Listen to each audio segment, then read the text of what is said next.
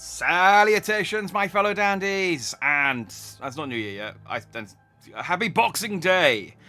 I'm Jack Dandy, and today we are playing The Case of the Golden Idol, which I'm very excited about. Even though I only just installed this game about 10 minutes ago. So I've been... I've got a list of games that I wanted to play, and I've got most of them downloaded. And I got The Last of Us Part 1 for Christmas, and I was like, oh, let's play The Last of Us. So I set that up, turned on the PS5, put the game in, installed it, downloaded the updates.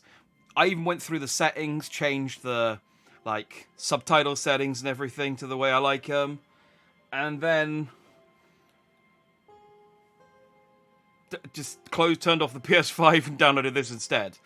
Because I was like, I kind of want to play. I want to play something.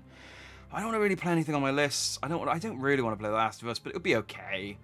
And then I just saw someone mention this, and I was like, oh yeah, this game. I've been wanting to play this. And so I suddenly got excited for this game. So this is very similar to Return of Obra Dinn. Return of the Obra Dinn, which if you've never played, I absolutely recommend. It's a phenomenal game. It's one of those games you can only really enjoy once, though, which is a downside, but... so good. Such a good game. And I've heard that this is like that, so I'm very excited. Although it's a little bit more... Well, it doesn't have the same visual style, but it's a similar sort of thing in that you are trying to solve the case of the Golden Idol. I haven't checked any... Yes, I had. I did check the settings on this. I couldn't remember. So let's just crack on. Okay, recommend experience with highlights. Select this if you don't like pixel hunting. Select this if you don't mind finding all clickable spots on your own. I'm going to go with the recommended experience, I think. Okay, so it highlights the book and that. Actually...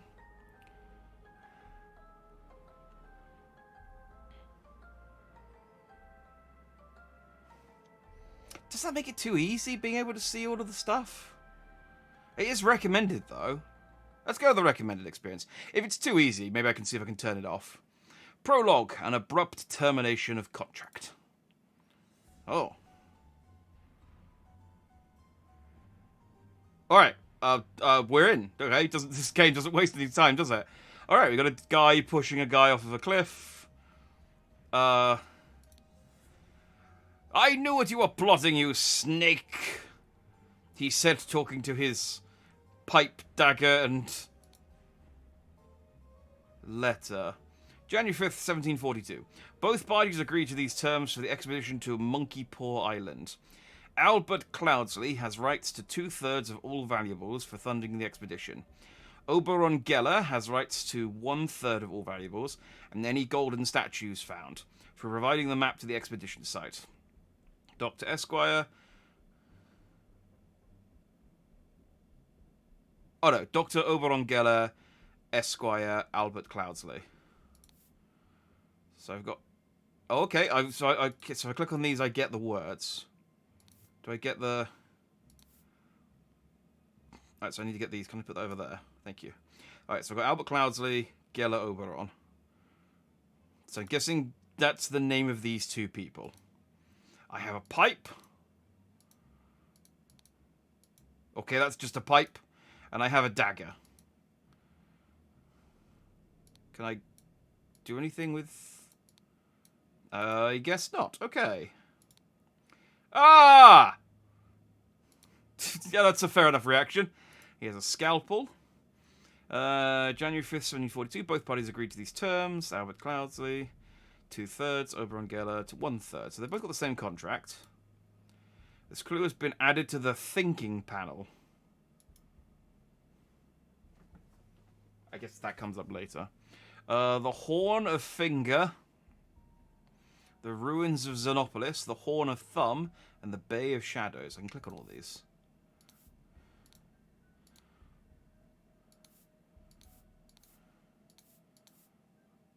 Okay.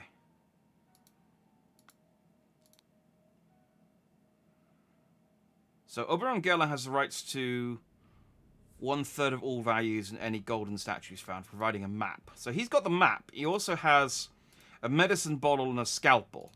So I think it's fair to say the guy being pushed off the cliff is probably Dr. Oberon Geller.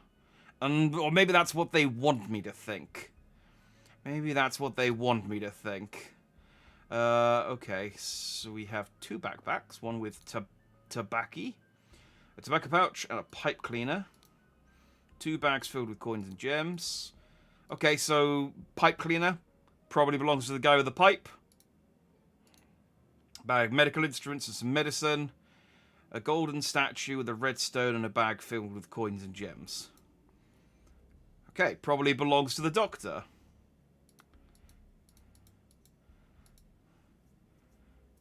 Salutations relatively late. Over an hour late. I didn't never said what time I was going to start. Just that I was streaming tonight. I start whenever. This is why I stopped posting the schedule. I can start whenever I want. Nice to see you, all the same. So I think we're done exploring. I mean, yeah, I guess if it doesn't have a sparkle, I can't click on it. So, okay. So, Albert Cloudsley is pushing Oberon Geller off of a cliff.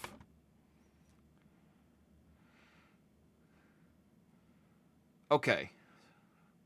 So I can... Oh, okay, and in the thinking stage, I can fill this in. So this, like I said, is probably... Let me just double check. Yeah, so Oberon Geller is the man falling. And then this is Albert Cloudsley.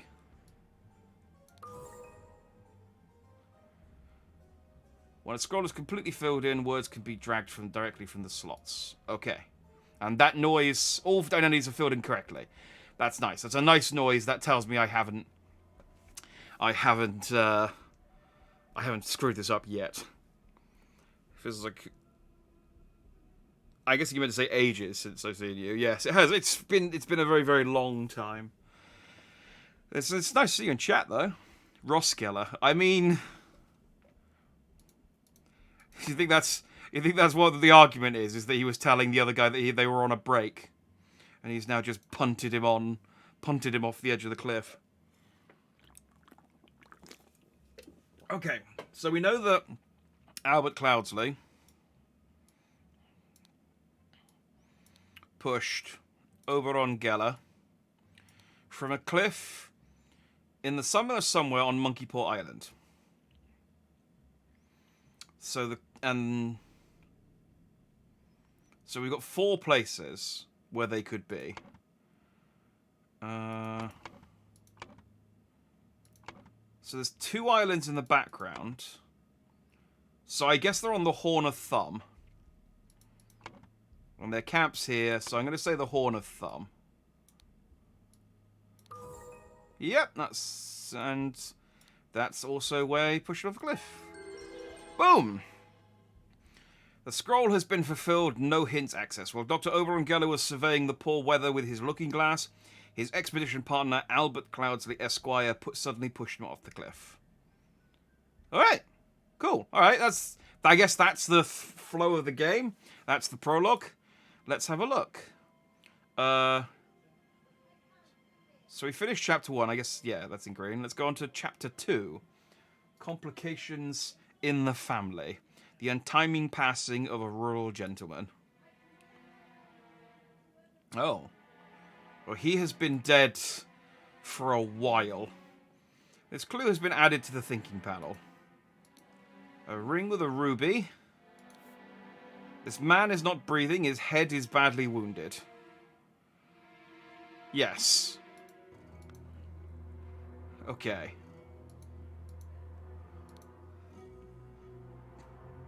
Henry Clother, lead poisoning. We've got a guy eating a chicken. And a single... Who eats a whole roast chicken with a single tomato? Although, honestly, that is the kind of meat to vegetable ratio that I think I quite like in my meals. Alright, we have Woodshire, Crow Tower, and Blackfield. These are... okay, there's a little picture next to each of them. Okay, we have A tall, rickety ladder. We have the month of August. And the 23rd is selected. Spontaneous combustion. I, Sebastian Cloudsley. So he's related to the Cloudsley who pushed off that guy off a cliff. Okay. I, Sebastian Cloudsley, will share my humble contribution to the science of anatomy and chemistry. August 22nd, 1786. 12 a.m. Well, not 12 a.m. 12 p.m., I'm guessing. Woke up, a beautiful day. 12:30. Washed and dressed in my dining attire. 2 o'clock. Had a beautiful roast duck for lunch. That must be the picture that he had with the painting, with the one tiny tomato. 4 o'clock. Changed to my hunting attire. 5 o'clock. Rode to hunt badgers. Had no luck today and returned home. 6 o'clock. Changed to my researching attire. 7 o'clock. Changed to my dining attire. Dang it! How often does this guy change his clothes? 8 o'clock, had a tasty beef loin for supper. 10:30, filled in my diary and went to bed to continue reading for my research. This guy woke up at 12, and he goes to bed at 10:30. That's like my sleep. I mean, it's not my sleep schedule. I normally, I go to bed at 12 and wake up at 10:30, but similar amount of time. So, okay. The jacket. Its clue has been... Yeah. I guess this is his researching attire? Because he's got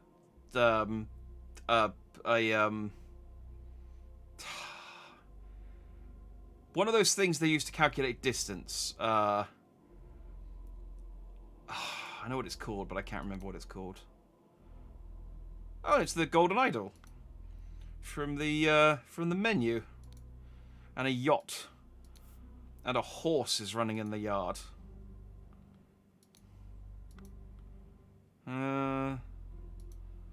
Okay, well, I mean, he's probably... the only name I've got is Sebastian Cloudsley. So there we go.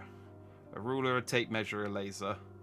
I appreciate your contributions. I think a sexton is the word I was looking for. Okay, so we got 3. So we got his dining attire. He's died in his hunting attire, and that's his researching attire. Okay. So we've got the identities and the different clothes are filled in. We only have one name, so Sebastian Cloudsley, Lord of... I don't know what that is. The cause of death, which was blah, when he fell from a blah while he was blah. Well...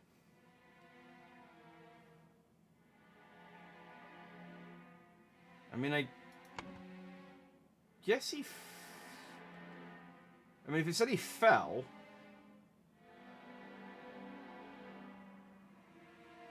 Oh, but there's a trail of blood coming in. Oh, and he's wearing his hunting jacket. So I'm guessing he fell from his horse.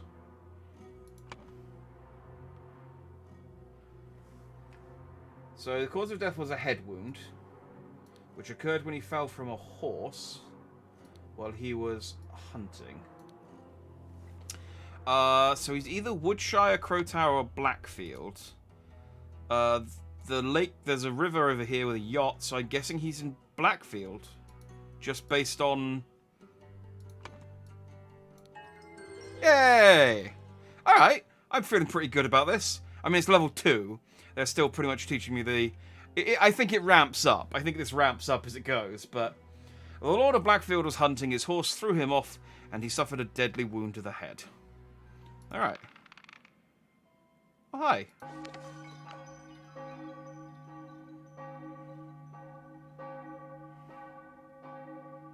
That's Ozzy Osbourne.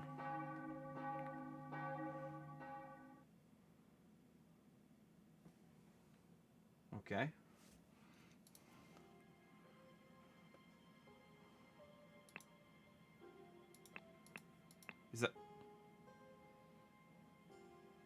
Is that important? Maybe that's important for later.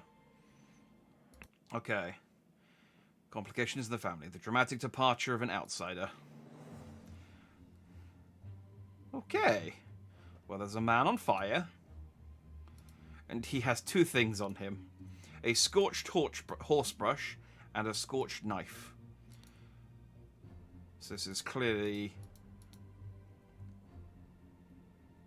one of those men who, what do they call it when they cut off the tails of horses?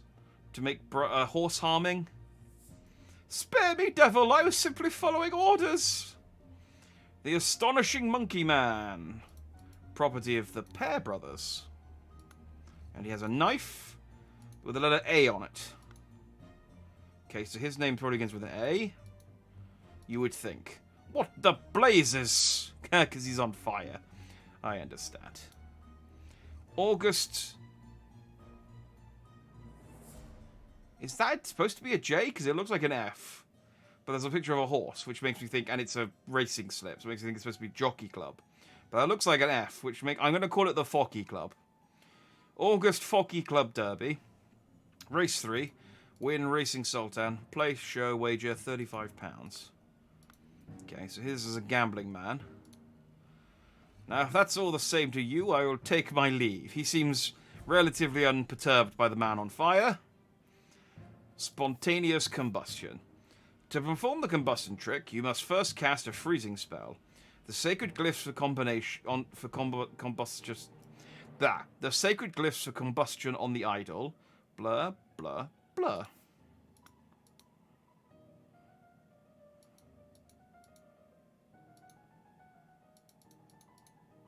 Okay, so crook, circle, circle. Ah. So he's set the idol to the combustion mode. A ring with a ruby. £1, 2 shillings and 2 pence. So I think this guy robbed the dead guy in the previous scenario because he had a red ruby and he had the golden idol. And he's used it to combust this man. I mean, yeah, you can see him holding the idol. Like, he actively set fire to this man. Interesting. Ash Blair, finest tobacco. Prepare the carriage for tomorrow. We are to visit my nephew, EC. 2 shillings and a penny. A saddlebag. And a dagger. Okay, and he has EC on the saddlebag and EC on the note. So his name's probably EC.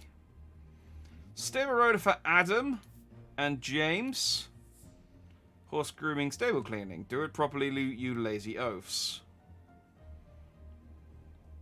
Okay, so these, I'm guessing, are the Pear Brothers? Maybe. And this is the Ozzy Osbourne guy that was at the funeral.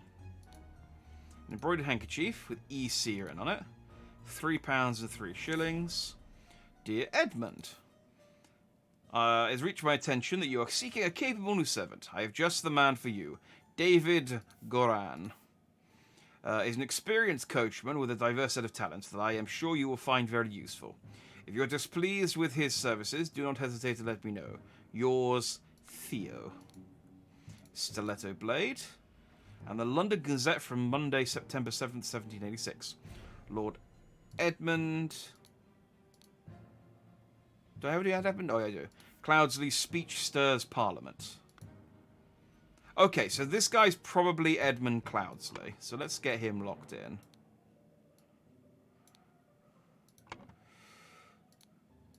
Now, he has...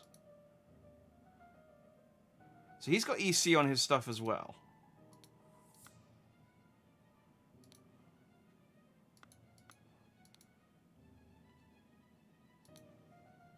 So this bag might not be his. Now, the guy on fire, he had the horse brush.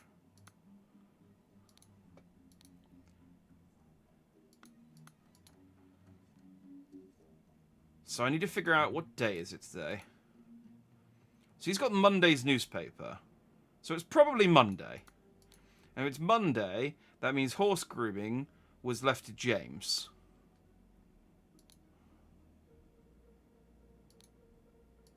And he's got a knife that says that's got an A on it. So that's probably Adam and that's probably James.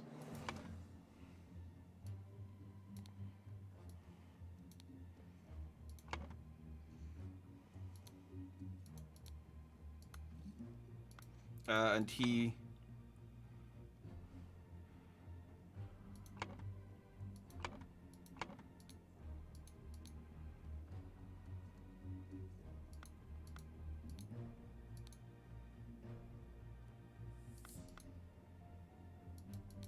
Yeah? Yeah, let's go with that for the time being. I think I can go in the house as well, but... Oh, that's the picture that we saw in the previous place. I wonder, can you go back to the...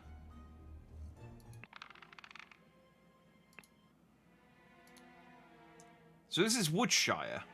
Because it's got the picture of the little, like, yeah. Okay. Okay. And we can go in here. Fat Lord Pair Twins. Okay, so the Pair Twins are Adam and James. So, Adam Pair and James Pair. Pretty sure. Feeling pretty confident. Batley, Cloudsley, and Cup, Cubert. So Batley is the dragon. My apologies, he can be so badir sometimes. I have no idea what that word means. 6 rings with various stones. Shamal Bat, Sim Hassana Batisi. A fan. £4. And an ornamental Qatar blade. Alright, that's quite the purse she's got there. And I would not expected one of your family, to treat a legal document in such a way. I am appalled. So he also has a ruby ring. 2 shillings and 3 pence. Reading of the last will and testament of Sebastian Cloudsley, September 7th, 1786. Albert Cloudsley, Mary Cloudsley. So Edmund, Rose, Sebastian, Beatrix, Peter, Willard.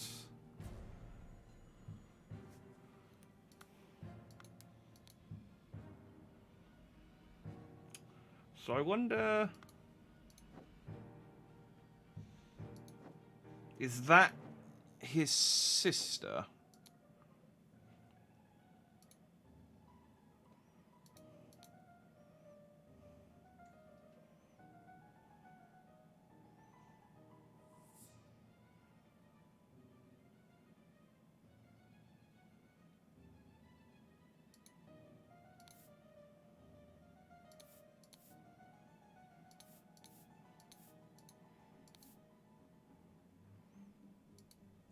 Four inheritors, all present.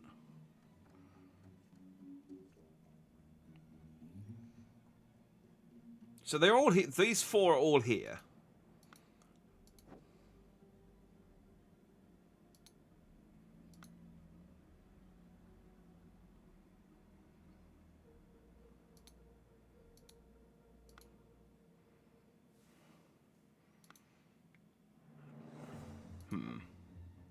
Alright, we do have some other things to read.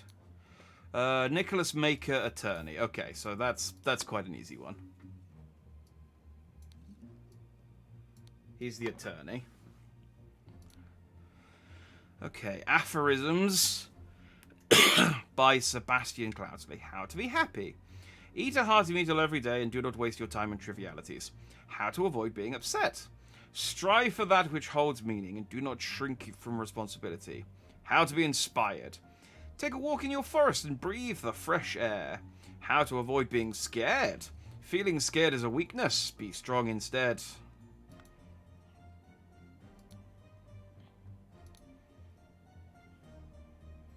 Okay, dear Willard Wright and Rose Cuthbert.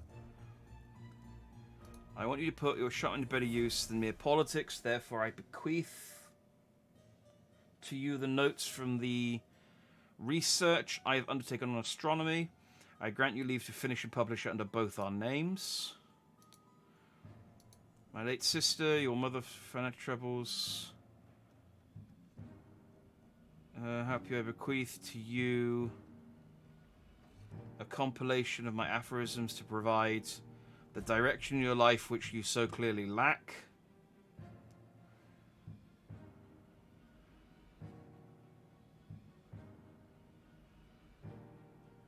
Oh, okay, that's kind of mean. That he left his sister.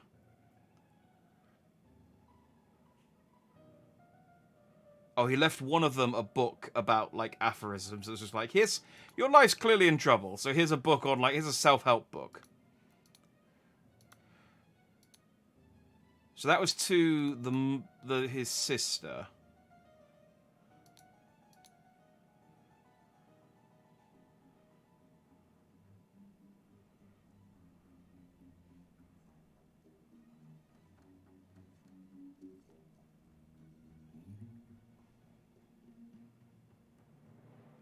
Oh, okay, so Beatrix is dead. She's not actually here. Sebastian's dead. Peter Batley got left this stuff.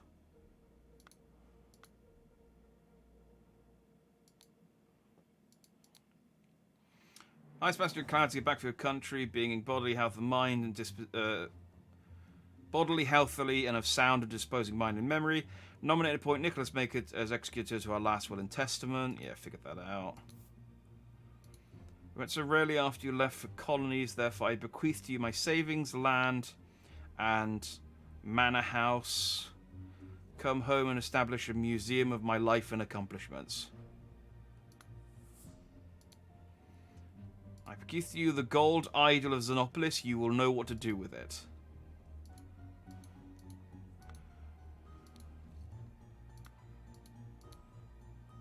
Okay. August Jockey Club, sorry, the Focky Club Derby. Race 6, spinning Jenny, £50. Dear Peter Batley, we have sent you frequent reminders concerning the settlement of your debt, and yet to date, the debt remains unpaid. We humbly request that you make your payments as soon as possible, or we will be forced to take the matter into our own hands. The debt currently stands at £255, Blackguard and Buck loans. Okay, so she is going to have to be Rose Cuba, because she's the only lady, I believe.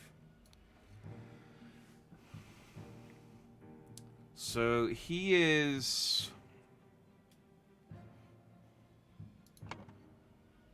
Have I looked at everything yet? I think that's everything. So I should have enough to make an assessment now.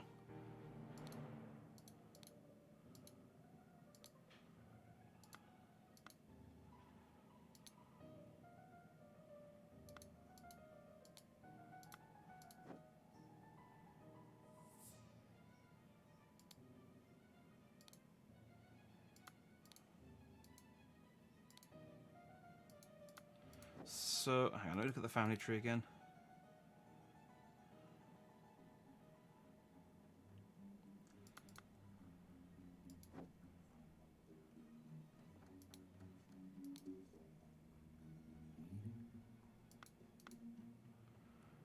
Okay, I think... It's hard to tell the ages of these characters, because they're also sort of, like, exaggerated and distorted.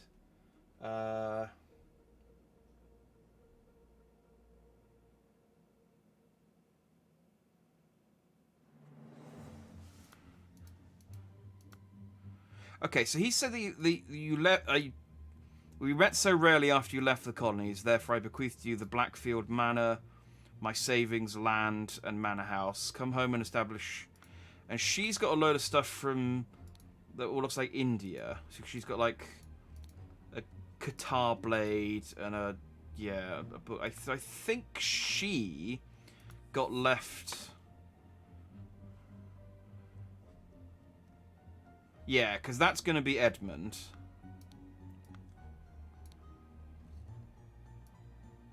I forgot that it doesn't...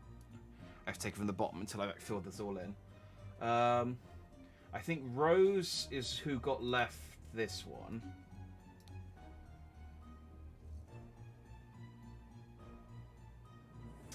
I think he is the son, the nephew who has the money problems, because he's the one with the racing tickets in his pocket, which means that the one that's left over is the other family member. So Peter Batley is him. Then he must be Willard Wright. So then who's this guy?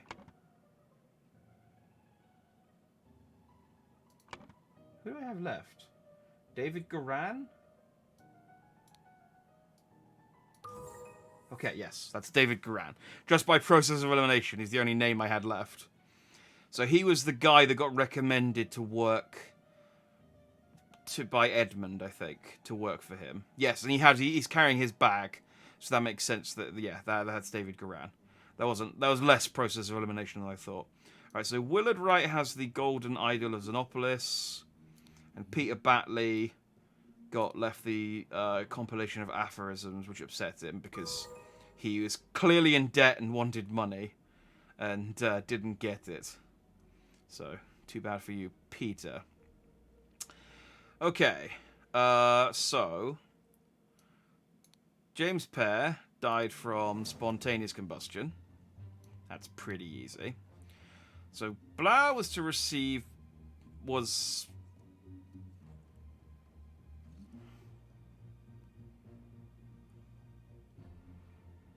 Huh.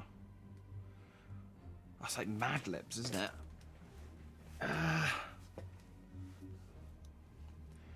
Okay.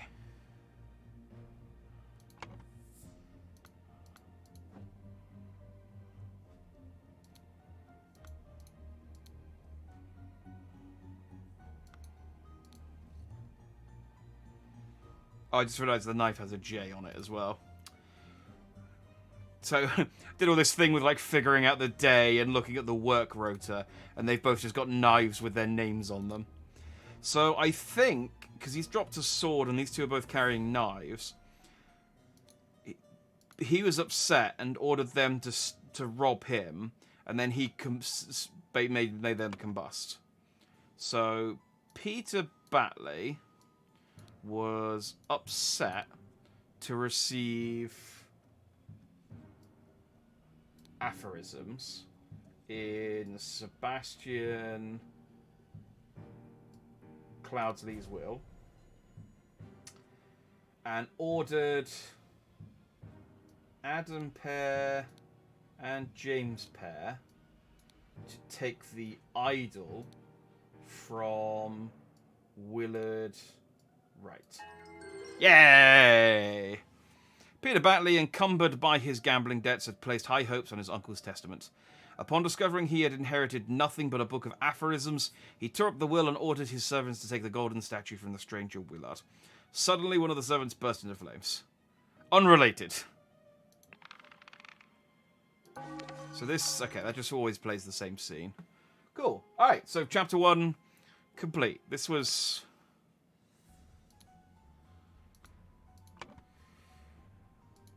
Albert Cloudsley.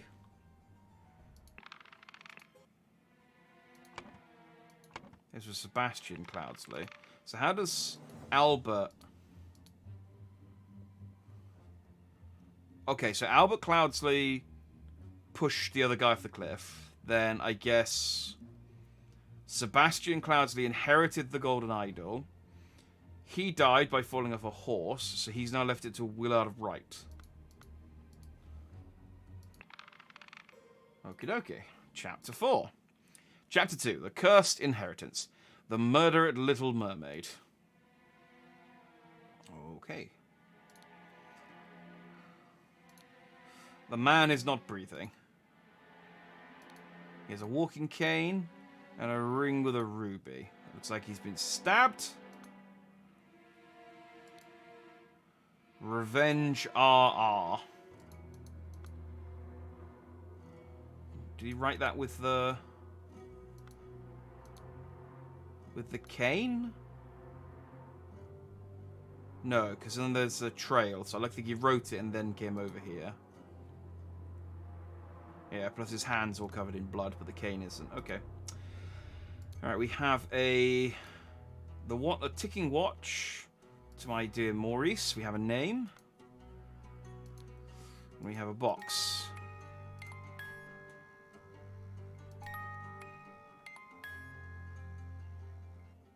Alright, we have a box that makes a noise when it opens and closes.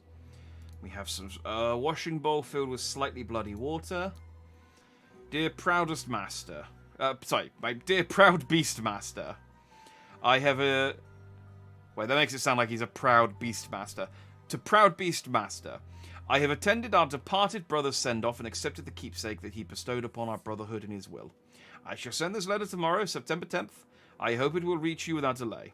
Already it is midnight. I will retire to my bed, for this has been a long day. May Griffin awaken. Proud Beast Initiate. Okay, so Proud Beast is like a... I can't click on any of this stuff. Proud Beast is like a cult or a... Like... You know, like one of those, like, lodges. Like the yeah. Like a gentleman's club. Okay, there's a smashed window with some shards of glass in the mud and a... Alarm! Alarm! A break-in! A watchman's lantern. Watchman number 2, Henry Parker.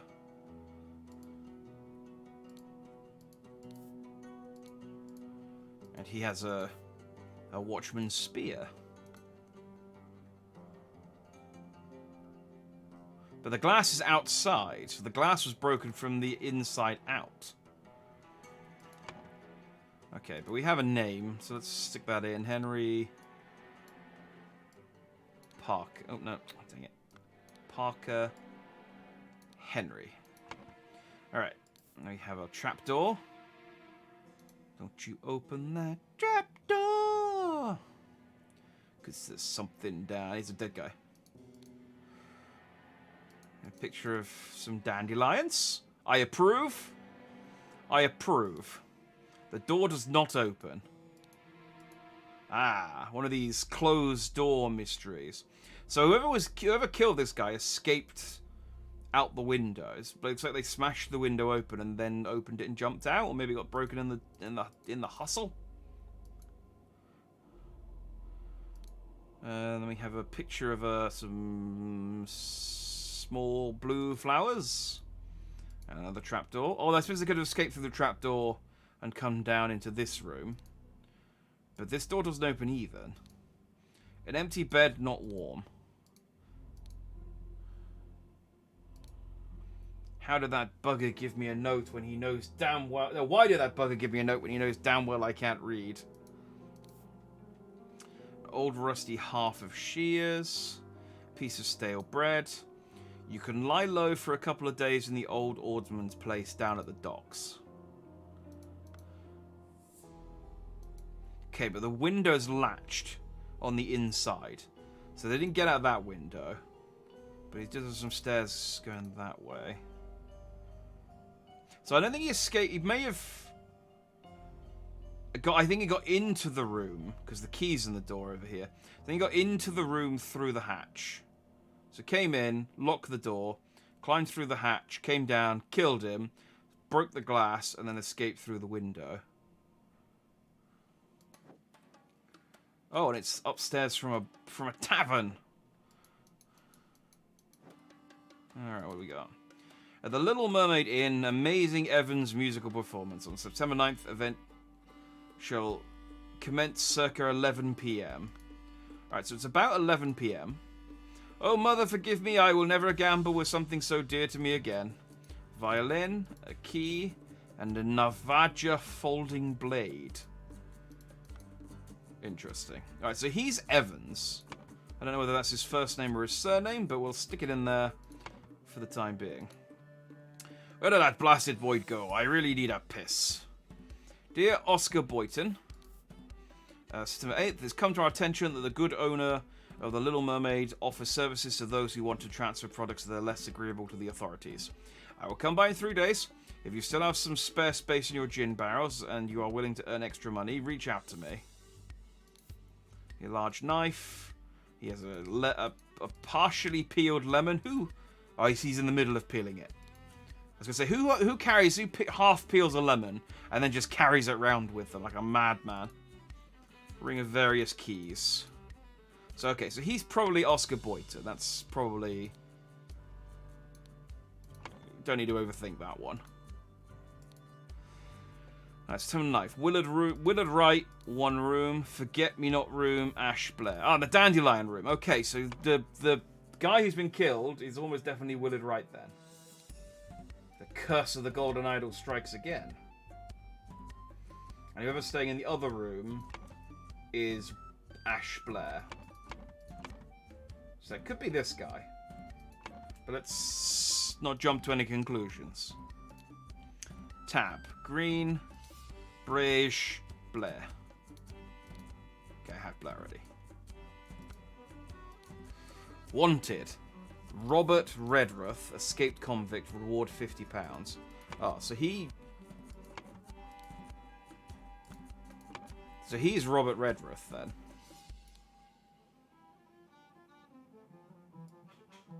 I mean, it's blatantly him under the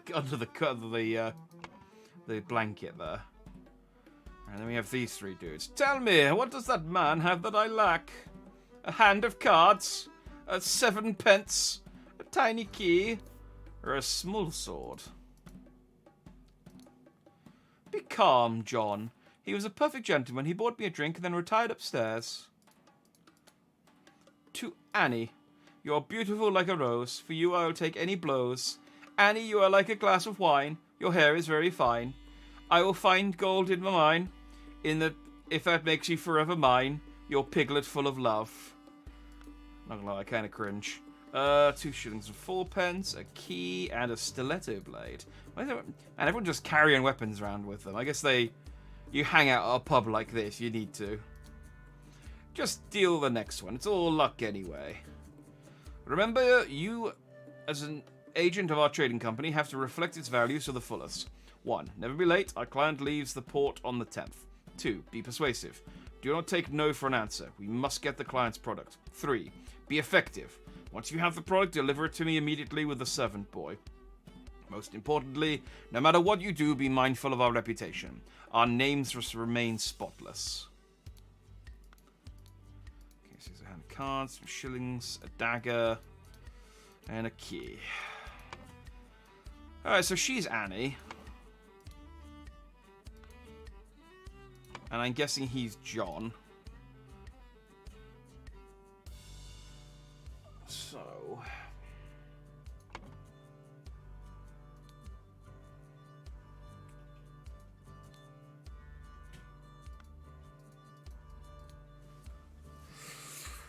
Okay, so Annie's surname begins with a G, and I have Annie Green, which I think was on the list of Green, Briage, and Blair.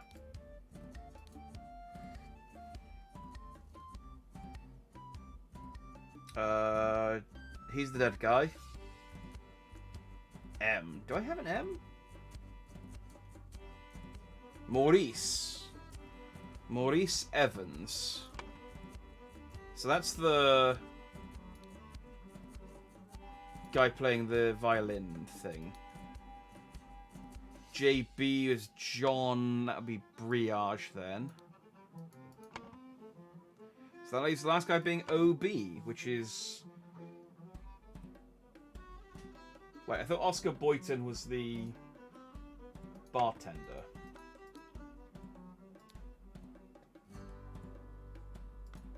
Yeah, that must be Oscar Boyton. So I guess he just plays with them occasionally.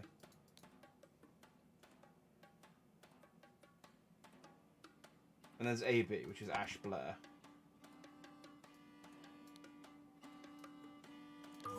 Yay! Okay, cool. I'm good at this, as it turns out. Process of elimination. Alright, so Ash... Oh, I didn't realise they had actually added this to this screen. I didn't have to keep clicking back and forth. So, Annie Green. Annie Green. Annie Green. John Breage. John Breage. Oscar Boyton. Willard Wright. Maurice Evans. Okay.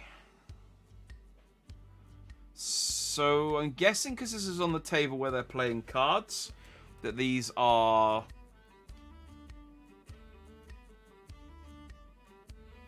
tallies. Like point tallies.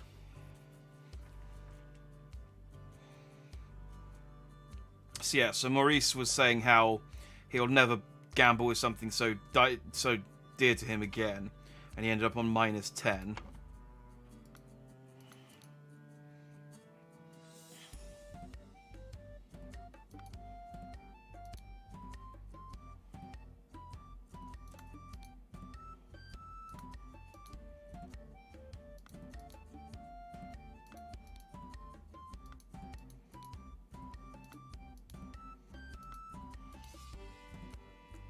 So did he lose anything? I guess he...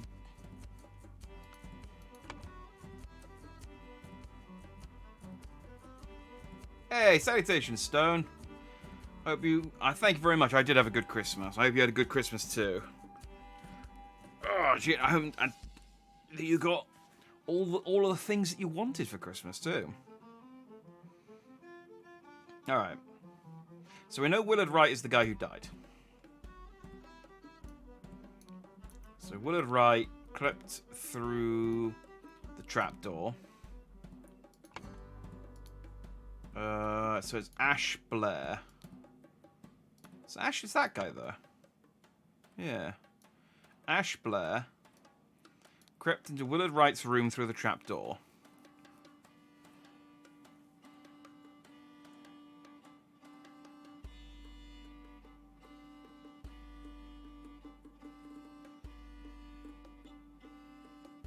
Oh, no. So he... I'll let the bug give me a note when he knows damn well I can't read. He gave him...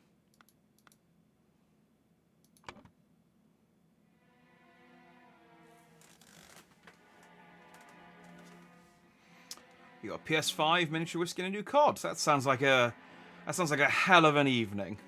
Well, that's timely, because I know you're having trouble with your PS3, so now you've got a PS5. Or was it PS4 that you were having trouble with? I can't remember. But either way, PS5. That's a result. Okay. So I don't... it wasn't Ash Blair. It was...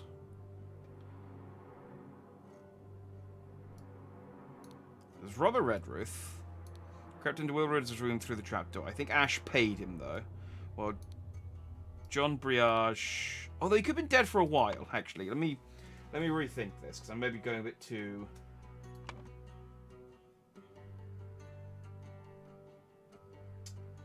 Hey, salutations, Amy. Good to see you. Hope you had a good Christmas. And that you are fine and dandy. We were playing the case... Excuse me, I'm a bit coffee today for some reason. We're playing the case of the Golden Idol. I am solving murders. Basically, there's this thing called the Golden Idol, which seems to have been inherited from different people, and each person who inherited it dies in mysterious ways. So we're on the 4th person to have inherited. This is mission 4. So you basically have to click around, find out the identities of everyone, and then fill in what happened. So it is... Let me check the watch. It's 2:30.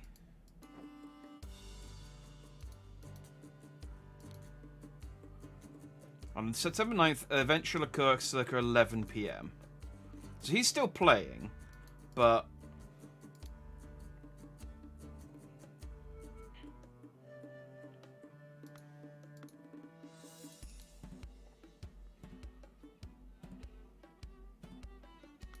He still has the key, which is what makes me think it was him. But then what's this guy doing here? Why don't they both give me a note when he knows damn well I can't read? You can lie low for a couple of days in the old oarsman's place down at the docks. So he's got a rusty half of shears. I think he's a red herring. I don't think he's...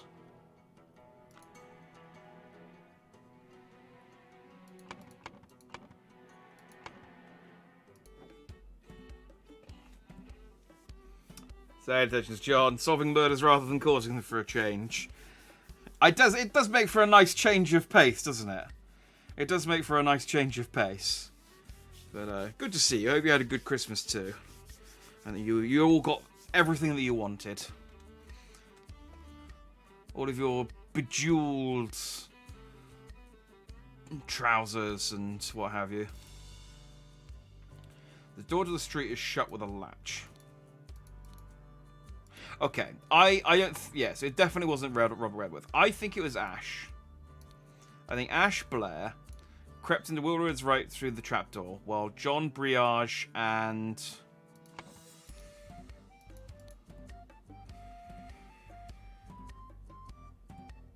Abby, JB, and Obi, Annie Green, and Oscar Boyton were playing cards with loud music. A fight ensued upstairs, and Willard Wright got stabbed with... So he has a dagger.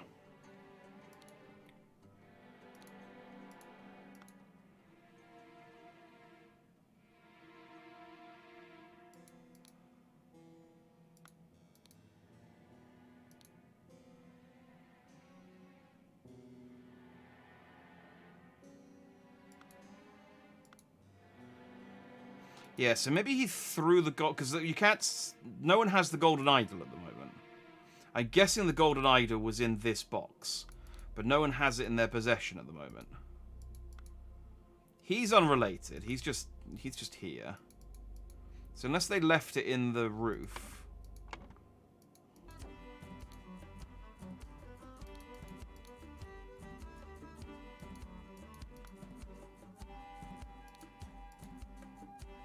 I guess he just stabbed him with his dagger.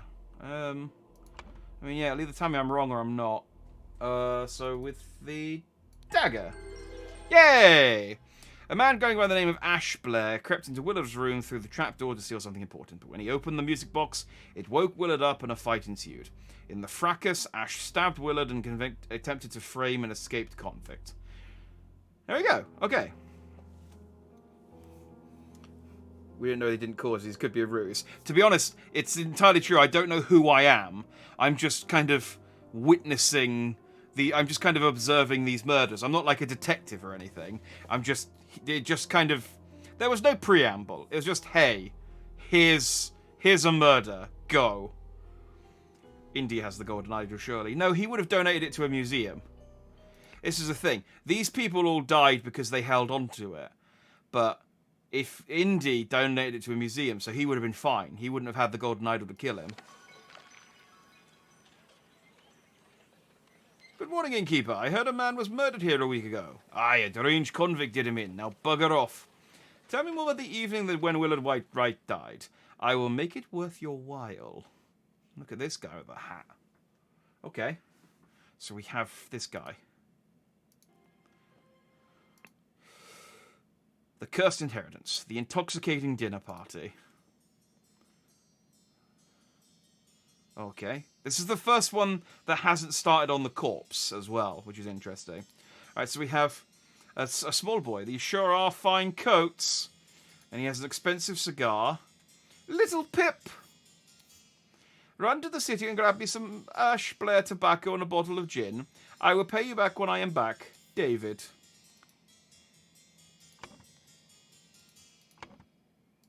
Okay. So this is Little Pip, I'm guessing. That's probably... I can probably fill that in straight away.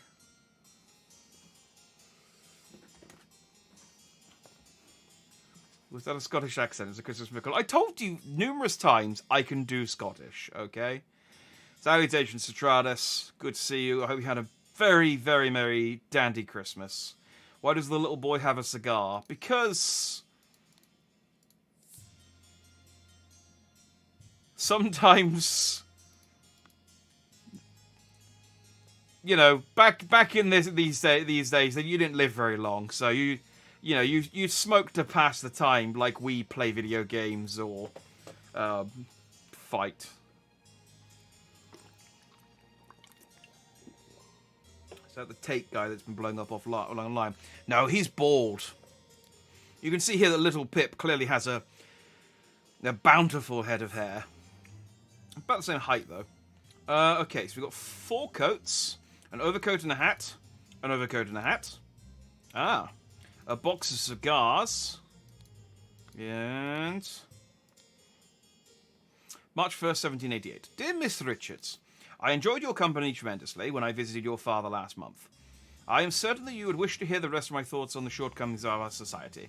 I invite you and your father to a dinner on April 8th at my manor. Sincerely, Edmund Cloudsley. Alright, so Edmund Cloudsley is a politician. He was related to a few of the people who have been murdered.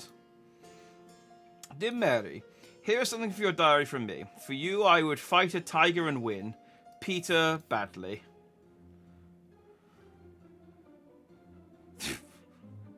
What? I don't know that there's any like romantic novels written in 16th century, 18th century, 16th century, 18th century. Like about he was like, and he drew me this delightful picture of him stabbing a lion tiger, a ligra. That's not a little boy. Look at his face. He's a short 40-year-old. But he's called Little Pip. He's adorable. I mean, but yeah, he's clearly stolen a cigar out of this coat. Whoever it is. Oh. A syringe with some liquid left in it. Interesting.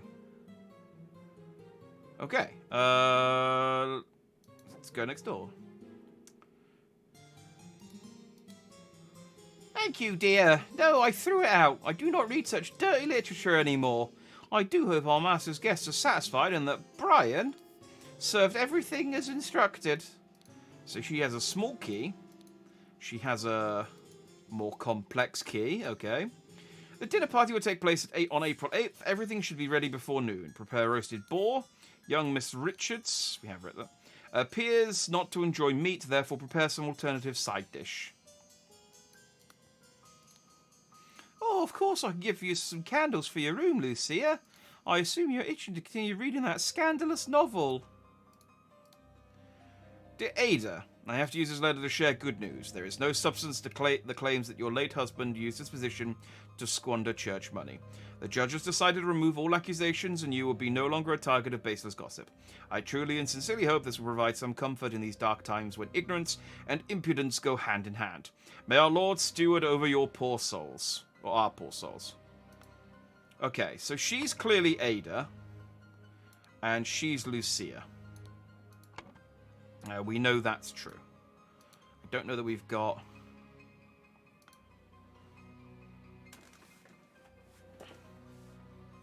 $1788 and a neon orange paint. He's the lion. Scandalous novel. She reads Dojins, a woman of culture. Yeah, maybe that's why he drew a picture. Then he's like, here for your dojinshi. Here's a erotic photo. It's a series of pictures. It starts with him stabbing the Lygra. You don't want to see what happens afterwards. Mrs. Smith, 2 eggs and a pot of tea for each breakfast. No heavy food for dinner.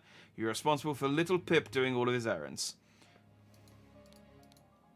Mr. Walker, I am to be woken and dressed at 7 a.m. I expect to receive my daily newspaper by noon. Mrs. Baker, I expect all my rooms to be cleaned every day, twice on the days I have visitors. And no, David Goran. So we know David Goran's from a different... We know as well. David Goran's job requires that he may arrive or leave during night. No complaining about this. Okay, so... She's the cleaner, she's the cook. So I'm guessing she's Mrs. Smith and she's Mrs. Baker. Ada Baker, and Lucia Smith. All right. We have full and sealed bottles with red liquid labeled wine. And a full and sealed bottle with amber liquid labeled brandy. This is Edmund Cloudsley, right? Yeah, he's the guy who owns this manor. We've met him before. He has tiny glasses. He looks like Ozzy Osbourne. To Mrs. Smith for 3 years of service. It's a golden cow?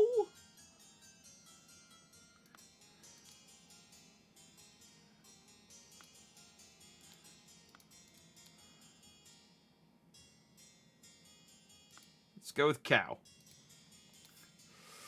Okay. This is like it looks like a hidden room with a mattress. Oh god, there's a lot of clues in this one. All right, there's Monkey Man the First versus Striped Dark Hand. This is maybe where Little Pip lives. Monkey Man 2, Tooth for Tooth. With a hammer, a small bottle filled with amber liquid, a weird key, a couple of pennies, a fancy handkerchief, and a shiny pocket watch. Okay, so Monkey Man 2, that actually, you go back to this chapter with the guy that caught fire. Astonishing Monkey Man, property of Pear Brothers. Okay, so the surviving Pear Brother, because the other Pear Brother's the one who caught on fire, he's probably related to this somehow. If he's got Monkey Man 2 and Monkey Man 1 comics. Potentially. So...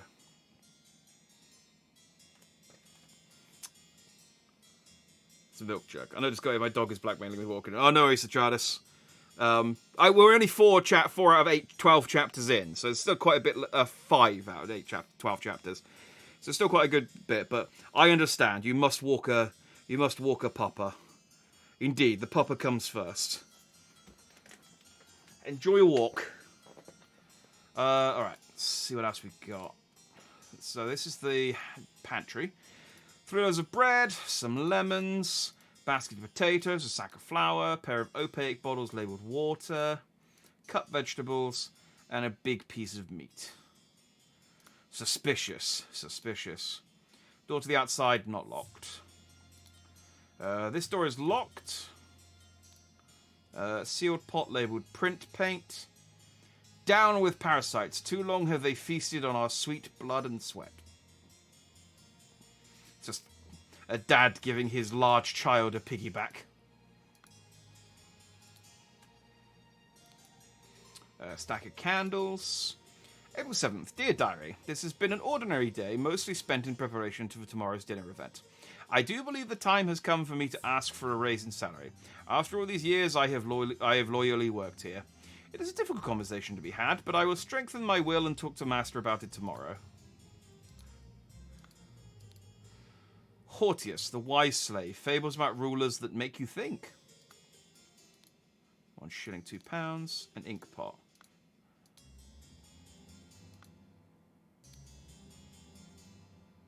Ah.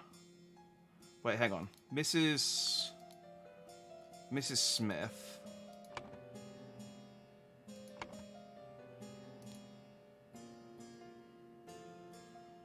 So she's offering to give her candles.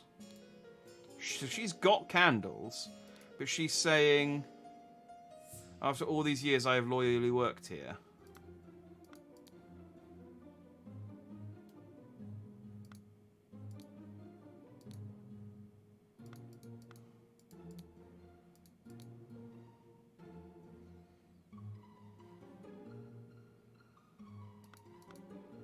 So maybe she's Mrs. Smith. But Mrs. Smith is supposed to be in charge of cooking. And she's doing the cooking.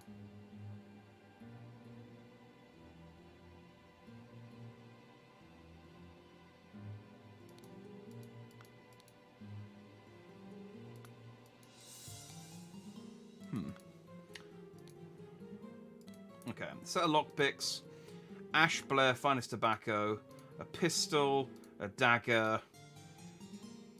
David, clean up the barn until Wednesday. I plan to continue experimenting with the artifact, EC. Alright, so this is David's room. For whatever reason, he has numerous weapons.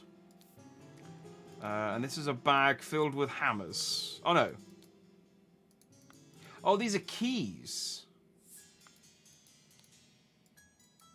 Oh, are they fake keys that they've been making?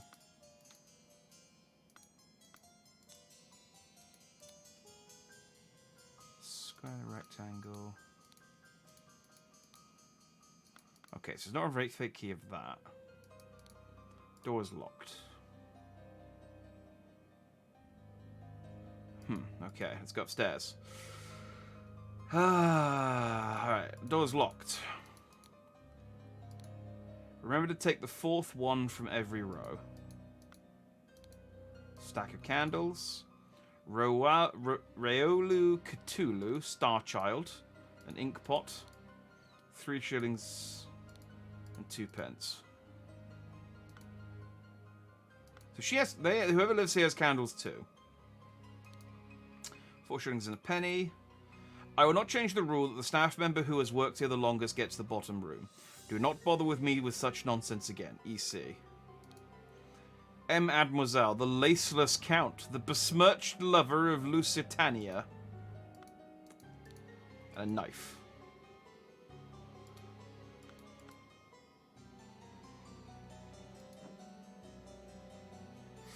Okay. So whoever lives here has worked here the longest. We know that. So Mrs. Smith has a 3 years of service award, but that doesn't necessarily mean that she's worked here the longest. Now, she's saying that she threw out that dirty book, but there's the book still here.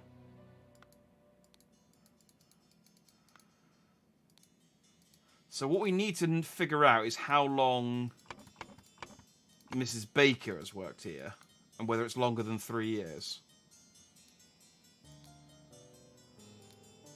A pair of twig dolls and a bottle of pink liquid partially empty.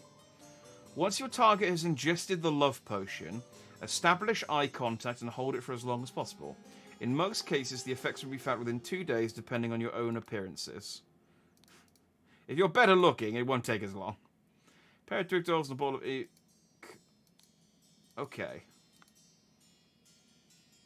So whoever has this room is trying to create a love potion for someone.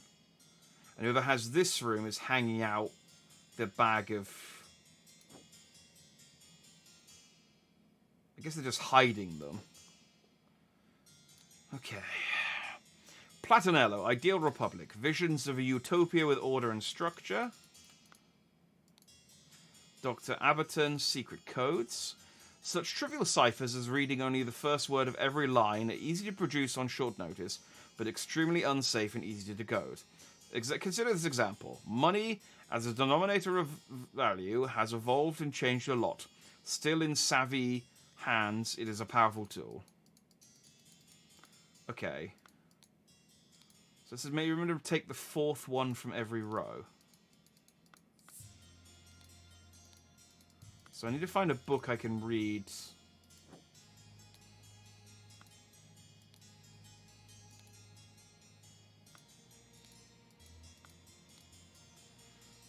Ordinary in...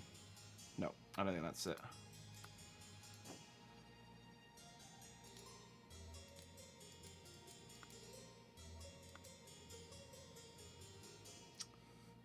Okay. Let's just remember that for later, I guess. Due to the sensitivity of your stomach, I advise abstaining from alcohol for the next month. Also consider a glass of peptic tonic before eating to avoid upsetting your digestive system. Sensitivity, alcohol, glass, avoid. No, that's probably not it. One of these documents, every fourth word is going to make a sentence. 2 sealed bottles of cloudy liquid labelled peptic tonic. And a sealed bottle labelled opium. Ah, here's the good stuff. And it's got a blue lock. Dear Edmund, February 10th. This cannot continue. Since my return and move to Sebastian's Manor, he has asked for financial support 7 times. He clearly is unable to take any monetary responsibility. Please, I need your help, my dear brother, Rose Cubert. So Rose inherited the mansion that belonged to one of the previous victims. Edmund, I like your idea. Let's send him to colonies where his violent nature will make him feel at home. I hear you are having dinner with Lady Mary and her well-to-do father Lothar. If Peter and I were to join you, we could beguile him with tales of adventures in the colony so we can ship him away. City Rose Cubert. Mrs. Baker, starting date 1787, August 1st, position housemaid, yearly wage £9. So Baker, 1787, and it is... What year is it now?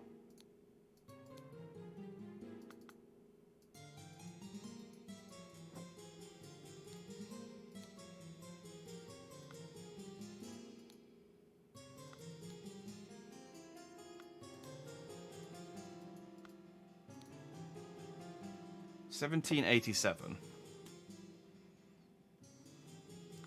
Yeah, so she's only... Oh no, these must be old emails. When was the freaking house part? What's the date today?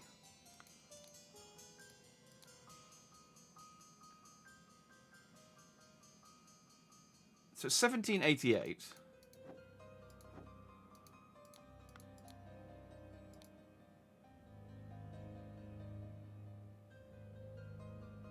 Baker. Okay, yeah, Baker's only been here for 1 year.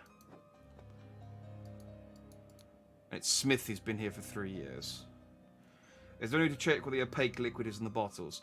No, I think you have to compare the liquids by the colour. So this mentions there's an amber bottle filled with amber liquid.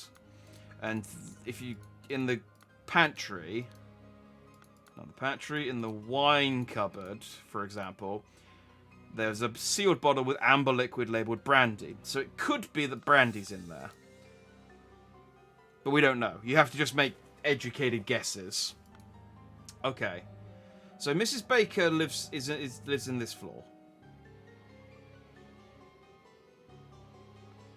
Oh.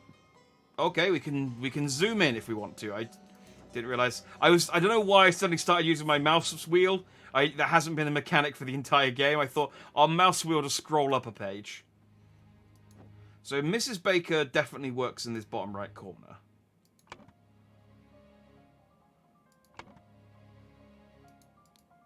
No, Smith. Mrs. Smith definitely is in this bottom right corner.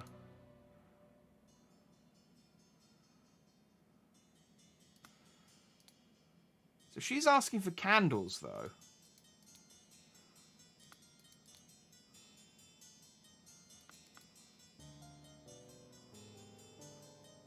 She's like, oh, of course I can give you candles. So, okay, so I guess she is in...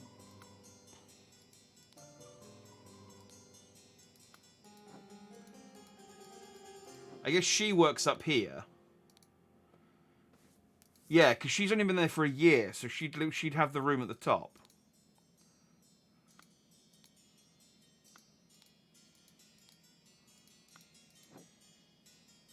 Okay, so... She's Mrs. Smith.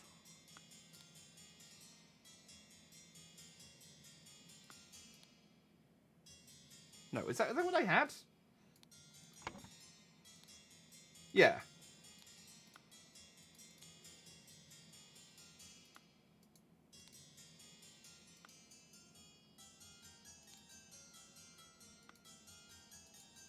I'm very confused now. Hang on.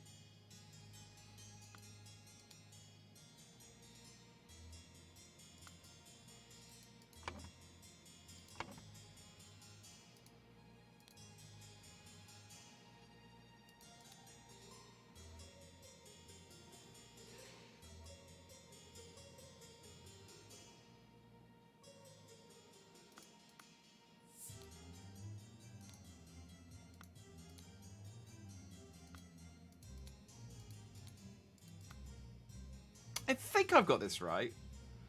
But she's asking for candles. The thing that's throwing me off is that she's asking for candles. And if she's the bottom room, she has candles. And she's also saying she threw away the book, and the book's there. And it's also the room that doesn't have candles. Which makes her think she should be Mrs. Smith. But Smith is in charge of the cooking, and she's doing the cooking, and she's doing the cleaning, and Mrs. Baker's in charge of the cleaning. Okay, let's put a pin in this, because I'm not getting anywhere with the information I've got. Alright, this is the golden idol. Alright. Well, Edmund. You seem pretty pleased after the old boy passed away and a spot freed you up in the House of Lords. Take care with those with whom you ally. I have many friends and will deal with you swiftly if you dare cross me. Lord George Bridges. The revolution will come for the likes of you, you crooked bastard. Soon you will pay for your sins against honest common folk with your blood. Final Vanguard. And Gladsley, once more you have failed to answer our requisition. This is the last warning you will receive. Your transgressions against us demand amends. The only course of action you have is to surrender yourself to our justice. Last chance of repentance, serpent, or we will unleash one of our stewards upon you. The Brotherhood of Masks. Dear uncle, I hear you're interested in Lady Richards. I think you are too old for her. I shall court her instead. Secondly, please lend me £300. It is small change to you, and I am desperately in need of it at present. Truly, Peter Batley. Yeah, he's the one. He has trouble with gambling. Okay, so there are lots of people who want Edmund dead. Oh, okay, so this is Edmund. He is very much still alive. So that's interesting. So, this is to figure out who sits where. Oh man, this is gonna be okay. A full glass of cloudy liquid, untouched. A salad, untouched. A partially empty glass of clear liquid. A partially empty glass of red liquid. A partially empty glass of cloudy liquid. A partially eaten piece of roast. A partially empty glass of red liquid. A partially eaten salad. A partially smoked cigar. A partially empty glass of amber liquid. A partially empty glass of red liquid. A partially eaten piece of roast. A partially eaten salad, a partially empty glass of yellow liquid. Yeah, this is... Do we have to figure out...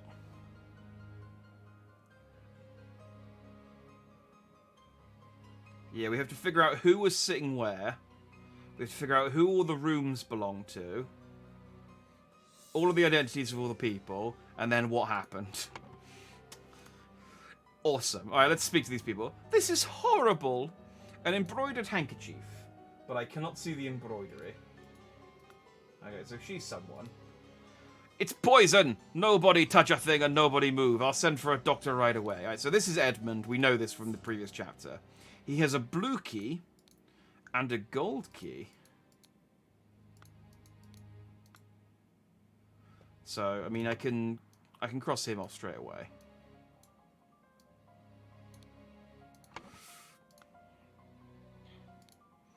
She does seem rather unwell. It's extremely upsetting. He has £4 and a shilling. The lady is not breathing and her face is blotched. A fan, £4, rings with various gemstones. Okay, we know her, I know her from a previous chapter, is Rose Cubert. You killed my aunt, you devil! I should execute you on the spot! Pack of cards, £2, and a fork.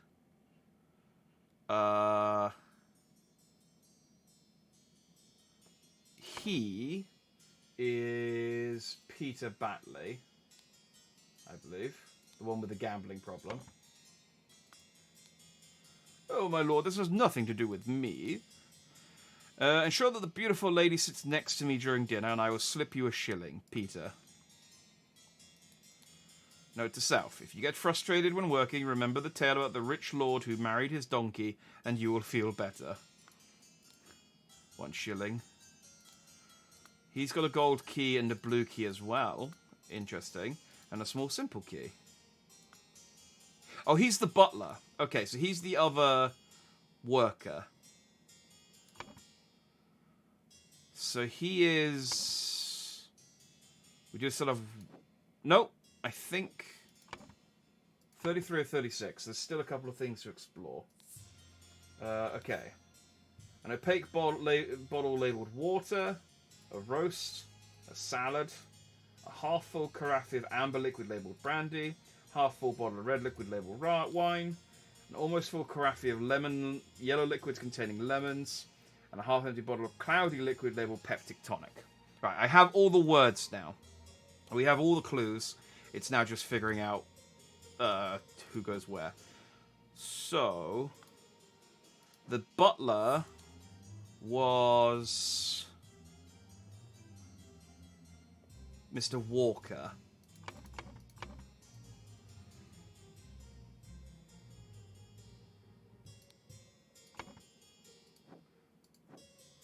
Oh, dear. Okay.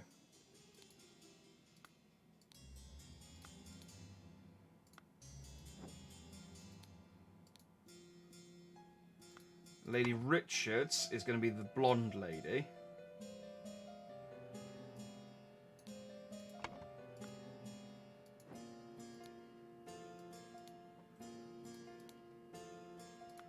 Okay, he has 1 shilling, which I guess means that he did put Peter next to Lady Richards.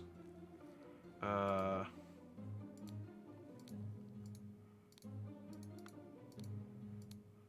Miss Richards, I enjoyed your company. Dear Mary. Okay, so she's Mary Richards, I think is what we've learned.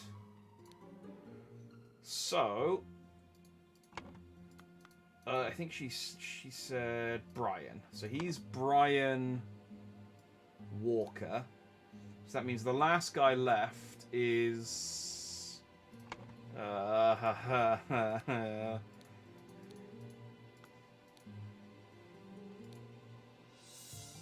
David...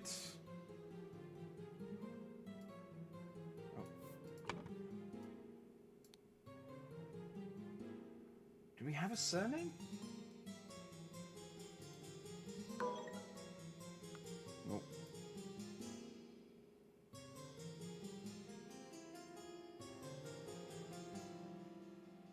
Wait, hang on. Maybe that's correct.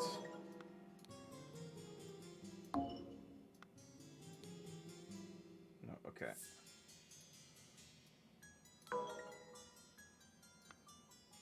So those two were correct.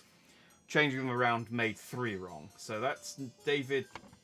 Do we have a David?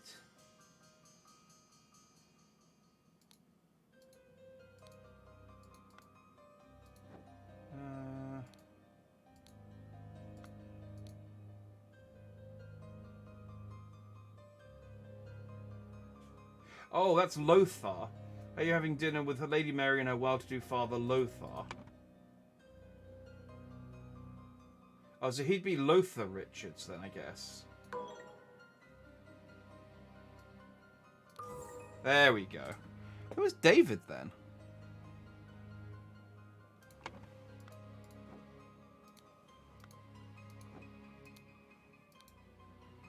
Little Pip, run to the city and grab me some Ash Blair to tack on a bottle of gin. I'll pay you when I am back. Okay, so David's not here. That's just... Okay. Right. So...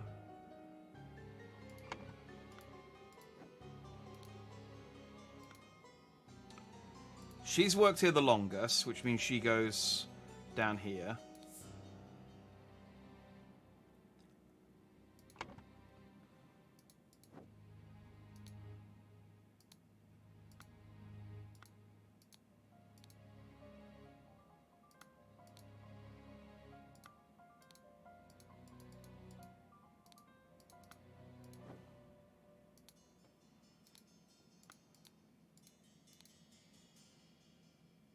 David. Oh, okay. So David Garan. So that must be Little Pip, I think, that lives in this little area here. Because he's the one with the comic books and stuff.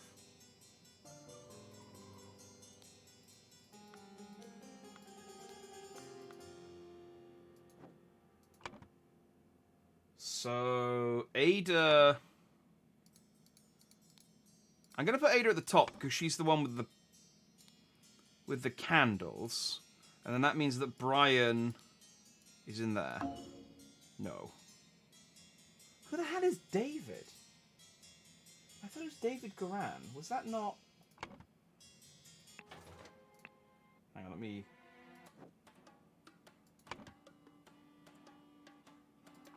David Garan was a character in one of the previous.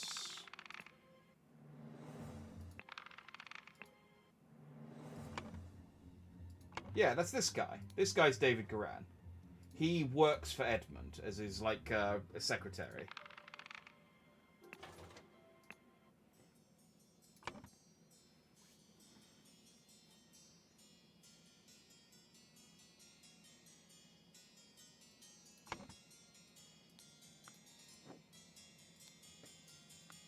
Oh, wait, hang on. So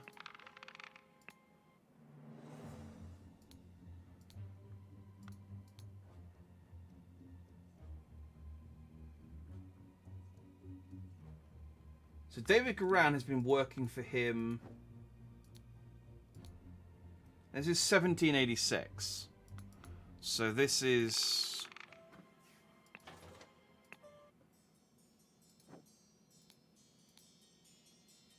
2 years.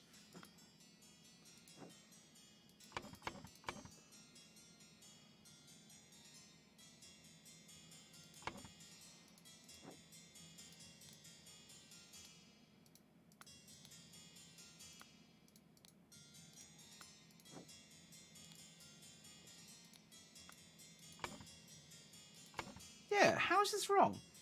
I'm okay. Maybe.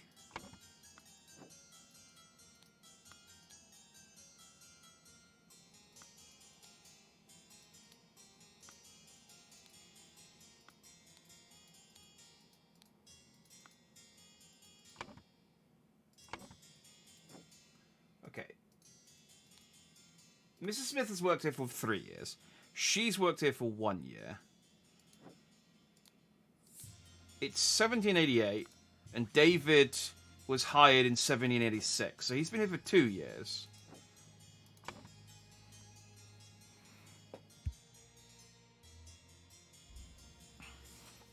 Plus, David Garan,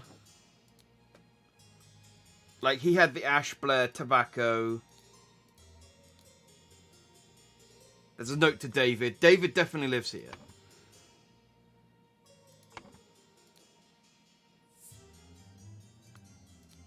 Lucia Smith definitely lives on the bottom floor because she's been there for 3 years, 2 years. So it must like. So maybe it's these two are the wrong way around then. But no, okay.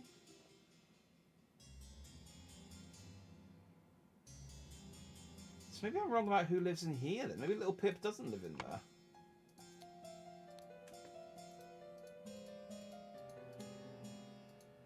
Got some brandy, a key, and 2 copies of Monkey Man 1 and 2 versus the Dark Hand.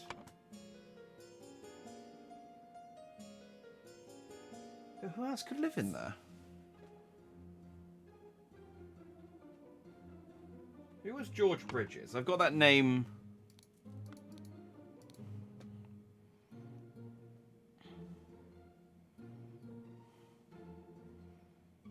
Yeah, he's just a guy who hates him.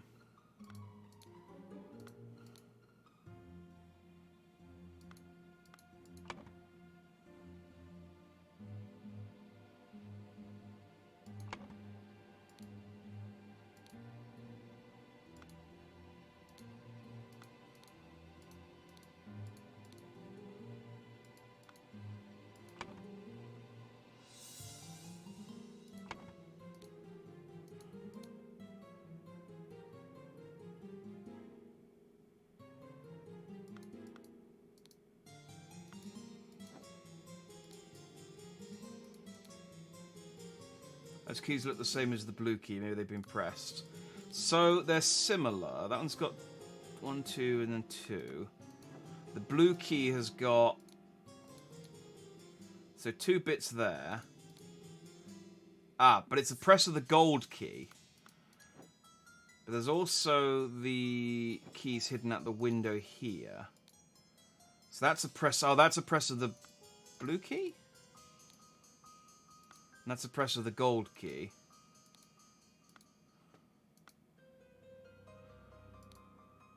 So why are there fake keys in the pillow here and in the bag here? So obviously whoever's living in this top room is the one hanging the bag out, but... Maybe the one who threw out the smoke wasn't the one who kept it. Well, yeah, because she's Lucia. And she's on the ground floor. So she said she threw it out, and Ada... So someone else has picked it up.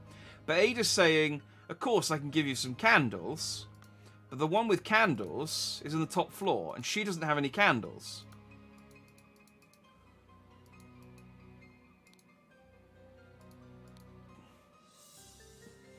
But this one does have the love potion. So I don't know whether Brian would...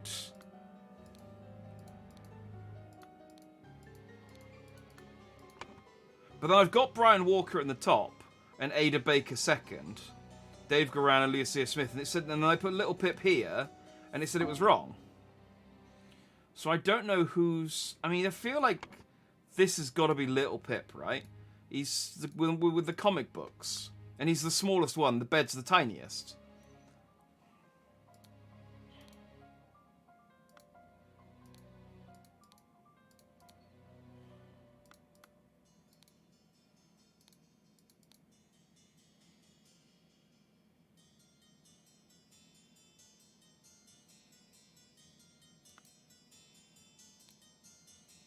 Oh, wait, unless... David's worked here... No, because... David's worked here for 2 years. And he has this floor. And they said... Oh, God damn it. They said here... the staff member who has worked here the longest gets the bottom room. So Mary's worked here for 3 years... So she must be below David. And David's in this room because it's the room with the tobacco and there's a note to David. So and David's only been here for 2 years. So she must be below David.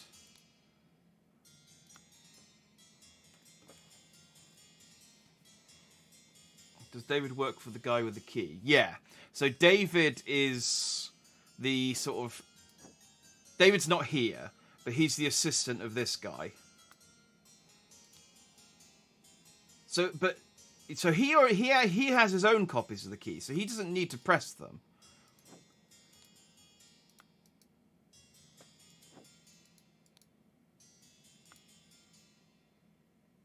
Oh, I suppose, thinking about it, the rule is that the person who's worked here the longest lives at the bottom, but it's not necessarily the case that they then are in order. So Lucia does need to be at the bottom. But it could be that David Goran is at the top. Let's try swapping Brian and David.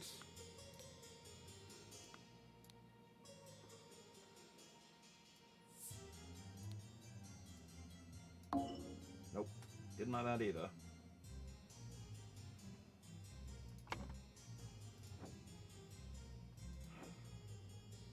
Brian has his own copies of the keys. Although if Brian has his own copies of the keys, he's in a position to make copies.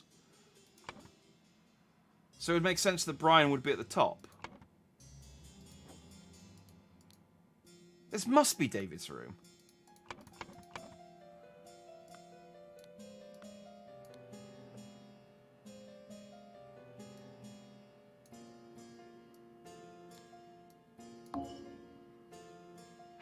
So confused.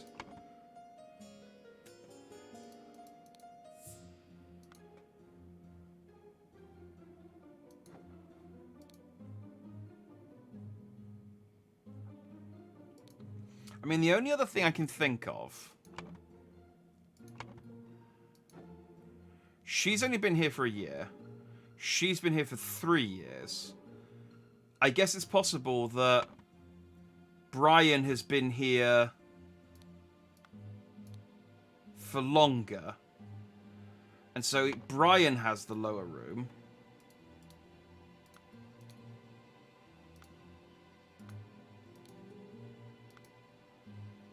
Yeah, okay. And then David has that room. She has candles. So Ada has the top room. And then Lucia has... Hey! Okay, there we go. So... Okay, so Brian has... I was working on the assumption that 3 years meant they'd been here the longest. But Brian must have been here for longer than 3 years. David Grant's been here for 2 years. Lucia's been here for 3, and that makes sense because she doesn't have candles, but she does have candles. She lied about throwing out the smut. She's also got the love potion, so she's clearly got fantasies. So that means that Ada is the one making the counterfeit keys because she's hanging them out of her window.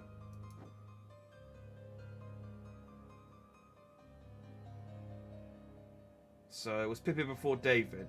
I think Pip is kind of like an urchin, so he just gets... That's why he doesn't have a proper room. I think he's like a street boy or something. Okay. We figured out the room order. We figured out... I don't know why the room order was necessarily that important, but we figured it out. Now we need to figure out the table order. Now, there was a note in...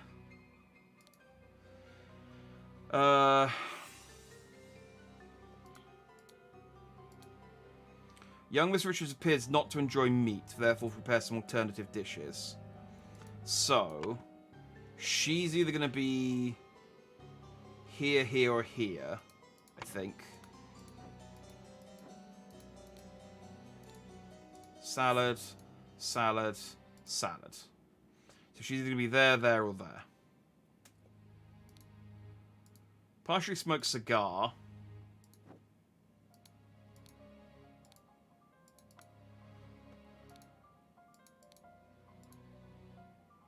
It's not clear whose hat and coat belongs to who, though.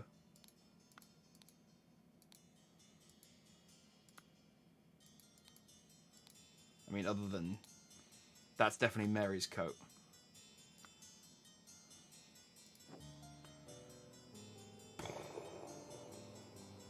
Okay.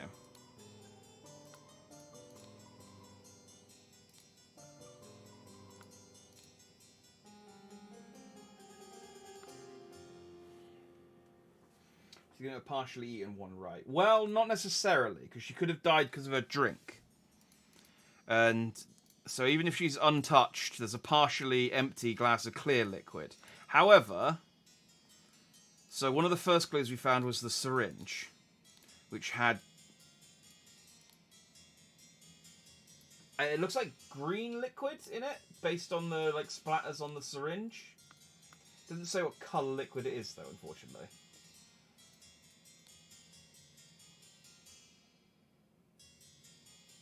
So if it is green, couldn't really put it in the water. That's untouched. But that one's partially quite empty.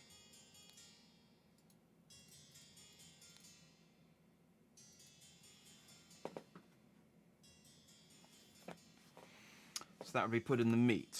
Possibly. This is what we need to deduce. We need to figure out exactly what was poisoned. So, 2 eggs and a pot of tea for each breakfast. No heavy food for dinner. You're responsible for Little Pip doing his errands. Okay, that's just general. Dinner party take place at 8 p.m. Everything should be ready before noon. Prepare roasted boar. Young Miss Richards appeared not to enjoy meat. Therefore, prepare some alternative side dish.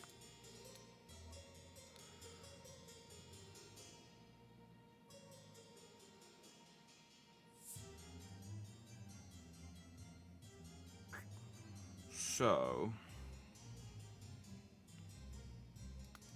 she could be getting revenge because of the church allegations. She is the one with the love potion. So the syringe could just be the love potion. It's a partially empty pink bottle of pink liquid.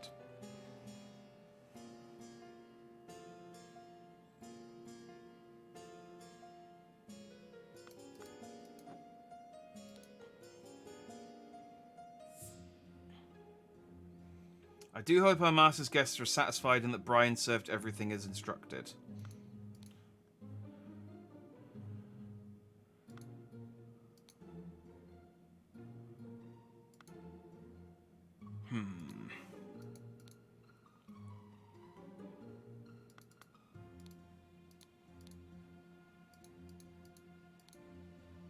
Okay, so these bottles are full and sealed.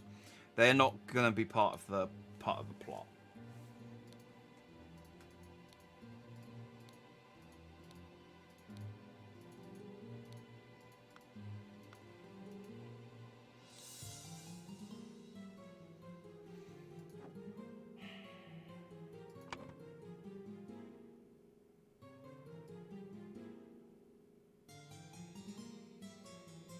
Ah, okay.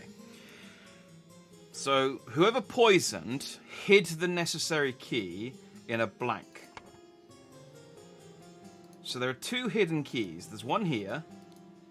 So this is the blue key, I think.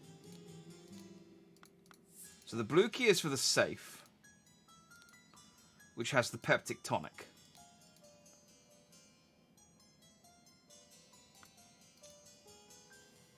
And the bottle of opium.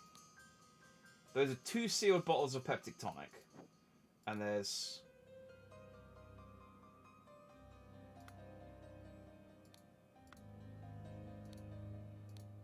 a half-empty bottle of cloudy liquid labeled peptic tonic.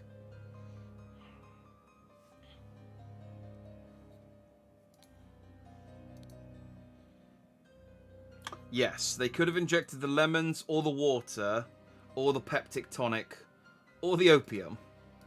Now they do. The instructions do say, "To the sensitive of your stomach, I advise abstaining from alcohol for the next month. Also consider a glass of peptic tonic before eating to avoid upsetting your digestive system." So,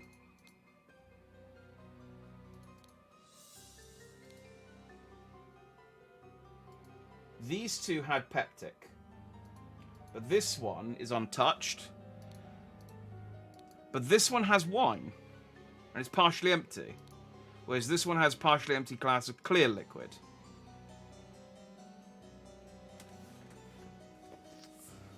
So...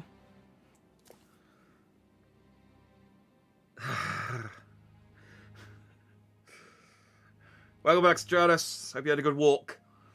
We're trying to we're still banging our head against this one. Okay, so... whoever... that cloudy liquid... is there any other cloudy liquid?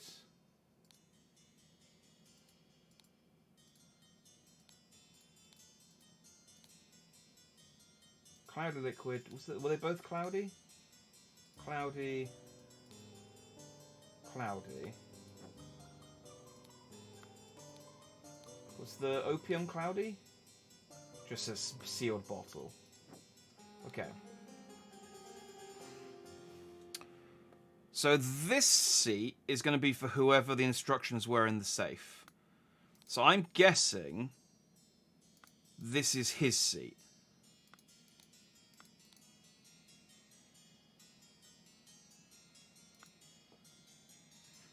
Because he was the intended target anyway.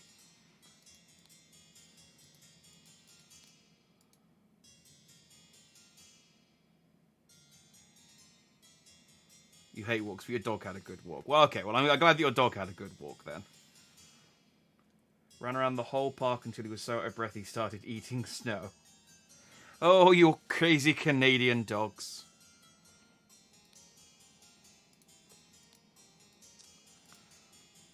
Alright.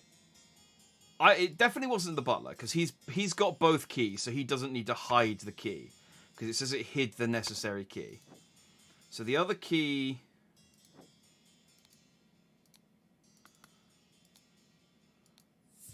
is Little Pip's key, which gets him into the alcohol cupboard. But the bottles in the alcohol cupboard are both untouched. But it's wine or brandy. The wine and brandy are kept in there. So if we assume the wine and brandy that was used for dinner was taken from there, then Little Pip could have...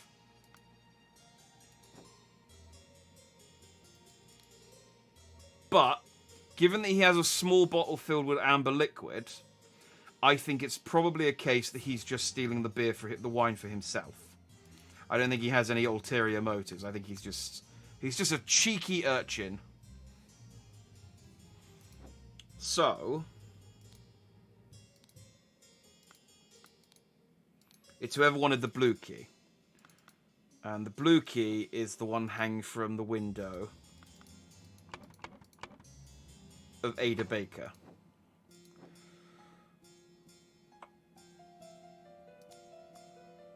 So I think Rose sat there.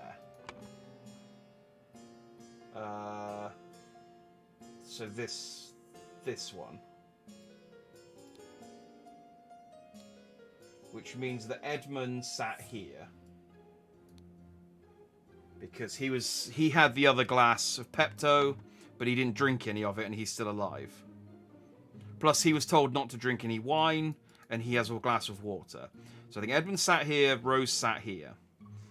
So there's 2 salads, which means she sat either there or there.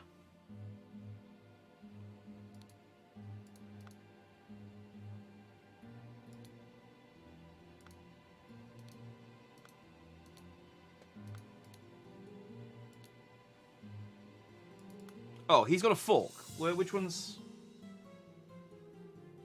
Okay, so he sat there then. That's easy. He sat at the one without a fork because he's holding the fork.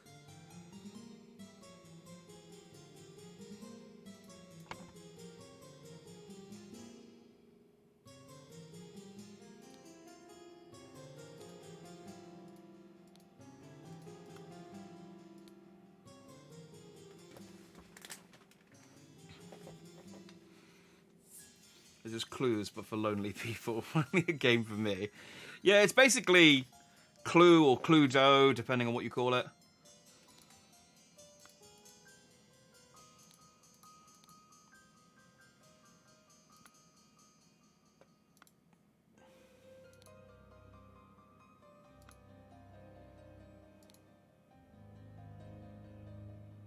Alright. I'm pretty sure he's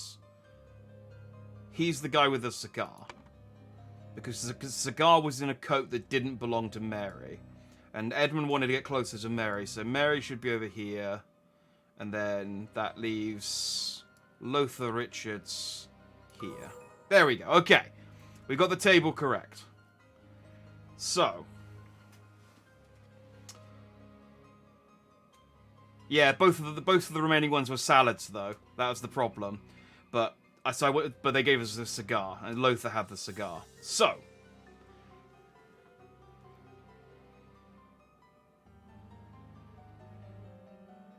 Ada Baker wanted Edmund Cloudsley dead, and thus...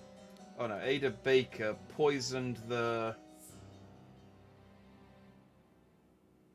where's the the tonic?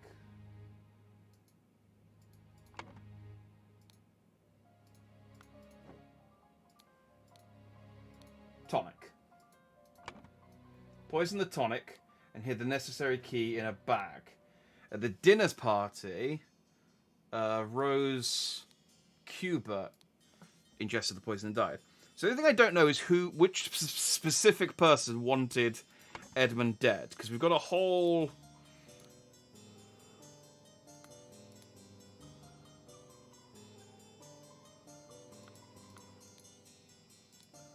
Remember to take the 4th one from every row.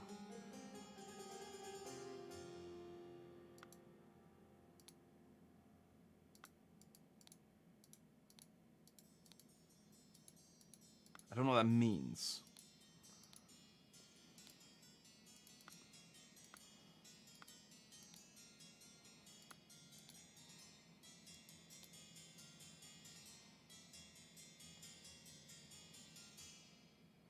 Oh, I forgot about the cipher. So there's a message somewhere with a code on it, which might explain.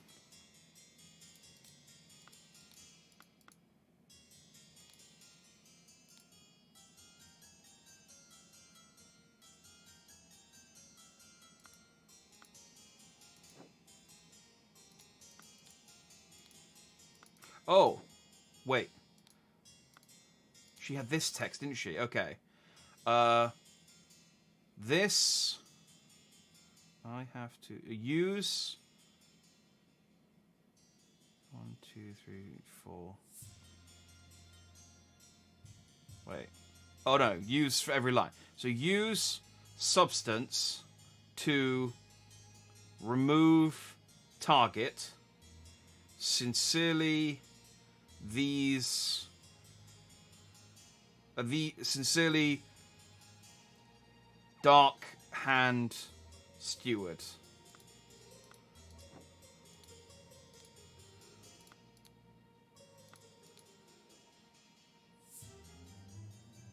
So it was the Brotherhood of Masks?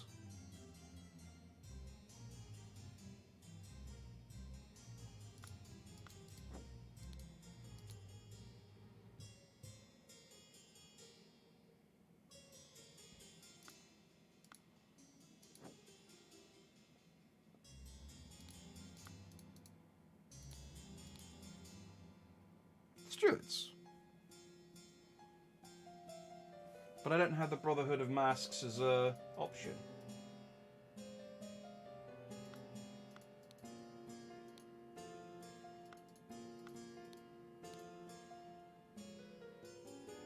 Maybe George Bridges then. Let's try George Bridges, because he did say he wanted him dead. No. Okay, it wasn't George Bridges.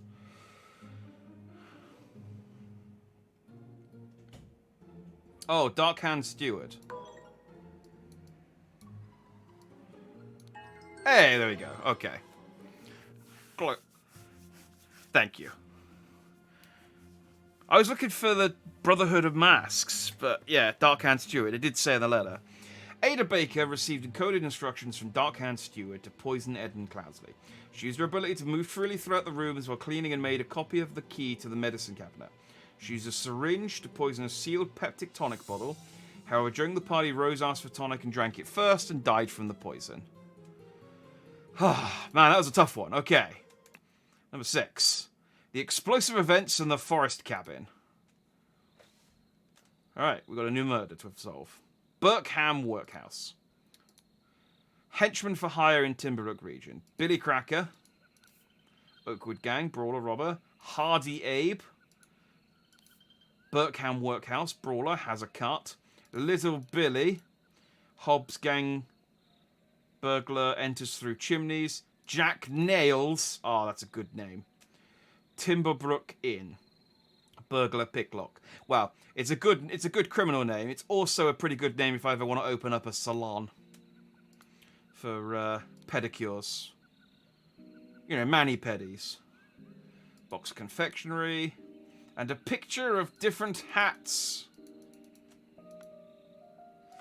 Interesting. Okay, so that's Burkham Workhouse. Nothing else outside? Let's go inside. We have a corpse. We have a dog. We have a bandit. We have a tiny man.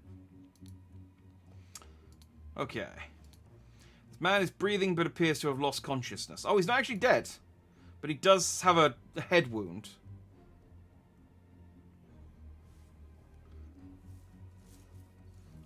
The hat, sort of a horror. You need to click Billy again. I did. It only counts it once, but you have to click it just to kind of mark it off. So if it's a word you've already got, it doesn't add it to the bar. I do not care what means you use to acquire what I need, but remember to be discreet as always. Note that I do not want it too decayed. The more recently it has died, the better. EC.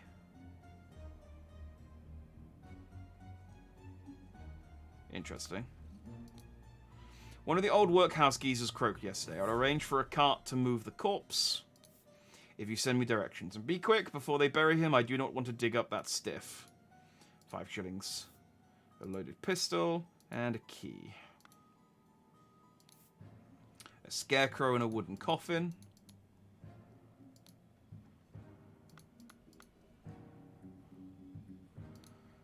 By the gods, what was that? Gentleman robber strikes in Westbrook.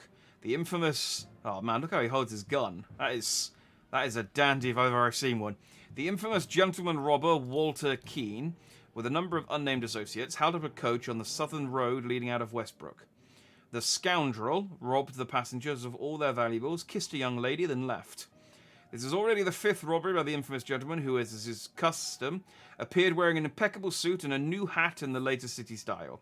The reward for catching Walter Keane has been increased to £100. Okay, so I'm guessing this is Walter Keane.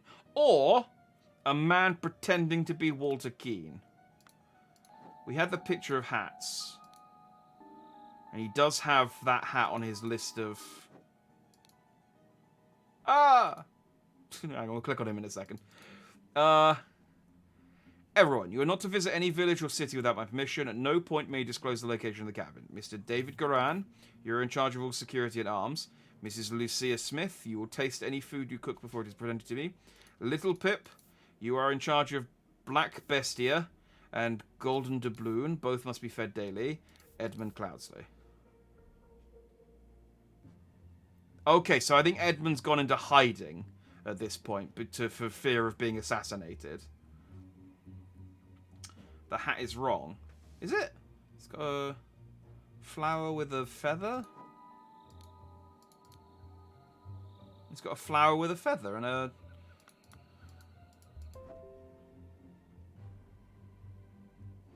That looks like the hat in the bottom left, doesn't it?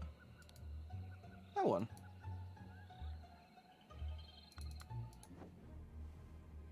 We'll get to the hat. Go, Coin, go! Okay, I guess the dog's called Coin. Rawr! That's a beautiful looking dog. If you've ever seen one. Ah! The hat in the newspaper is different. Yes, but the newspaper said that the impeccable wearing and a new hat in the later city style. So he wears a different hat to each robbery.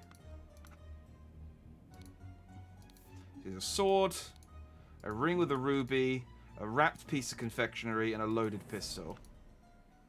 Did he also...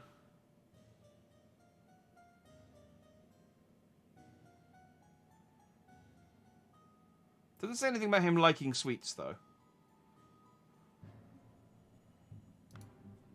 Just that he's a gentleman robber. Oh. Does that do that every time I go in that room?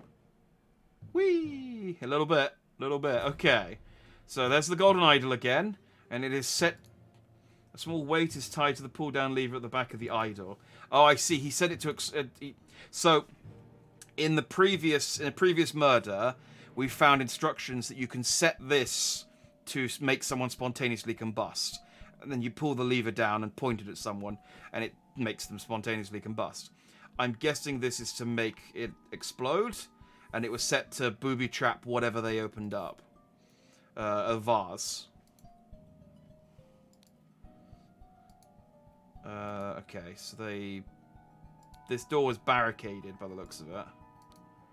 Ah! A club. Okay, and he's got nail. That's probably Jack Nails. I finally have the target location of my target. Meet us on November 10th, Friday, in the Timberbrook Inn, and bring all your tools. You get your share as we agreed. So lockpicks, a saw, and a loaded pistol. There is a rotten apple and a green apple.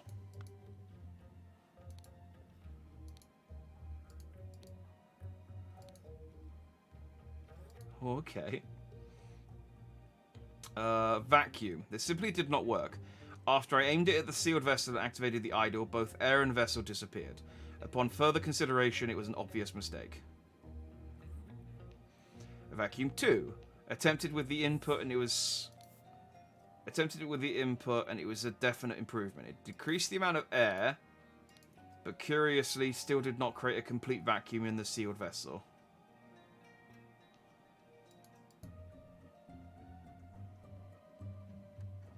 Okay. Gold filtering. The target must contain some gold for this to work. Seawater is a suitable target, for example. However, a great deal of seawater will be required for this to yield any significant amount. Perhaps I should try it on a ship in an open sea. Oh, so it sucks up gold, and then you can spray the gold into a cup. That sounds fun. Gotta have one for Christmas. No, well, Christmas is over. If you didn't get one yesterday, unfortunately, you've got to wait for another 364 days. That's how it works. Them's are the rules, unfortunately. I want to point it at random people to make their heads pop. It's probably best that you don't have it. If you're going to go Death Note on it. At least point it at, like, bad people. Unknown effect. If the implications of this are what I surmise, this could be a tremendous discovery. The next step is to progress from fruit to some more advanced organic matter. I must ask David to fetch me a dead body for further experiments. This is vitally urgent. Okay, so this combination looks like it rots things based on the apples on the shelf. Spontaneous combustion. So this is one we had earlier. You cannot combust the target. You cannot combust the target if you have not performed the freezing beforehand. Interesting. The speed at which heat is increased appears to be influenced by how strongly I press the trigger and how long I have performed blah before it. Freezing. Observation. Freezing the target rapidly can create curious side effects. For instance, I should be careful when freezing water in a sealed bottle. It exploded and glass shards flew everywhere.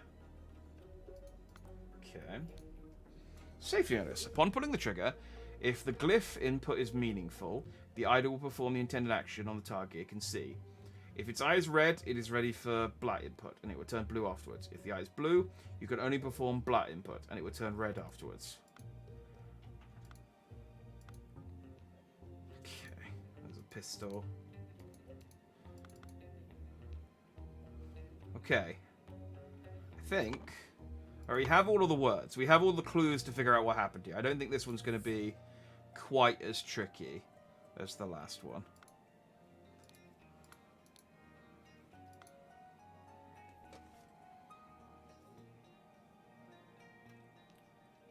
Oh, you didn't do Christmas yesterday. Have you got Christmas to come, or are you not doing Christmas at all?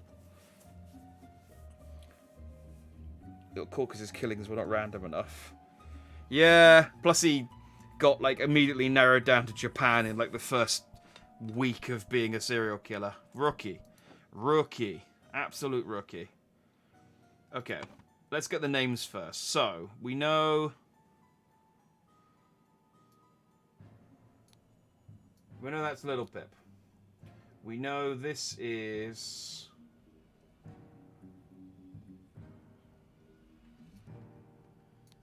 Lucia Smith.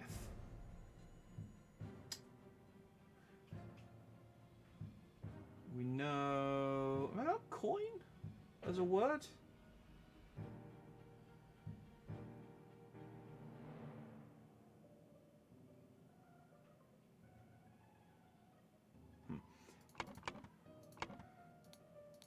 So he appears to be Walter Keane.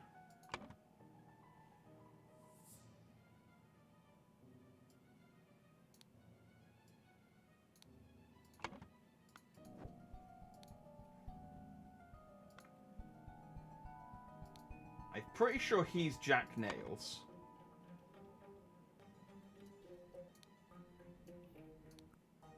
And I'm pretty sure that is Edmund Cloudsea hiding in the box.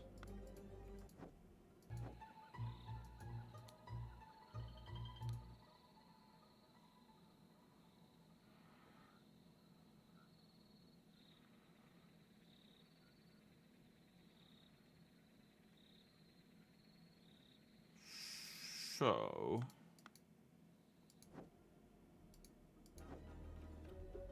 Although there's 4...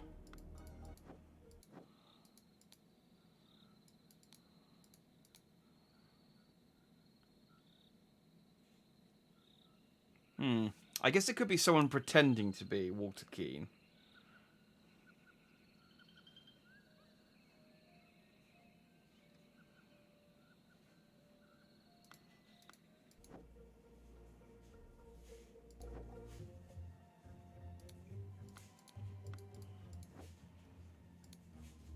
Go, coin, go.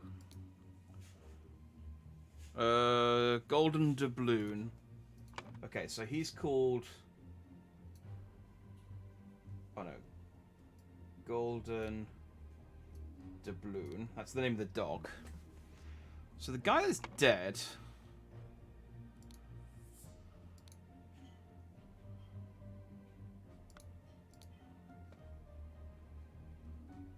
Then I would work out Geezer's progress stat. I arrange for a cart to move the corpse through semi-directions.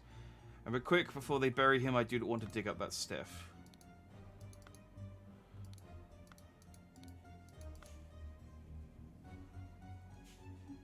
The guy with the coffin was playing cards at the inn a while ago.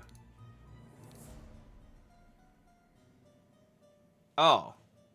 Well, in that case, that's...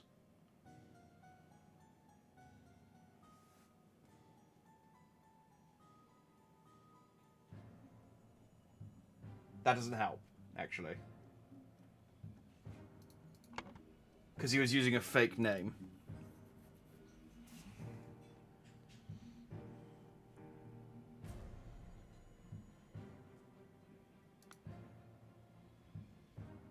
Oh, and...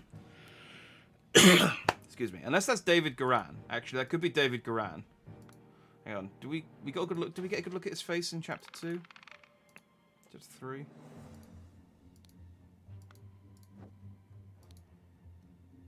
Oh, yeah. Okay, that's David Garan.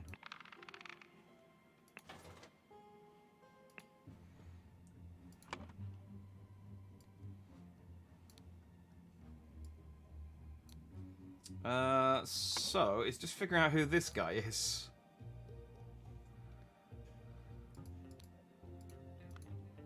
He's got a club.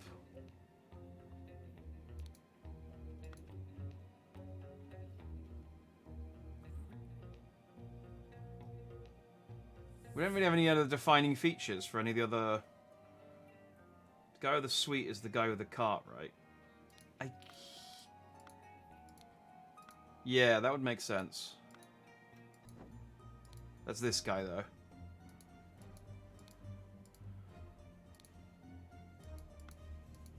Oh, so that could be... Hardy Abe pretending to be Walter Keane.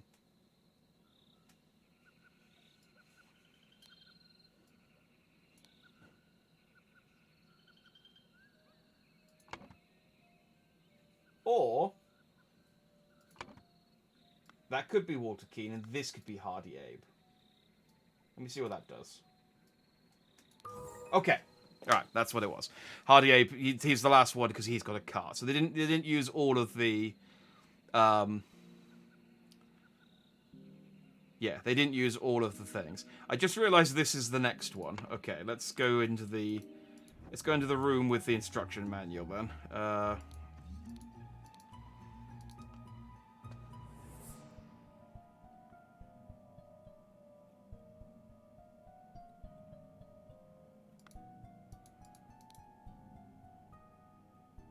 Okay, so that symbol is gold. And that seems to be...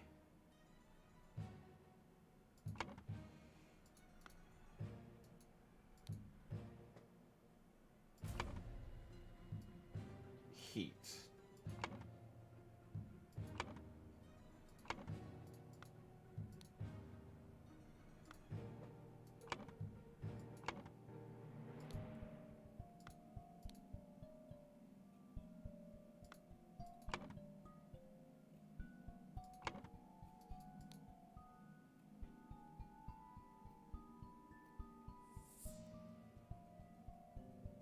Oh, wait, no, unless... Water, matter, heat... Okay, there isn't cold, so it can't be that.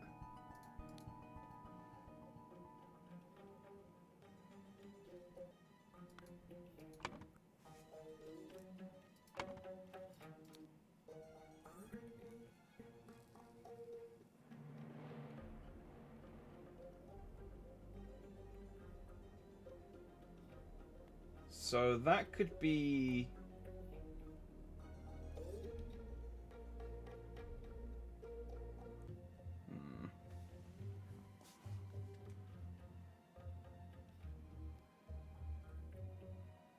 Little Pip could be Little Billy. He could be. They could be the same. They could be a pseudonym, but the game's happy for me to call him Little Pip for now. There's no cold, but you have heat and decrease. Yeah.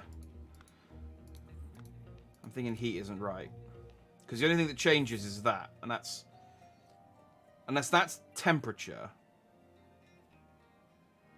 But that seems to be like vessel or target.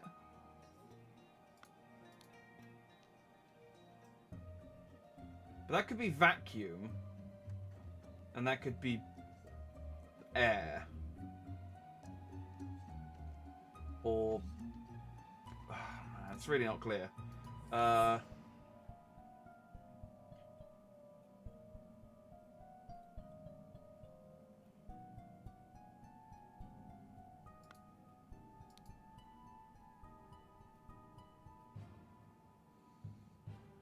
Water... Oh, I guess it could be water and heat.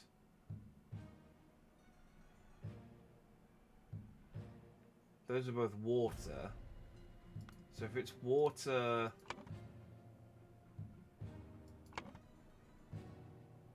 Water vacuum and water air. No, that doesn't sound right.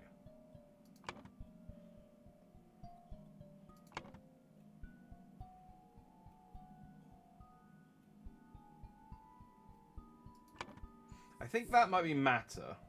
Because that just seems to be like a target.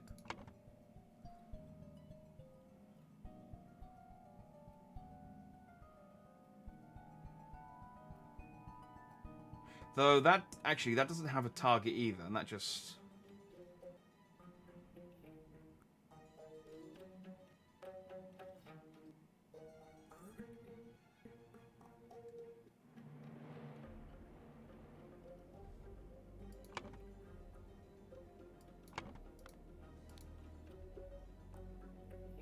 That's definitely gold. That seems to be pretty straightforward. That sucks, and that blows. So if water...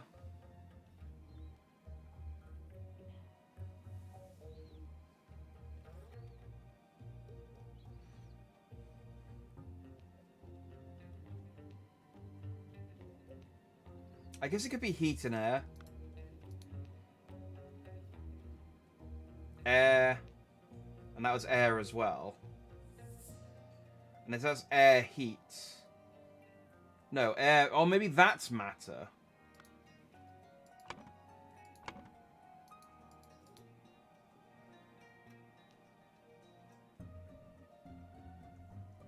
The circle within the lines is air, you think?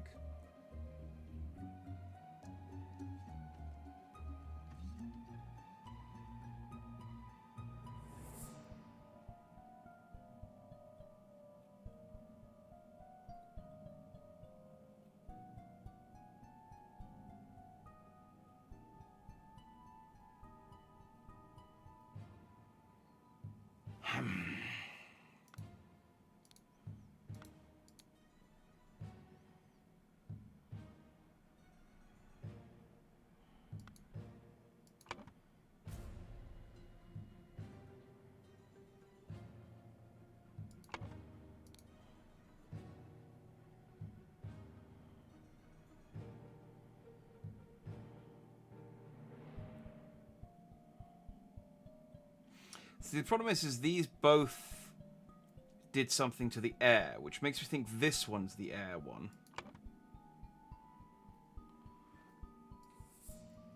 Because in both of those, something happened to the air, but what changed was that. So that took away the actual vessel, whereas that just took the air inside. So maybe that one is matter.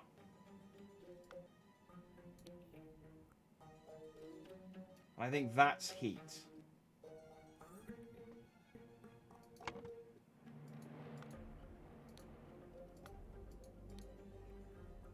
Because then that would be heat, matter, corpse, could be. I mean, we don't have to figure that one out, but that could be corpse or dead or something, I don't know. So then that could be heat, matter, and air matter. It could be corpse?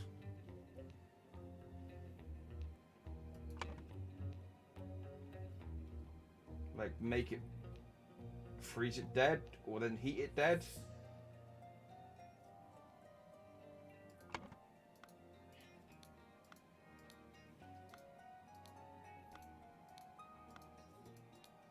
And that's the only one that uses that.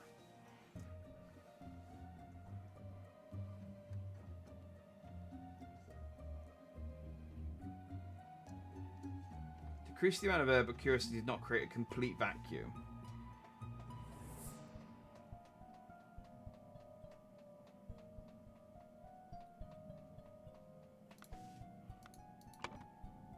So maybe that's...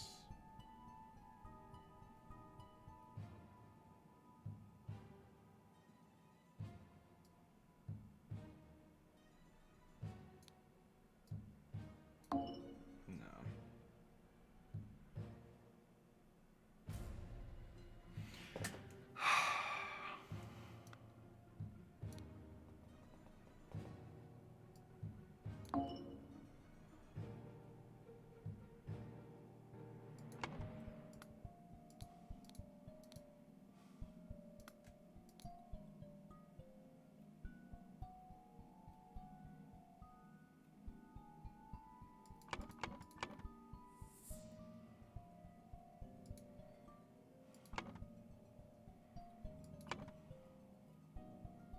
Maybe you're right. Maybe that is that one.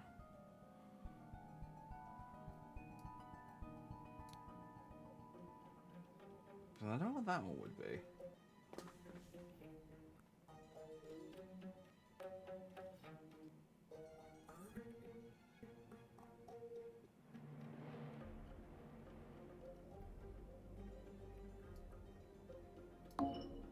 Oh, I just realized they can be blue as well.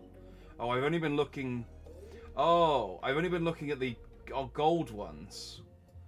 So that could be increase and decrease. Oh, I've been looking at this all wrong. Okay. Yeah. You're right. Increase and decrease. I was just looking at the gold ones. And I just literally realized they do say blue and gold. Okay, so that's increased, that's decreased. If that one...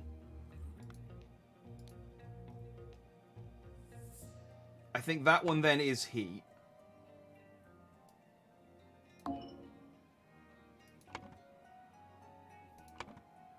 And then that one is matter. So then that one is decrease. That one's increase. Decrease matter. No, decrease heat. Maybe that one's heat. And that one's matter. There we go. And then... that would make that one air. There we go. Okay. That was a lot easier once I realized that increase and decrease were on the board. Okay, so... yeah, increase gold, decrease gold. Increase air, decrease air, heat. Yeah, okay, that makes sense. Okay. We figured out the cipher for controlling the golden idol. Now we need to figure out the murder. Edmund Cloudsley needed a corpse. We got that from the letter.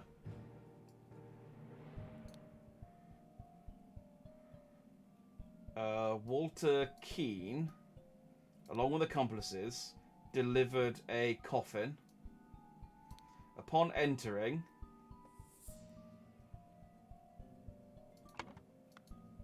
who has a gun? His pistol's loaded. His pistol's loaded. He doesn't have a pistol. His pistol's loaded.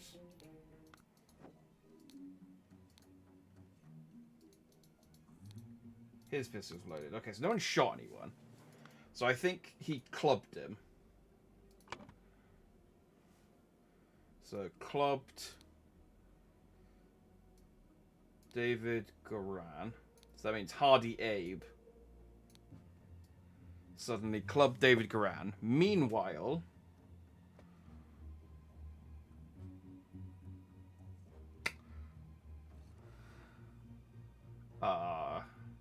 Meanwhile...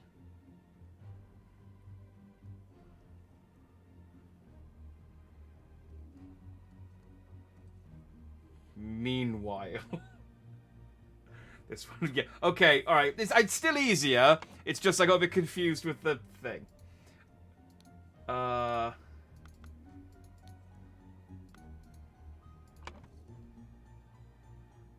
Okay, well, we can do the other bit. When Hardy Abe and Jack Nails enter the room, the...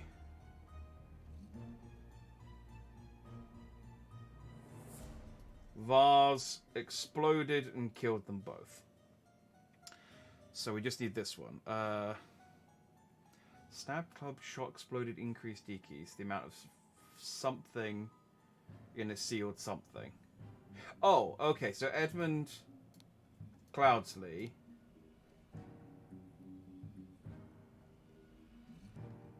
increase the amount of air in a sealed vase. There we go.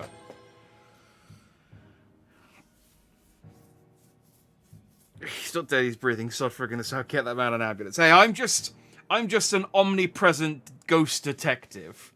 I don't have any horse in this race. Okay, so gain entrance to Edmund Cloudsley's secret forest cabin. Gentleman robber Walter Keane pretended to deliver a corpse to Edmund for his experiments.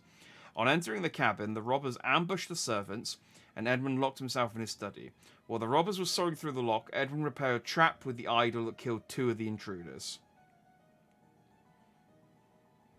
Studying medicine back in those days, he's definitely dead. If he's not dead, then yeah, he'll definitely die of a infection at some point.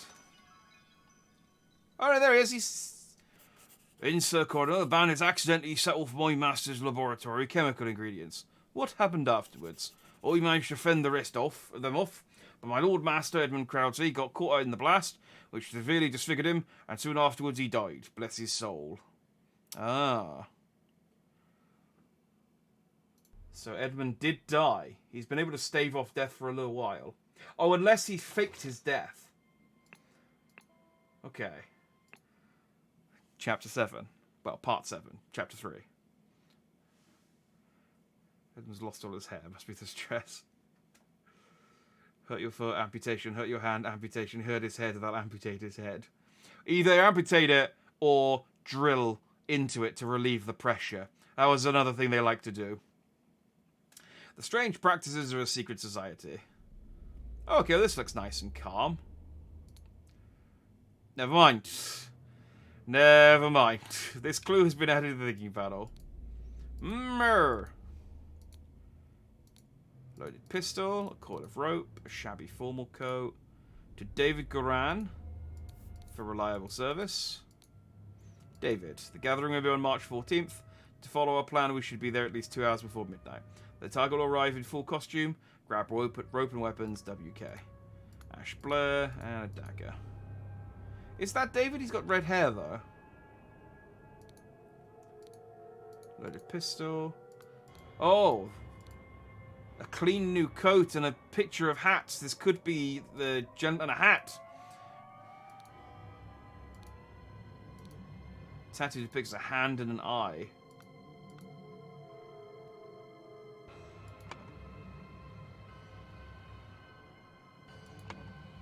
Okay. We have some tracks and some... Okay, so that's probably where he... There's some tracks over here. Some tracks leading to there. They could be going back all forth. A Black Hand. Yes, I think these are the Black Hand stewards.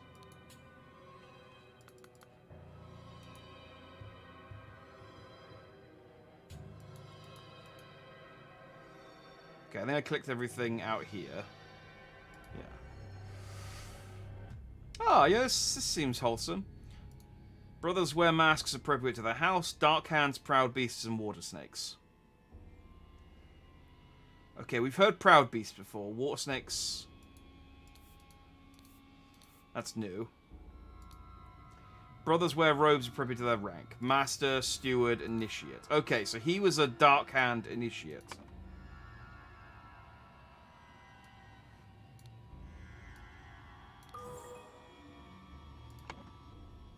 That's nice and easy. Alright, January 5th, 1789. Masters, I ventured on the Order's mission to reclaim our fire-breathing relic, and with great resolve punish the despicable enemy. I, with a few brave companions, fearlessly entered his hideout in a remote hunting cabin.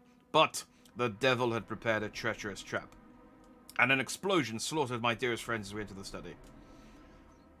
his study. Thanks to my sturdy physique, I survived the blast, only to be assaulted by the enemy's lackey assassin warrior, David Garan, and a pack of bloodthirsty hounds.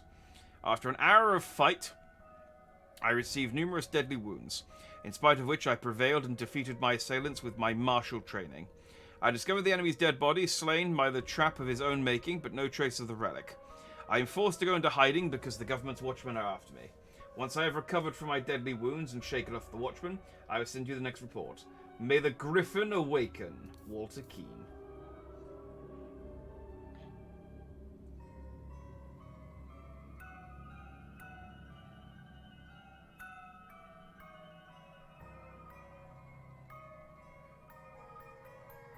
So he's embellishing what happened there a little bit. An hour of fight. Masters, I must apologize 1,000 times for my absence, but my road to recovery was full of peril and valor that cannot be sufficiently conveyed in writing. The government dogs and spies chased me tirelessly, and I was forced to seek refuge in Aquitania to recover from my still dire wounds. There, I finally bested my pursuers with the help of Lazarus Hurst, a young resourceful gentleman whom I met in a remote manor one dark winter's night.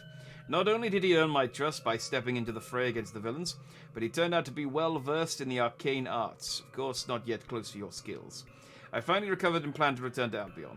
I suggest that Lazarus would be a fine addition to the Order. I vouch for him and will invite him to undergo the appropriate trial. May the Griffin awaken. Walter Keane. January 16th, 1790. Illuminated Masters. I object to the admittance of the individual Lazarus Hurst to our brethren. I submit that Darkhand brother Walter Keane, who vouches for him, cannot be trusted because he is a liar and a thief. I am certain that on dispatching our enemy, he kept the golden fire-breathing relic for himself. Nothing will move me on this. He must produce the relic, apologize personally to me, and afterwards be expelled from our brotherhood. Sir Geoffrey Sinclair. Ooh. The plot thickens. What do we want to do? Up or down? Let's go up. Uh-huh. Well then. Good. Fantastic. The Griffin has spoken. A tray with a small vial of unknown substance and a ruby ring. The Griffin has spoken. A ruby ring. Ah, okay. So ruby ring. A few people have had ruby rings. I guess that's some sort of indicator that they're part of this cult. A silver tankard with some red wine in it. A ruby ring. Let's await the results from the chambers below. A ceremonial sword and a ruby ring. The Griffin has spoken. A ceremonial scepter and a ruby ring. The man in the mask is not breathing and a ruby ring. 2 cups on a stone altar. They contain some wine but are almost empty. Ritual of Squabble. Only initiates can be defender and accuser. The sword must be borne by any dark hand. Required decorations of the hall. The Grim Reaper, the never-tiring teacher, the feeder of mouths. Ritual of Conflict. The accuser must... Squabble and conflict. The accuser must deeply hate the defender. The sword must be borne by any initiate. Required decorations of the hall. The never-ending teacher, the keeper of treasures, the mirror of the soul. Well, that looks like death.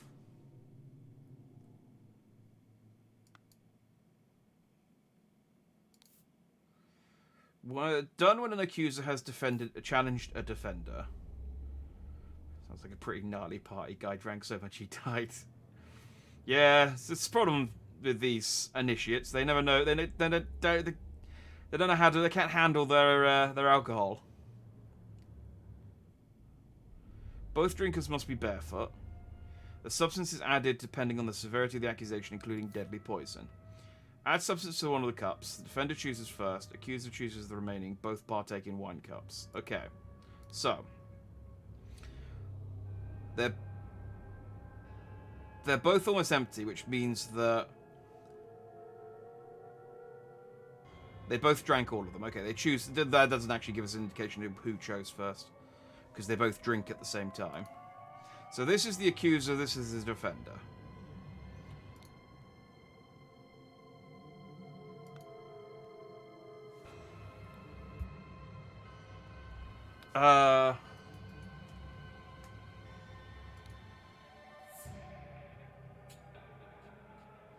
Okay, the Grim Reaper is for both...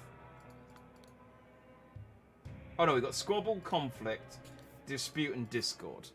So the Grim Reaper is present in all but one. So it's not a Ritual of Conflict, because we've got the Grim Reaper there. The Keeper of Treasures. I guess that's the key. And then there's the book. The Speaker to the Blind. So that could be the book.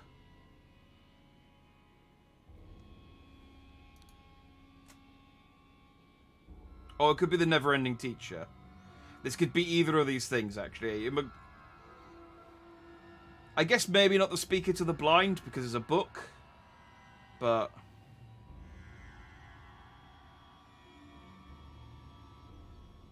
the Scepter must be borne by the Water Snake Master. The Scepter must be borne by a Dark Hand Master. Hang on. We know from...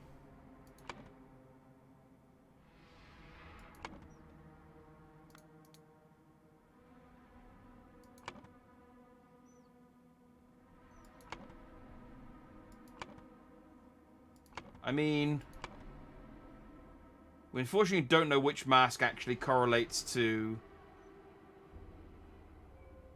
which sector yet.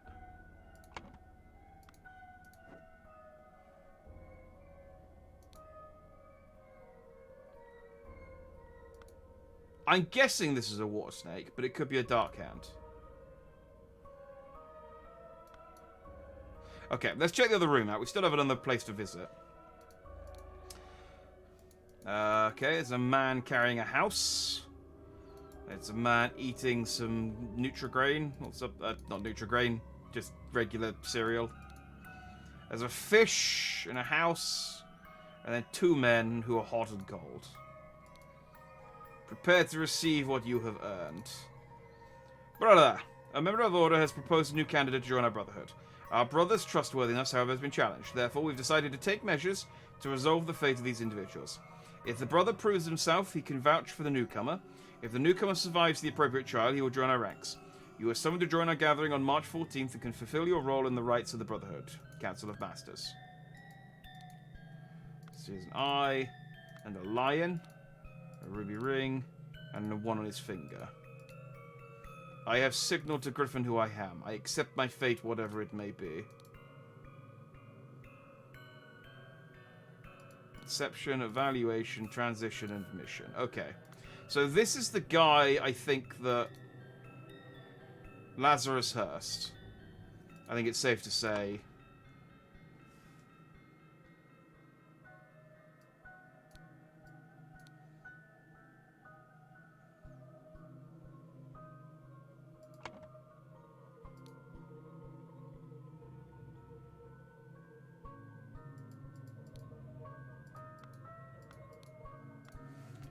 so...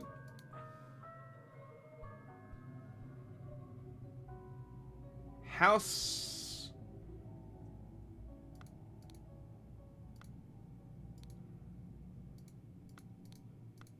Fish...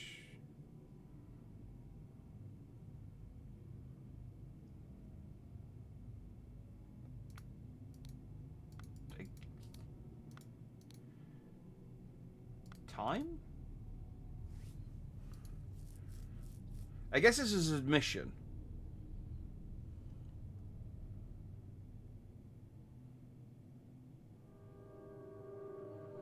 Because the snail is going to be the house on the back. Time. I mean, I guess that's time. It's not. That's the trial of water. I mean, yeah, that's 3. And what's this? It's like summer and winter. So I'd say that's time, but there isn't. We got a choice between tree, water, snake, snail, and star. So I guess star's really the only one that kind of indicates time passing or seasons. But even then, not really. It's either the admission or inception.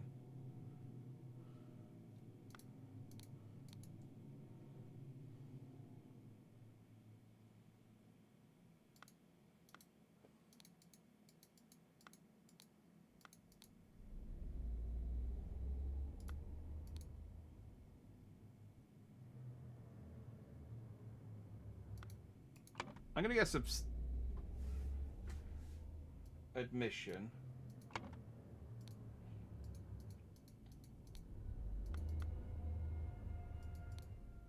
Which means by any master.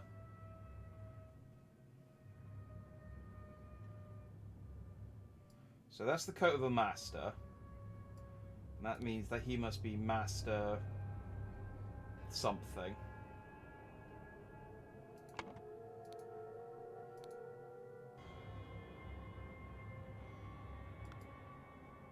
Tree could be seasons. Oh yeah, it could, couldn't it? So then it's a case of, is that time or is that fire? Oh, maybe he's like eating hot coals or something. Maybe it's like hot food. So maybe it's the trial of inception, which means it'd be a proud beast steward.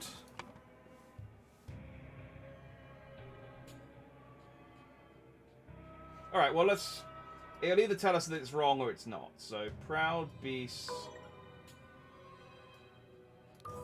Okay, you're right. Okay, so ritual inception, that's a proud beast steward, which means that stewards wear green coats, and red is proud beast. So we know that. So that's a proud beast. That's a steward.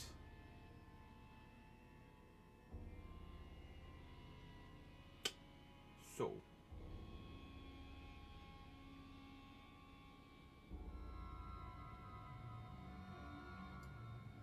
Steward.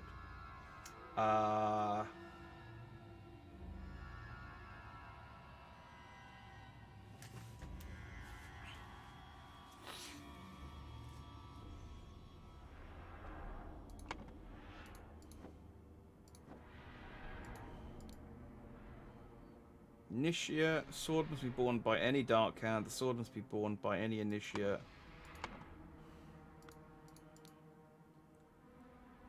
Water Snake Master, Dark Hand. Okay, that's not going to help us. I think it's the Ritual of Dispute. Only stewards or higher rank can be defender or accuser. And these are both... Oh, they're both stewards, actually. They both got the green. I couldn't see it because the thing covers it. So I reckon this is the Ritual of Dispute. Because I think the Keeper of Treasures is the key. And the Never Tiring Teacher is the book. So... Dispute. So... It is a time of dispute. The scepter must be borne by a water snake master. He has the scepter. So, he is a... So that's a master. He is a master.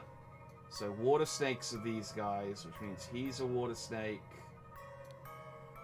He's a water snake. He's a proud beast master. So then the last one left must be a... What's the other... What are the others? We've got steward. Oh, I guess initiate. So he's a water snake initiate. And then the one that was left was... Darkhand. So Darkhand Steward, Darkhand Initiate, and he was a Water Snake Steward.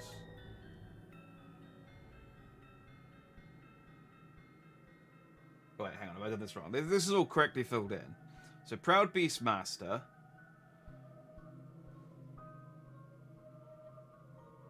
Oh, except the Darkhand Steward isn't actually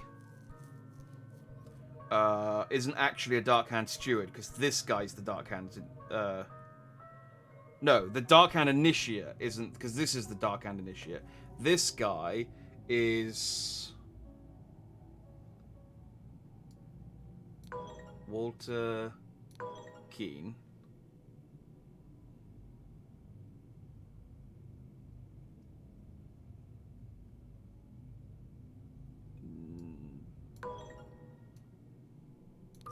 There we go. David Garan. Because David mugged Walter. No. Walter's probably one of these two, but we don't know which one. The other, and Jeffrey, one of these is Jeffrey Sinclair, and one of them is Walter Keane, but we don't know which one, and we can't tell from the information we've got. David Garan mugged the Darkhand Initiate and stole his clothes, but he's got the hat and everything. So is that not Walter Keane?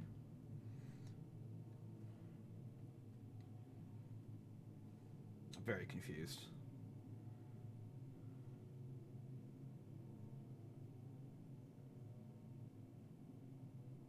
Okay, but it's filled in correctly.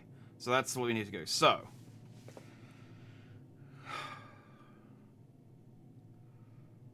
Blank was blank to a ritual. He, along with blank, ambush blank. Blank, posing as blank. Something to blank with a blank, which blank had no blank. Blank blanked the other blank and died. Meanwhile, blank passed the blank to become blank.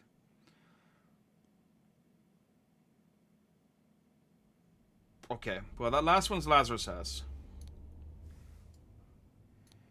He passed the Inception ritual to become a Proud Beast Initiate. We know that. Hands easy.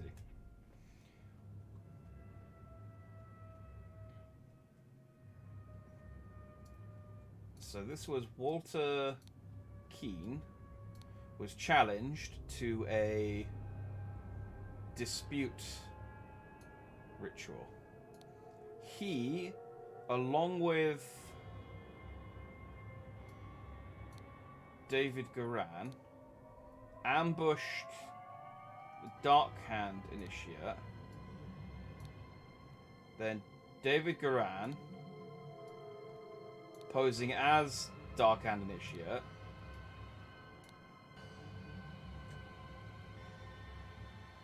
signaled to... I don't know. I don't know this bit. Signals is the only verb that makes sense, though.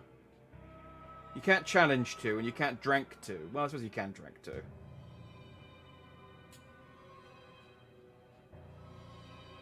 Oh. Signal to Jeffrey Sinclair with a...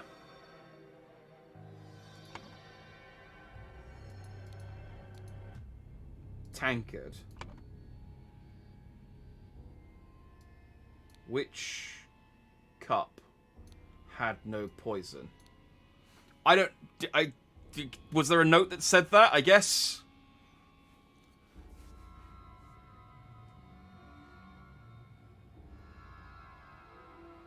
And then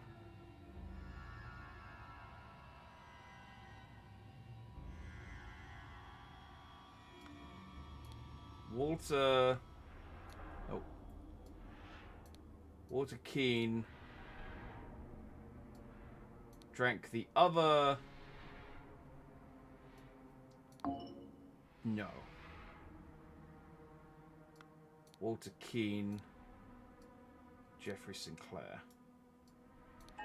There we go. Okay. I just got the names the wrong way round. So, After being challenged to a ritual with potentially deadly consequences, Walter conspired with David to devise a plan which would ensure his own safety. They captured a Brotherhood member on his way to the gathering. David took his costume so that during the ritual dispute he could indicate to Walter which cup was poisoned. Therefore, Walter chose the safe cup, and his opponent chose the poison and died. There we go. So Walter, the guy who was working with the guys who clubbed David over the head, they're now working together. The plot has officially thickened. The crowning celebration by the lighthouse. Okay, there's a lot going on here. Rules. The one who claims to be Griffin Reborn must perform a miracle. If someone repeats the miracle, it's proven that it was not a miracle but mere magic. Claimant is punished with death. If no one can repeat the miracle, the masks fall. Claimant is crowned as Griffin Reborn. History. In 725, the first Dark Hand Lord Harrington demonstrated flying. Jumped off a cliff and fell to his death. Oh, I forgot I need to be grabbing the words. Were there any words on this one? Griffin Rebirth. Griffin Rebirth. Flying, jumped off his cliff to his death. In 1756, Proud Beast Master Lord Pledsley performed a seance talking to the spirits. Lord Angus MacBain repeated the miracle, proving him unworthy. In 1764, Dark Hand Master Lord Jones demonstrated the cremation of a homunculus. Lord Angus MacBain produced a homunculus as well. In 1771, Proud Beast Master Lord White carried out the hypnosis of a servant. Lord Angus MacBain hypnotized the same man as well. So this Lord Angus MacBain has been griffin blocking a lot of dudes across history. Like, he's really been getting in the way of... Yeah, he's really been getting in the way of people becoming the Griffin. He is a bit of a badass. He's like, look, I can Jesus just as well as the rest of you. So, nobody... If we can all Jesus, none of us are Jesus.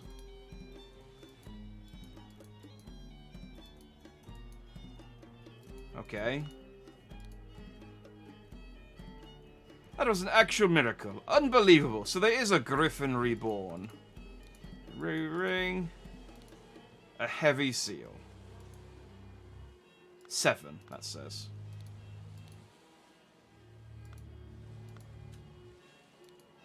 Five strange looking masks. Okay, so the miracle worked, and they took the masks off this time.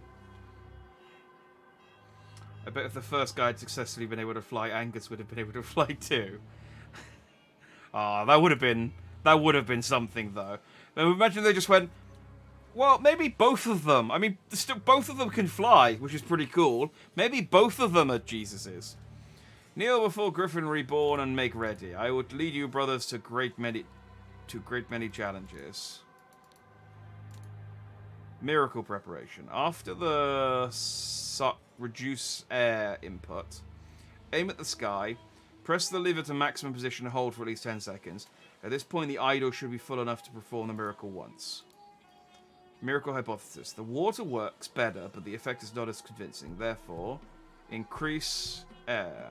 Main challenge is ensuring my balance when holding the idol. Practice is paramount. Okay, so he used the idol to do something. And he's got spurs on. Instead of heavy wooden oars. And thus Griffin Reborn revealed himself to his brothers by demonstrating a true miracle. Ruby ring. A silver crown with gems. Okay, this colour of the boots is obviously going to be... The boots are obviously going to become important. Here, I brought back your staff, O Griffin Reborn. Hats. Gold snuff box filled with opium powder.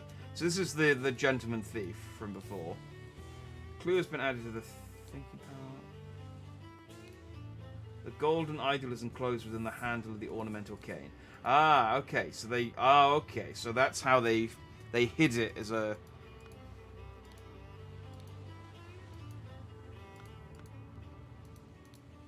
Ring. Okay. Dear Master MacBain, these threats to contact the Chief Inspector about my past offend me greatly.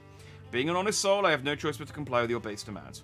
I invited Lazarus into our brotherhood, but he has not shared all his secrets with me. Luckily, I had an opportunity to see him practicing this miracle. He has a magical artifact hidden in his cane. When performing the miracle, he input the following glyphs. Then he presses a small lever on the handle of the cane, and it grants him powers to demonstrate the miracle. I have no doubt that the staff will work just as well in your hands as his. Sincerely, Darkhand Stewart. Ah, so this is Angus.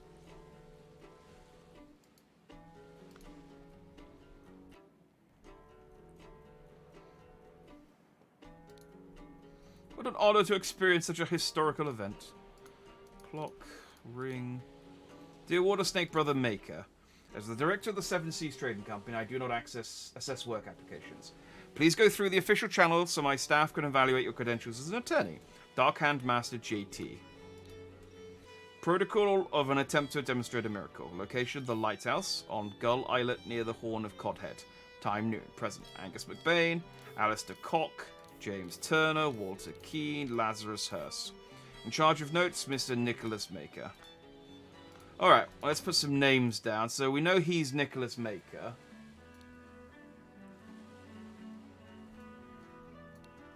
He's probably Walter Keane. And he's probably Angus McBain.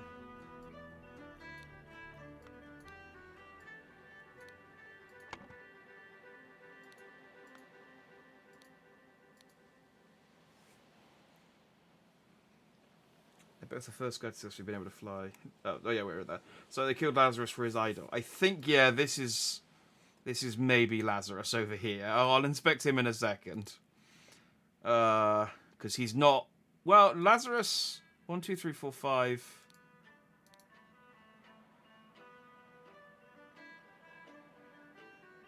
Yeah, so the notes is Walt Nicholas Maker, then 5. So yeah, one of those is going to be Lazarus. So, one of these is Alistair Cock, and one of these is James Baker.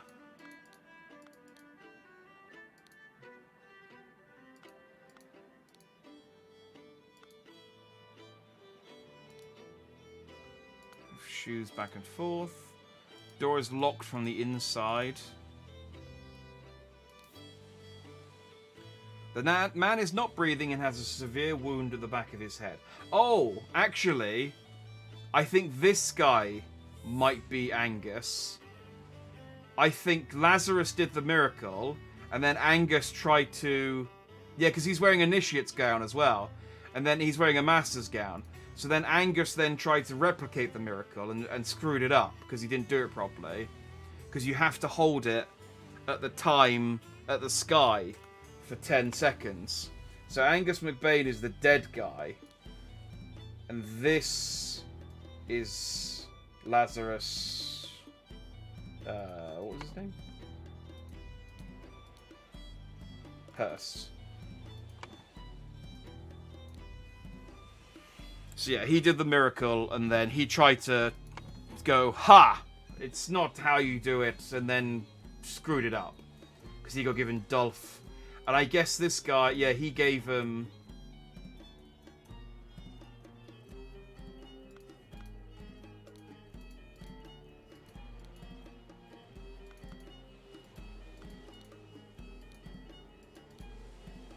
Yeah, so he changed the he told him the wrong input. And so he screwed up, and then he fell to his death. His arm appears to be broken. Water Snake Master. Lately I have experienced disturbed dreams, and I feel cursed. Are you the source of this with your magic? Desist immediately and know that when pushed, my rage is absolute. Do not toy with the well-being of the Emperor's General,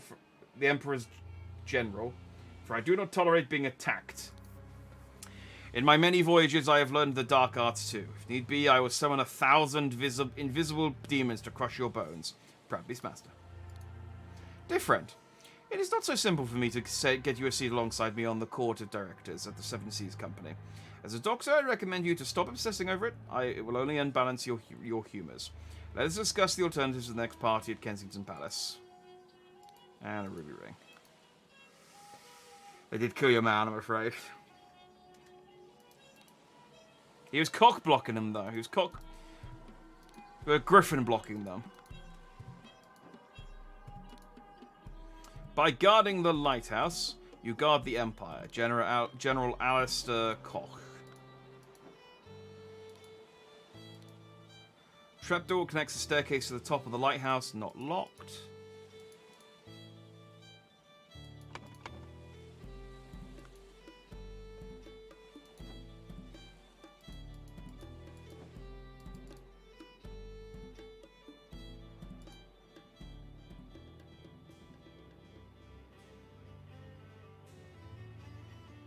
Yeah, so he locked it from the inside, went up and jumped off, and fell to his death. So the general is...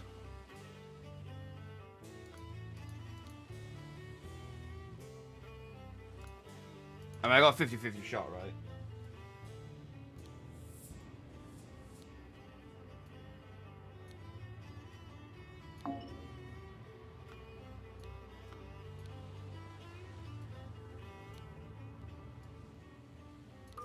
There you go. Alright.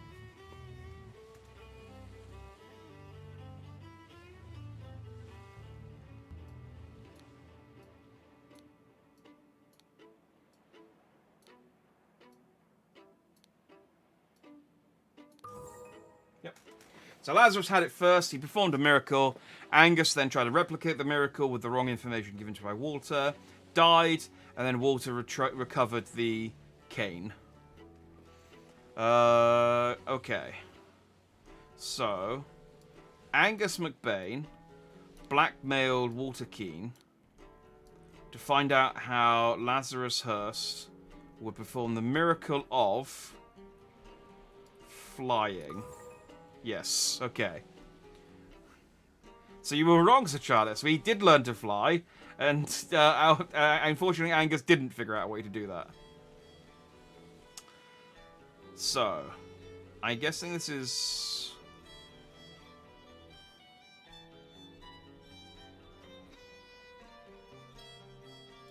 Lazarus Hurst jumped from the lighthouse using the idol to demonstrate the miracle of flying and become Griffin Reborn.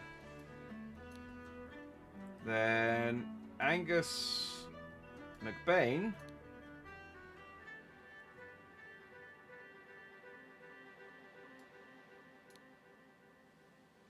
jumped from the lighthouse afterwards.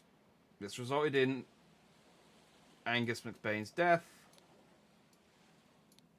from a head wound. Boom. When Lazarus Hurst jumped from the lighthouse and survived using the hidden golden idol, Master Angus McBain thought he had enough information to repeat the miracle and prevent Lazarus from becoming Griffin Reborn. He seized the staff from Lazarus and locked the lighthouse door to prevent foul play. However, he did not know all the secrets of the idol, did not work for him, and Angus jumped to his death. Alright. The Ascent. The interrupted weekend at the doctor's salon. Okay, I thought this was going to be another one-room one, but they cheated him. I won't accept it. I'm sorry. Angus is not the Griffin Reborn. Alright, we have the tea house, the chess house, the croquet field, the flower beds, the fountain, a salon, and the library. Remember that? Oh Lord, I did not expect something like this in our household. Slightly greasy garden shears. This is such a mess, however we will clean the blood out of the rug. Ha! Leopold, your plan to frame Patu is sublime, but your missing button is more than enough proof that you did it. Constable, please escort this man out. Bring clean doctor's scalpel and a clean small sword. So this was the guy. Yeah, we don't have the names yet, but that's one of the griffins. Full glass of sherry. An almost empty glass of sherry. A fallen bottle of sherry. What a waste of good sherry. James, this is preposterous. You know damn well that he was killed by that Lumerian savage. My dear friend, now that the elections are over, please join me for a leisurely weekend at my manor with good old Augustus and some other fine fellows. We will have some drinks and discuss what to do about that Prime Minister position. Kindly confirm your presence, Dr. James Turner. Can I not get James from there? Okay, so he's missing a button, and he has a small sword.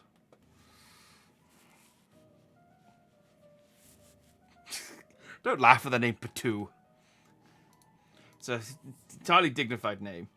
This is outrageous. I thought you were an honourable man, Leopold, not some Aquitanian's agent trying to sabotage our friendly relations with Lemuria and provoke a conflict. Ring, clean sword. He stole his life just like that. The doctor is a smart man since he saw through his lies. Dear friend, at one of the balls, you said that you would love to meet someone actually interesting. I'm having a weekend of drinks at my manor, and a prince from the 11th clan of Lumeria will be joining us. Please do accompany us. No, please do the honour of your company too. Kindly confirm your presence, Dr. James Turner. Small clean sword.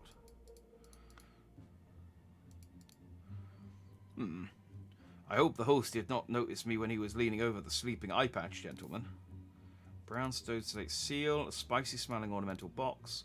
Dear Prince, I heard that you got invited to a party by the director of the Seven Seas Company himself. I know you hate associating with these invaders and thieves, but this might be just the opportunity that we seek to reclaim our honour.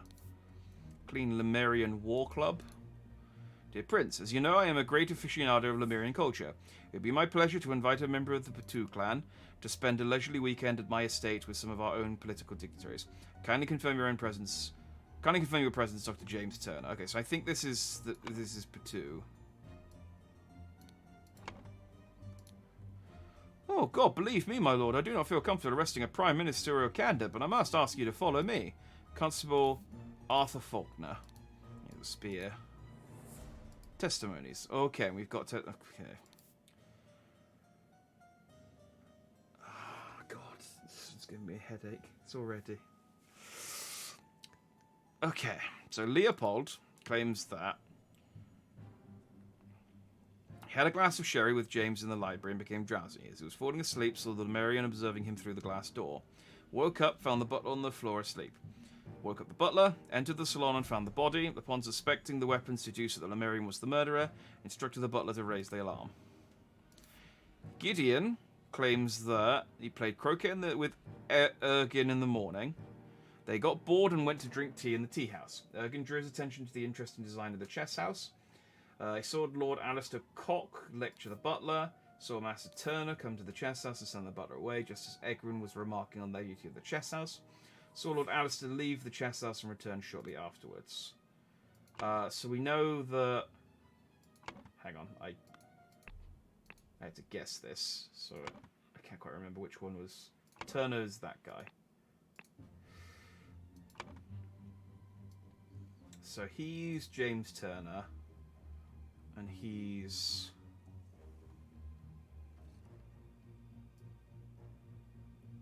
Koch. What's his name?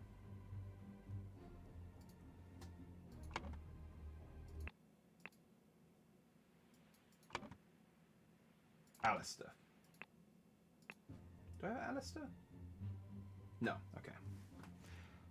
I don't have James either. But he's Arthur Faulkner, so we can get him kind of squared away. Arthur Faulkner. Alright. Ergin, slightly difficult to understand what he says, potentially because he has challenges with our language. Claims that everything young Master Balth says is absolutely correct. Okay. James claims that he drank a glass of sour sherry with Blanchard in the library in the morning. Then he went to the chess house where he found Lord Alistair and the butler. Ordered the butler to clean up the library and get rid of the bad sherry. Spent the rest of the time playing chess with Alistair until the alarm was raised. As master of the house, he led the interrogation of the suspects. So that's James Turner.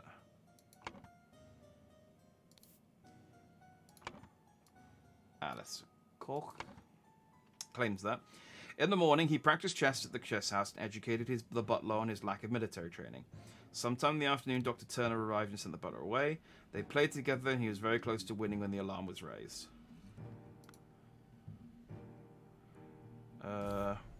Billiam claims that planted and pruned all morning by the chrysanthemum bush, saw the young gentleman and the foreigner leave the croquet and go behind the manor.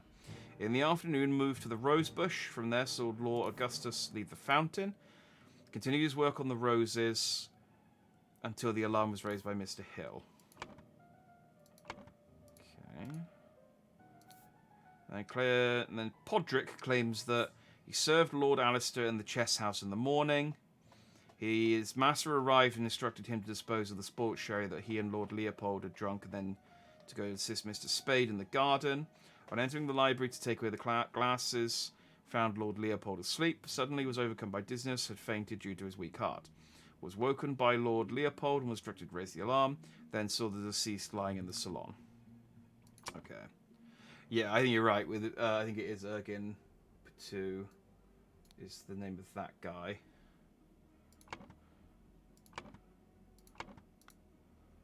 Okay. Lots to take in, but we'll get there eventually. Man is not breathing and has a huge vertical wound in his forehead. Dear friend, the elections are over, so let's uphold tradition and have a leisurely weekend at my place with you and Leopold to discuss the Prime Minister's situation. Please join us on May 12th. Kindly confirm your presence, Dr. James Turner. Listen, apologies for the shouting match yesterday. Let's continue our discussion at noon. Leo. A clean small sword. And there's also a boomerang. I mean, yeah, you'd have to... apart from the guys, the blood's on the edge. Yeah, I don't think that's the case. Oh, and the boomerang's missing from here. So, the seal of the 12 Lumerian clans.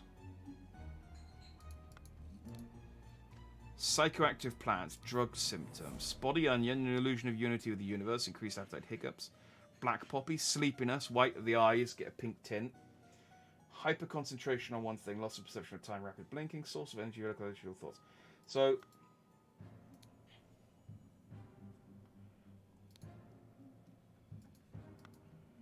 he's the gardener, I think.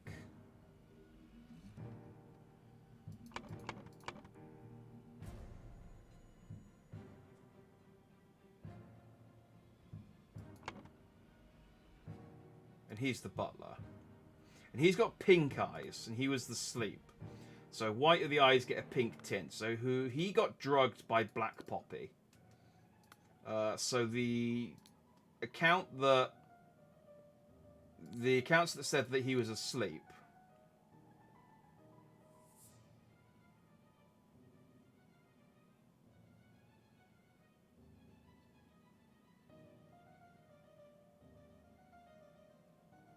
So what room are we in? We're in the this is the library, and this is the library here, and this is the salon. So he said he had a glass of sherry. But he said he felt sleepy.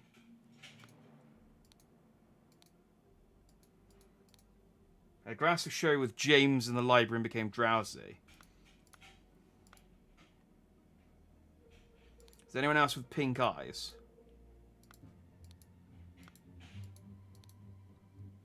He's got pink eyes too.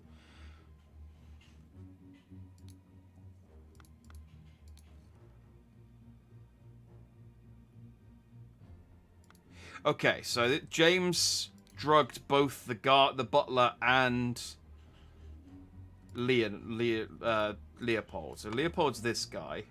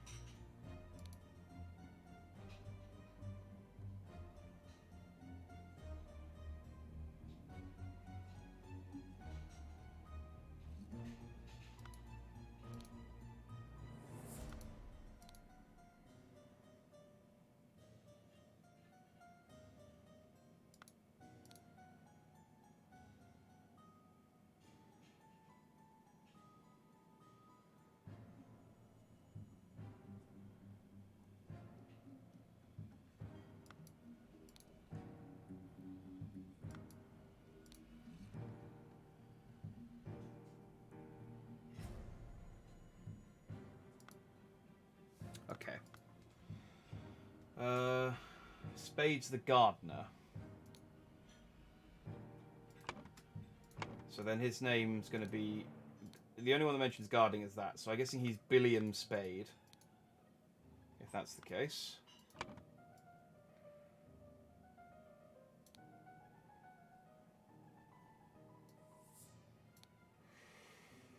So... He's the butler.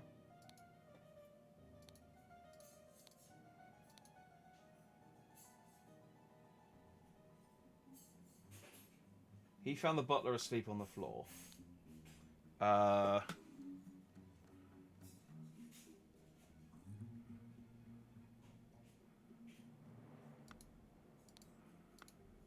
butler is... Podrick?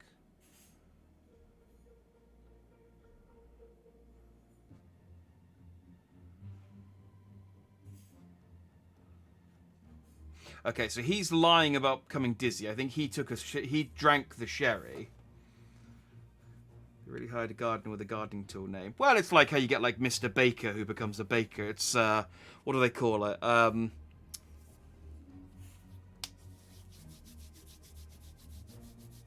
can't remember the name of it, but yeah, like the cook is called Ladle or something. Okay, so the butler is Podrick.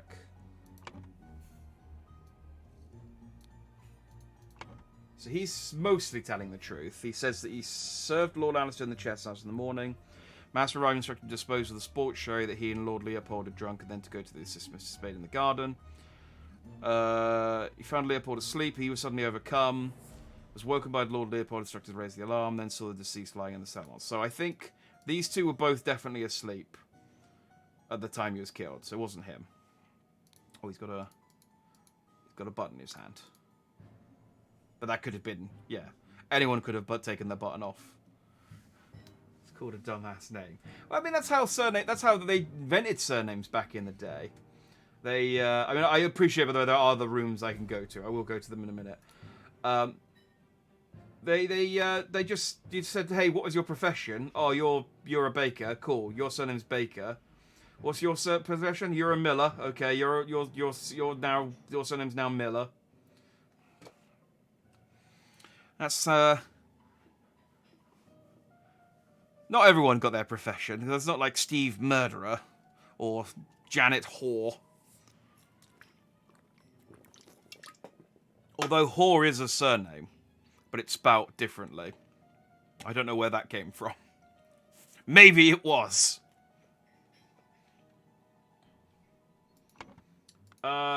So... Ergen is saying that Master Bell is telling the truth. I think Master Bell is... Gideon?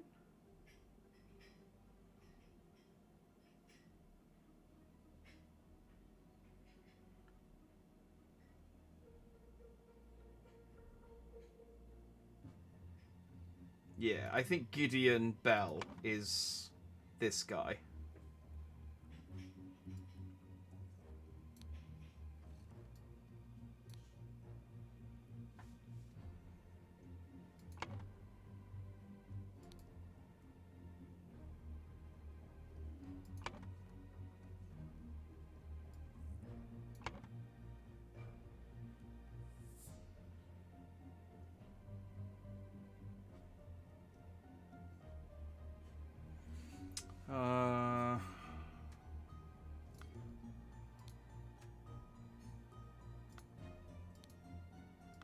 So the only person who's left...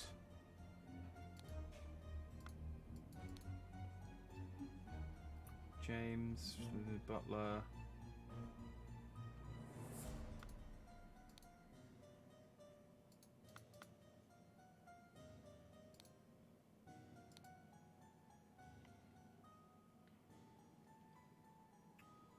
Alarm was raised by Mr. Hill.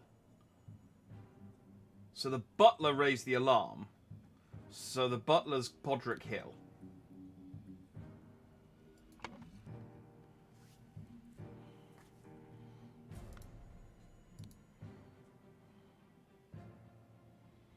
Yeah, he was Lord. Welcome, my lord. Who instructed to raise the alarm. Then he saw the deceased lying in the salon. Leopold Blanchard, because he looks French. I mean, I guess that's as good a way of figuring out the names as any. But then I've run out of names, so unless this guy's got...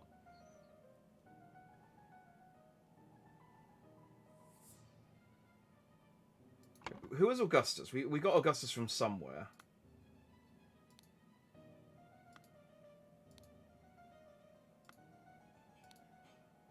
Sour sherry with Blanchard. Drink a glass of sour sherry with Blanchard in the library in the morning.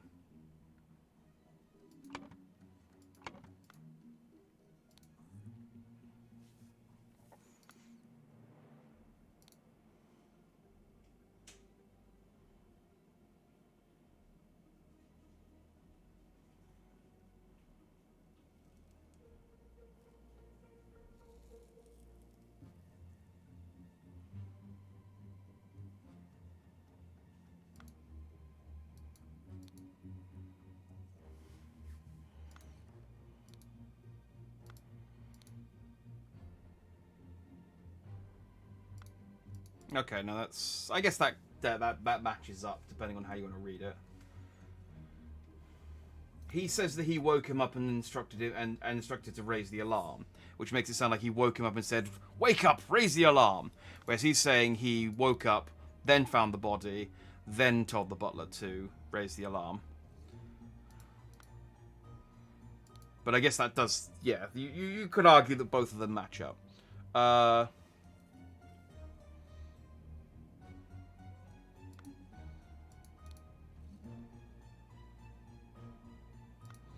So James is saying that he drank a glass of sherry with Blanchard. So I think you're right, actually. I think he is Leopold Blanchard. Which means the last guy is Augustus something. And where did I get Augustus from? Did he have a document on him? Dear friend... Apologies for the shouting match yesterday. Let's continue our discussion at noon.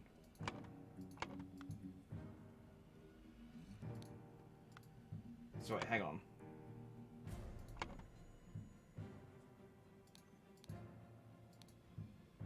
Glass of sherry with James in the library became drowsy.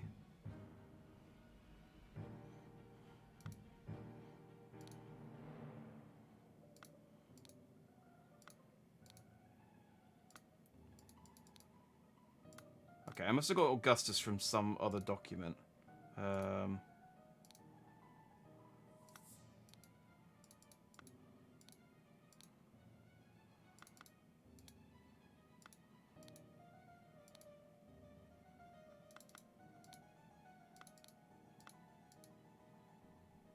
Where did I get Augustus from?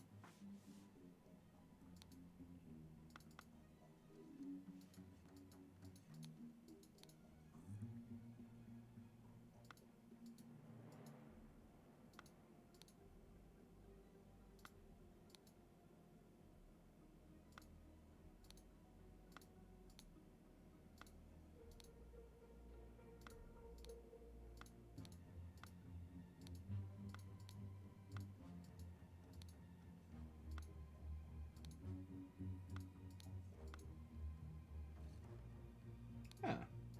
I don't know where I got the name Augustus. Must have got it from something I clicked on already.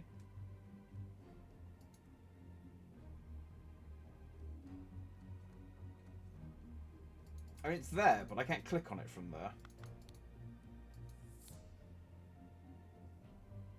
Okay, but yeah, the dead guy is blatantly Augustus, but I just don't know his surname yet, I don't think. Alright, let's check the other rooms. I think I got as much out of that as I possibly could. An unfinished croquet match on the grass field. That takes... Okay, so that's the entrance there. And that's the door that takes us into there. London Gazette. Who will be the new Prime Minister? Election results. New party, Order Party, moderates, loyalists. The New Order Party have the most MPs, but it's clear the two old parties will form a coalition. This means the loyalist leader Blanchard or moderate leader Valentine will become the Prime Minister, leaving Lazarus Hurst and his party in the opposition. Ah. So Lazarus Hurst has now become a member of parliament. I guess he's the New Order party.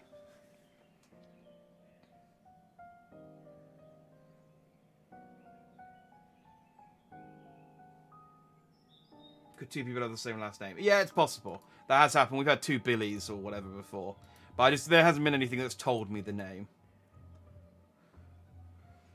Alright, is this I gotta check. I have the feeling this game's gonna ask me to see whether this is unfinished. So, the king.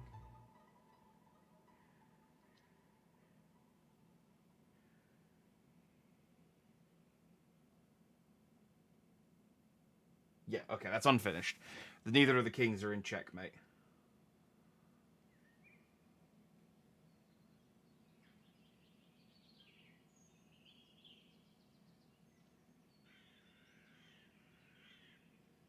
Yes.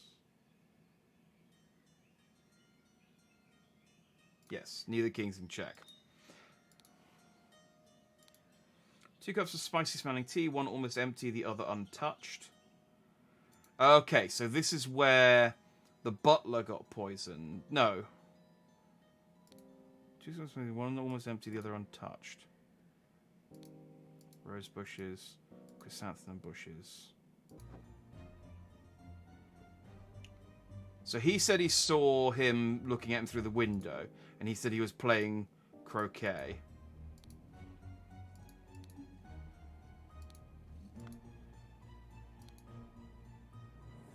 Yeah, they got bored and went to the tea house to drink tea. Ergun drew his attention to the interesting design of the chess house. Saw Lord Alistair Cock lecture the butler. Saw Master turn out to the chess house and send the butler away, just as Ergun was remarking the beauty of the chess house. Saw Alistair leave the chess house and return shortly afterwards.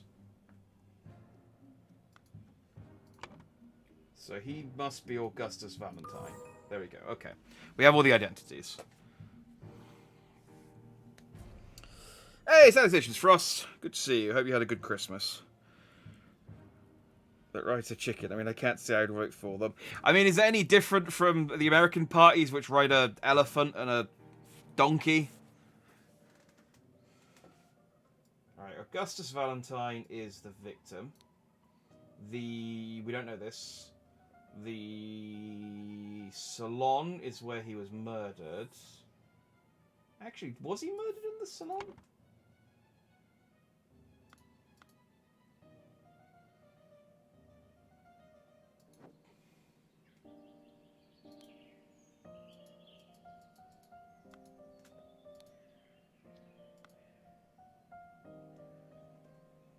Bell and Ergwin were drinking tea here, and he saw him lecture the butler and sort of come and go from there. But he could have been killed here and then brought into the salon. Because Leopold and the butler were both unconscious. Oh, wait, hang on. Let's have a look at the door. No, there's no blood. I mean, the boomerang seems to be the murder weapon. Well, we'll try the salon. Body was found by Leopold Blanchard. Okay. So he was killed in the salon. He wasn't brought here afterwards. So the location of each suspect when the body was found. So, Leopold is the... So the young man and the prince were both in the tea house. The butler was in the library. The doctor is James Turner. Oh, the loyalist. He was in the salon because he was the one who found him. And the gardener was in the garden. Hang on, where did he say he was?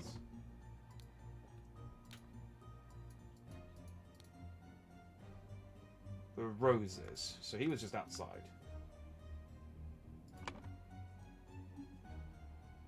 Flower beds.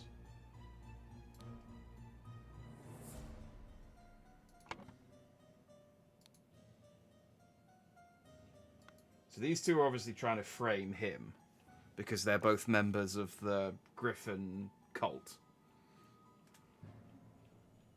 Check the Gardner Bush type, see if they match up. I think they do. He said he was from the Rose Bush, pruned in the morning by the chrysanthemum bush. Then he moved to the Rose Bush, and then he kept working. And the only bushes we got are the chrysanthemum bushes and the rose bushes. So, although if he was working on the rose bushes,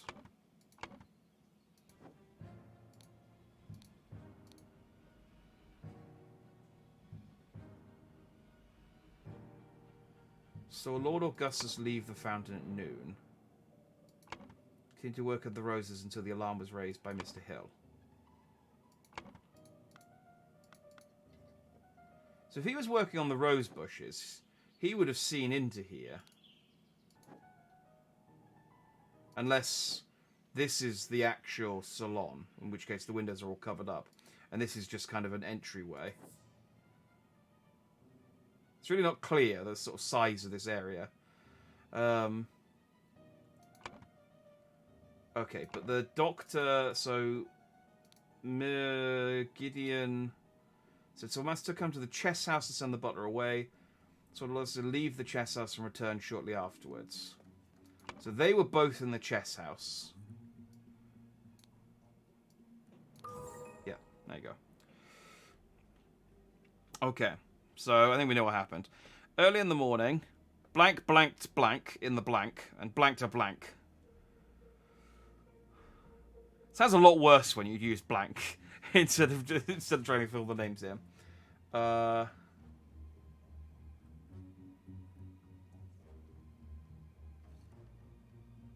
Early in the morning. Killed, provoked, stole, drugged, planted, framed. Okay, so James Turner drugged Leopold Blanchard in the library and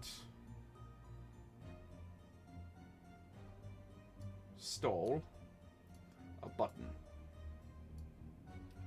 Meanwhile, in the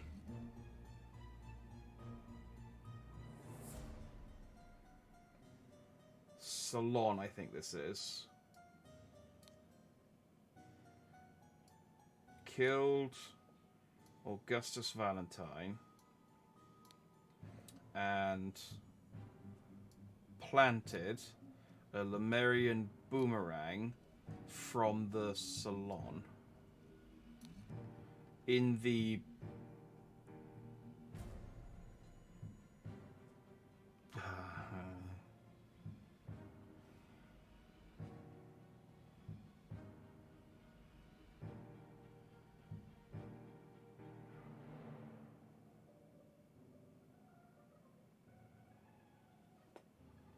provokes.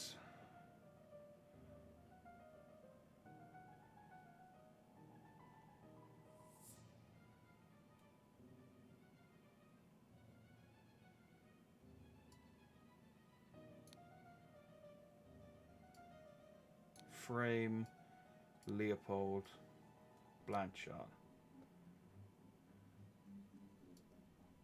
Planted the button on him to frame Leopold Blanchard.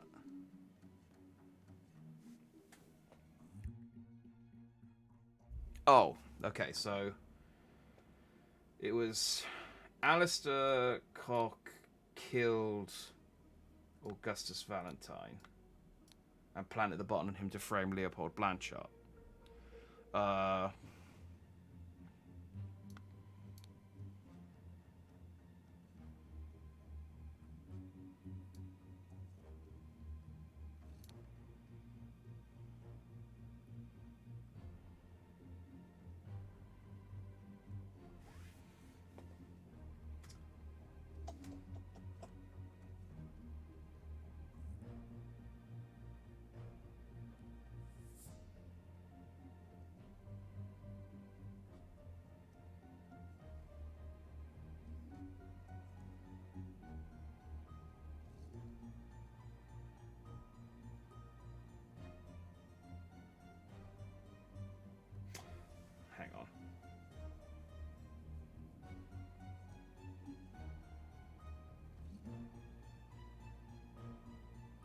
They framed Patu. No.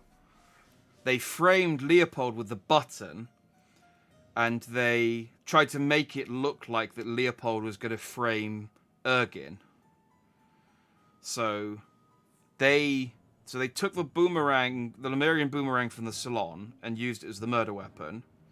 Then to make it look like it was Ergin, but then they put Leopold's button in his hand to frame Leopold.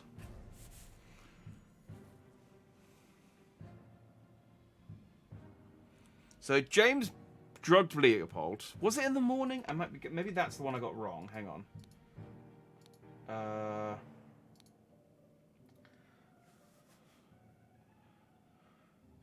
So the Lemurian observing him through the glass door. And Gideon said they played croquet in the morning. So yeah, so that was in the morning. So in the morning, James drugged Leopold in the library and stole his button. Meanwhile, in the... I don't know what this one is, though.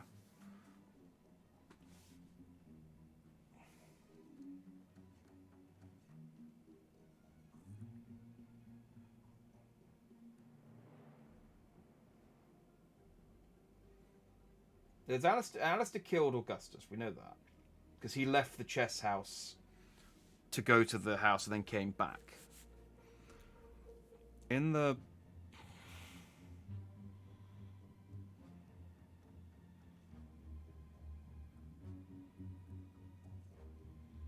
The only thing I can think of is it's the same thing again. And it's the library again.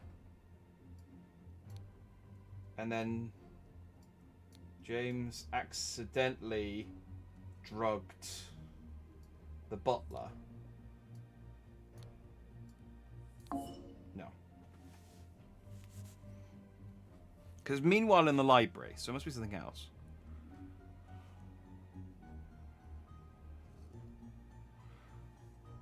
Frame...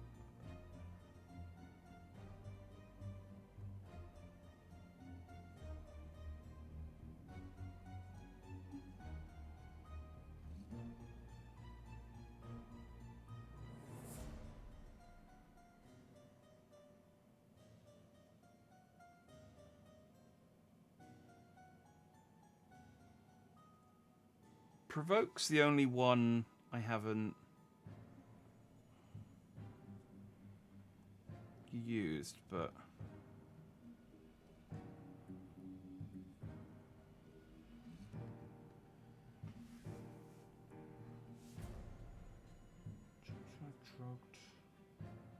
No, is that definitely blue? Yeah, it's definitely blue.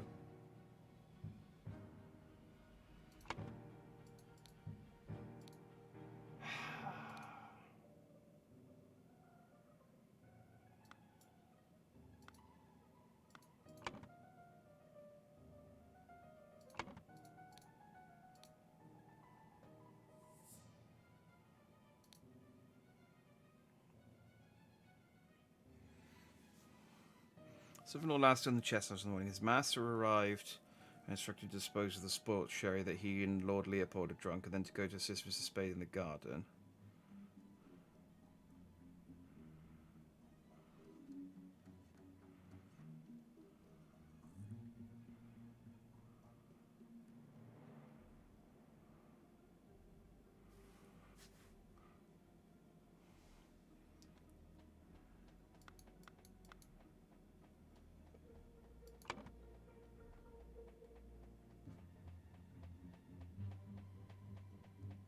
No, but it's frame, not... It doesn't have... The grammar's wrong. It's got to be either planted, killed, or drugged. And it can't be planted, because it's a person. So it's either killed or drugged.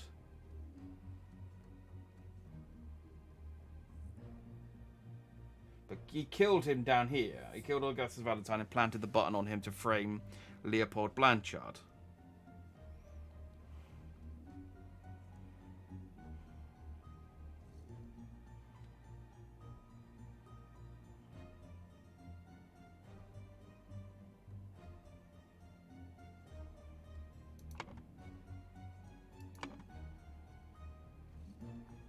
I got got all the words as well, so I don't know what I'm missing.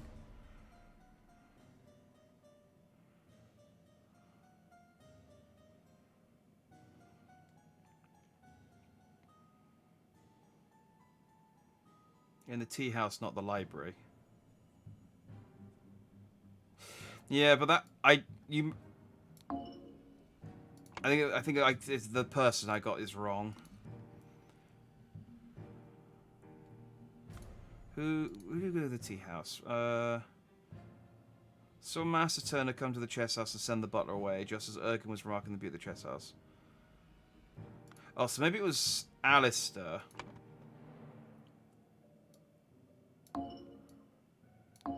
Nope.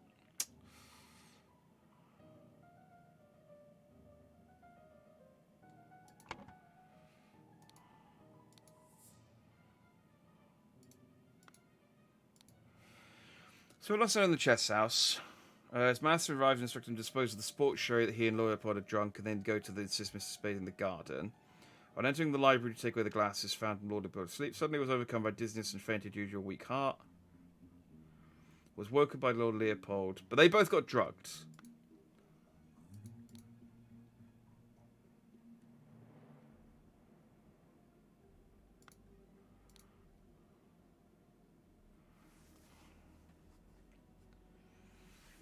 So Lord Leicester lecture the butler. Saw Master Turner come to the chess house to send the butler away, just as Ergen was remarking on the beauty of the chess house. Saw Lord Alistair leave the chess house and return shortly afterwards. So the two in the tea house were Ergen and Gideon.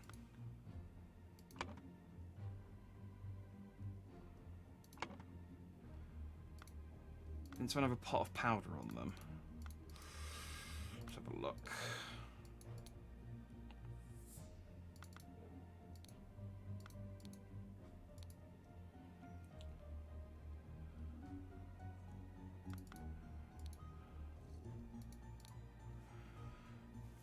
Yeah, so he had the tea, so he's got the spicy smelling ornamental box.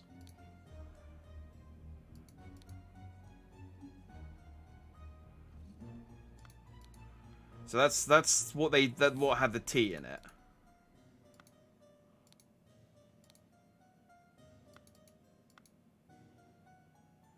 Ergen drugged someone in the tea house. I don't think he did. I think it was. I think the tea was just tea. I think Ergen and Bell had tea in the tea house and they were fine. Because Bell doesn't have... Bell's eyes are okay. Hyperconcentration of one thing, loss of perception of time, rapid blinking.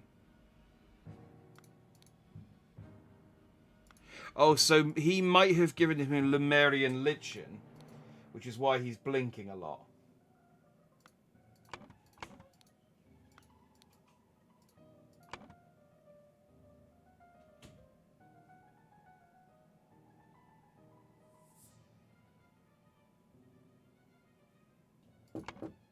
Oh, so maybe...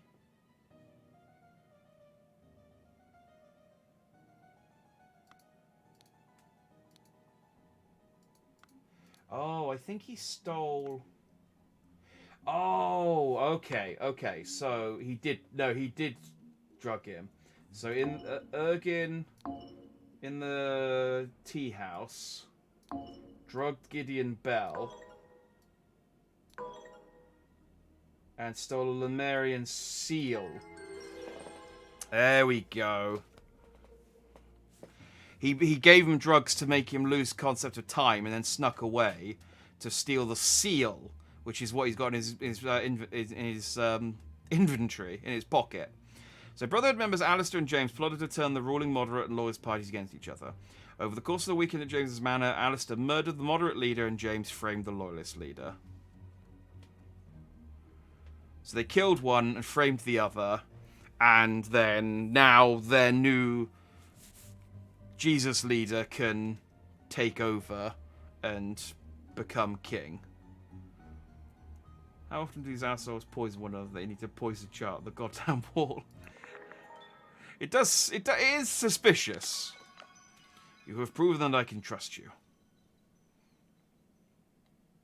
Here is the Brotherhood's artifact that I removed from the traitor Keen. Let me educate you how it works. I set it to take heat from this cup of water. I changed the symbols and you decided to give that heat to something else. But there is much more that the idol can do. They seem thrilled. So he took it from Keen, but Keen was still alive when he did the trial. Okay. Well, I think we're nearing the end, so let's just keep going. The Triumph of Order. Okay, well this looks like a closed room one, at least. Oh, actually, maybe not. Such a relief they decided not to push any fashion charges. I hope the process is not painful. This tribunal is a farce. They spread lies, and my pure love is merely lust. What do they even know about true art? I felt it in my bones that I should have drunk less. Now we poor souls experience God's wrath. It is a thing of beauty to see the order prevail. If it were not against the first virtue, I would feel very happy. Nicholas Maker. Okay, we don't have to actually identify people this time. Record keeper of the order party. Total merit +4. Labeled a protocol as being a Thursday, even though it was a Wednesday. Took a double-length lunch break in the office. How dare he? Loyal service and low-ranking position to the order party +10 merit. Nicholas. I'll wager you feel the new regime rewards your diligence now. So let me tell you why I saw you spend more than 3 shillings on new clothes after I asked you to lend me money, and you said you had none to spare. I suggest you lend me some now, unless you want me to write up an official report about a 4th virtue breach. Your beloved brother. Oh, it's all gone a bit regime-y, hasn't it? Weekly Order Party of People's Tribunal number 42. 6 culprits are brought to the tribunal. Tribunal is open. Each culprit's charges are evaluated and merit changes are calculated. First culprit's merit exaction starts. Second culprit's merit exaction starts. Third culprit's merit exaction starts. Okay. Poor bugger. I've never seen so much merit removed in the tribunal. Some mistakes are very costly. An Albion Frank banknote. David Goran. Oh, David's still alive and hanging on. Had a secret compartment in his office locker. Denied the existence of the secret compartment. Loyal service and low-ranking position to the order party +10 merit. Okay, so they've become like a whole. It's gone from weird cult to government now. From the sounds of things. Remember the second virtue. Be lazy. Remember the third virtue. Dance like no one's watching. Man is not breathing, no apparent wounds. Prince of Dusk. Late night, like night I am dark and full of terror. I do not fear love, do not make that error. When you know my name, just look for my face. Was he killed because of bad poetry? Because I think that's fair.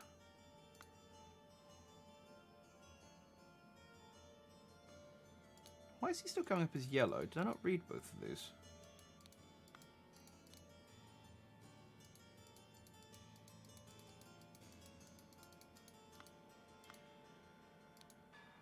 Oh, beauty. There we go. Okay. It is music to my ears, Alistair, but do control your emotions. We as arbiters of orders must never violate the first virtue. Dr. James Turner drank a full bottle of brandy at a picnic. How dare he? Kept the book Legacy of the Rose Dynasty in his study. Loyal service to the order party and high-ranking position. 20 merits. Dear Dr. Turner, I must regretfully inform you that during your absence from party business, your senior assistant Daniel has demonstrated extreme untidiness and thus breached one of the virtues. Junior assistant Toby.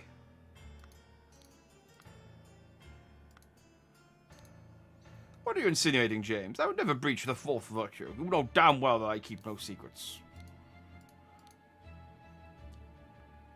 Slapped a sergeant in anger, listened to marching music in his manner, Law service, 20 merits. Dear Arbiter Koch. I am writing to inform you that our regiment's colonel has seen with another officer's wife in the potentially intimate situation. We implore you to send your agents to investigate this potential flouting of the first virtue.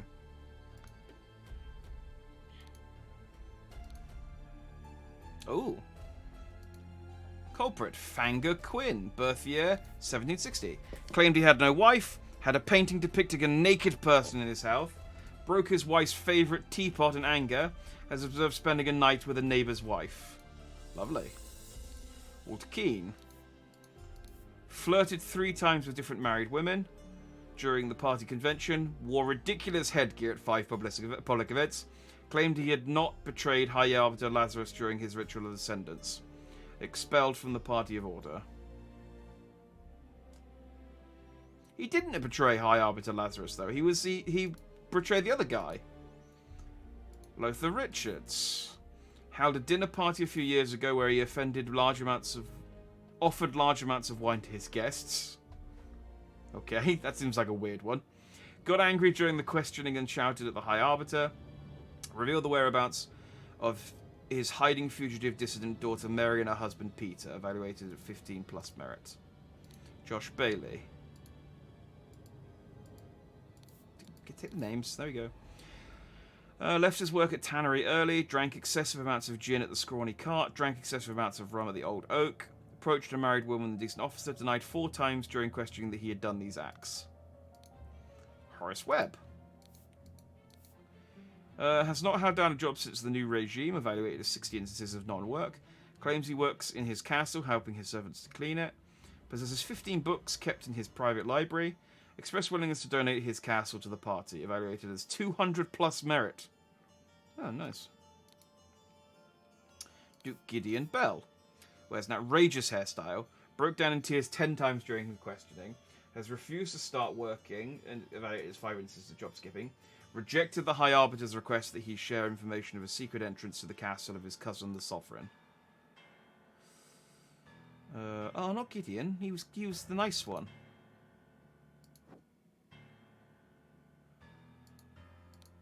Silence! You perform your function as much as required. It is paramount to ensure order in our new society. Okay.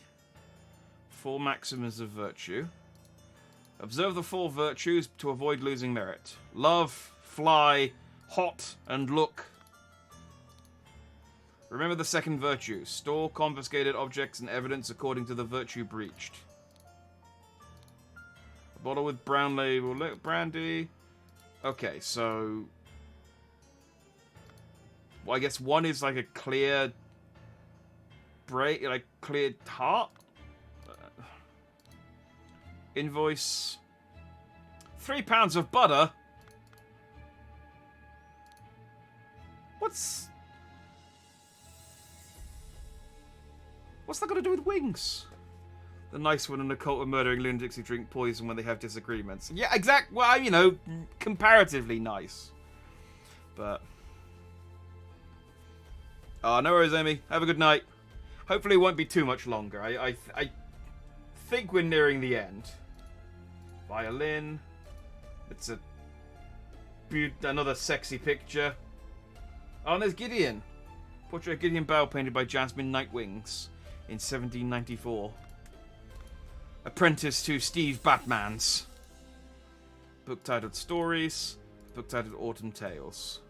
So 4's no reading, I guess. In all truth, Lord High Arbiter, I'd prefer storing no more than this. Since the year 1792, when it had gained a majority in Parliament and liberated our government from multi-party chaos, the Order Party has worked hard to improve society. Despite the vast popular support for the party, His Majesty refuses to acknowledge the authority of the party's tribunal. High Arbiter Lazarus Hurst has announced that in 2 months, the party and its supporters will participate in a peaceful march to the King's current residence to demonstrate their virtue of moderation. I am honoured to help the party keep the 4 virtues. I only hope sitting here all day does not count as sloth. Yeah, there are worse jobs than this one, and thank goodness, and thank God tobacco is not considered an indulgence. A bit boring though, too bad literature is forbidden. Alright, I think we have all of the words. So the first virtue is indulgence, I think. Excessive...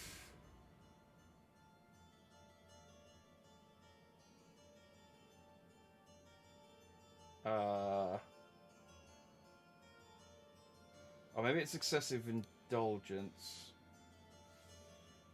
I don't think indulgence is a virtue. Yes, no, I appreciate that.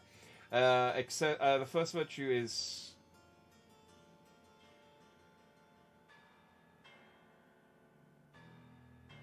Huh.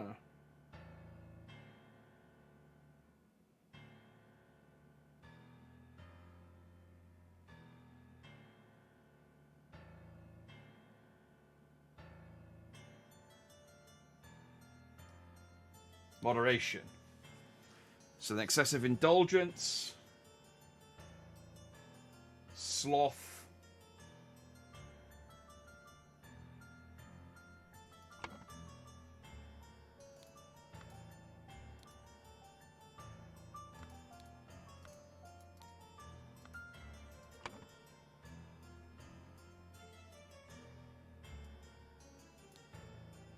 I think that's untidiness. So maybe the second virtue is diligence. So at work, untidiness, mistakes, lies will be punished. Art, music, fashion. So I think the first virtue is beauty. And then the fourth virtue is...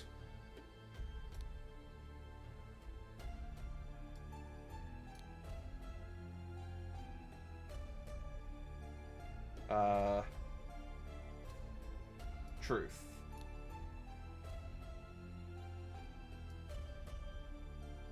Oh, so lies go here, actually.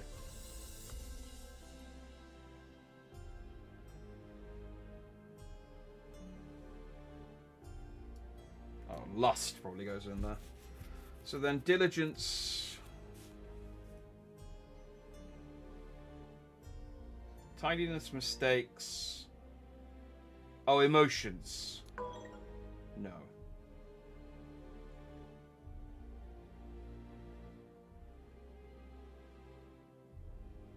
There's a lady got punished for crying, though. So I think... I'm pretty sure emotions is correct. And they confiscated the art and the music and the fashion because they had that poster. So I think beauty's correct.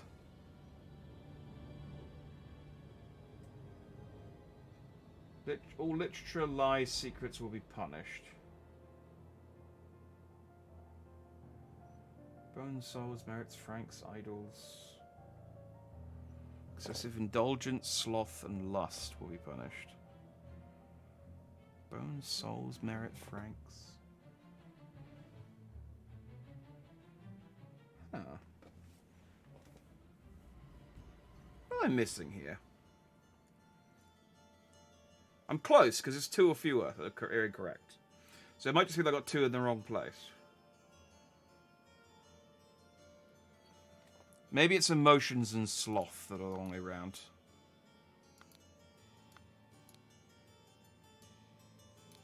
There we go. Emotions and sloth. Two of my great vices. Okay. So the punishment we can figure out from this book. No, we can't. We can figure out from the passports. So he had 20. He lost 8 for drinking a full bottle of brandy and kept a book. So those two must add up to 8.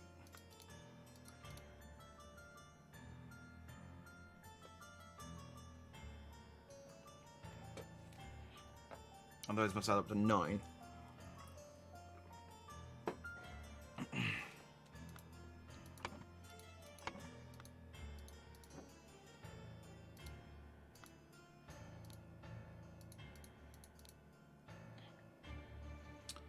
Labeled a protocol as being a Thursday even as a Wednesday. Took a double length lunch break at the office.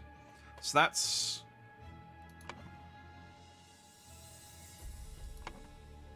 So that was a mistake. And that was sloth. So that's... I think...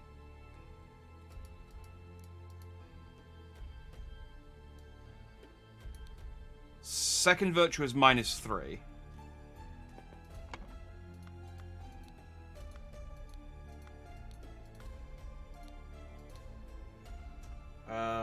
Had a secret compartment in his locker. Denied the existence of the secret compartment.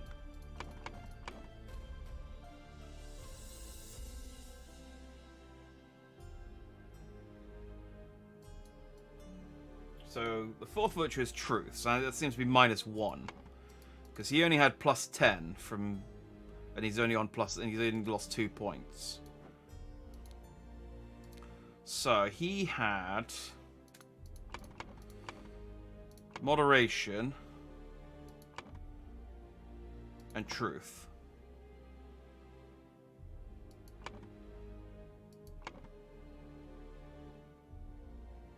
And he lost 8 points.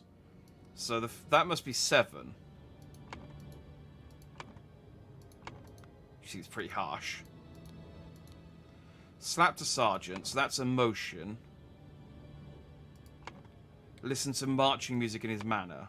So the third music must be 2. Okay. That one seems harsh though, -7. Like, considering the rest of them are 1, 2, 3, and then 7.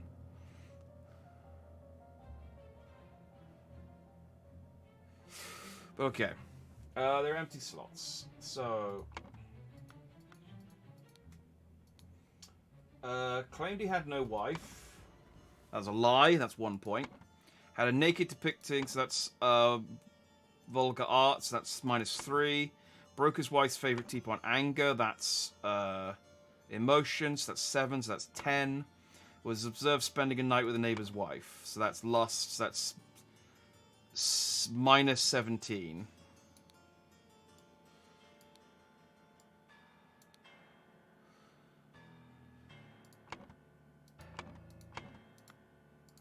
Walter Keane flirted 3 times with different married women during the party convention.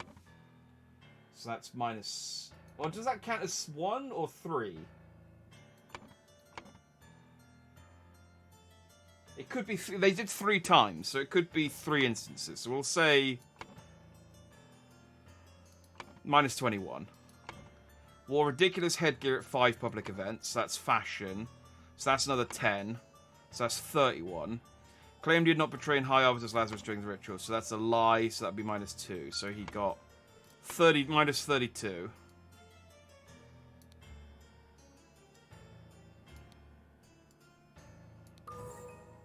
Okay, cool. Lothar Richards had a dinner party a few years ago. He offered large amounts of guests to his wine. So that's excessive indulgence. That's -7. Got angry during the questioning and shouted, so that's excessive emotions. So that's -14. But then you got +15. So you should be on +1.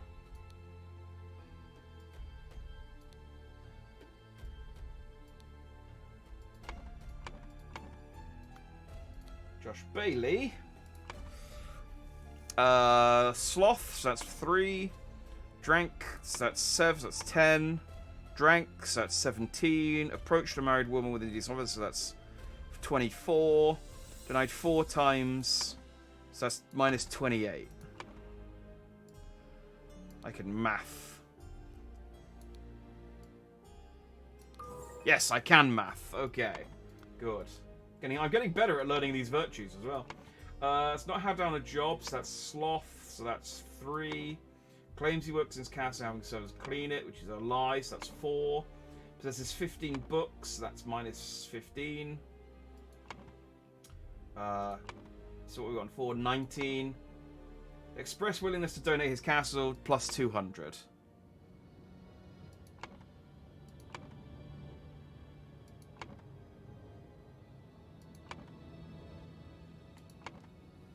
But that's 200, so he had... Oh, 60 instances of non-work. So it's 60 sloths. So 60, 120, 180. Alright, so he's not actually that high up. So he had 180, 15, so he was 195, plus he lied, so it's 196. So he's on 4.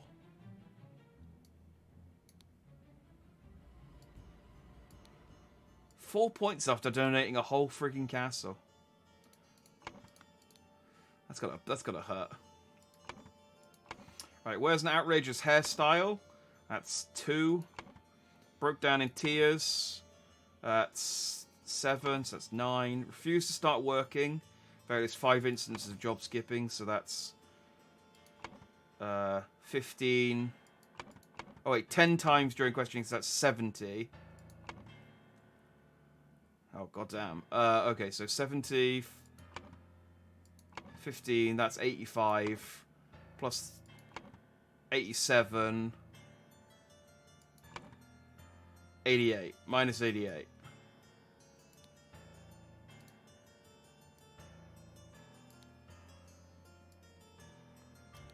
Hey, okay, last one. Oh dear, this one's more like just like this is a lot less detective work and more like accounting. This is like the kind of work I do at work where I'm filling in spreadsheets.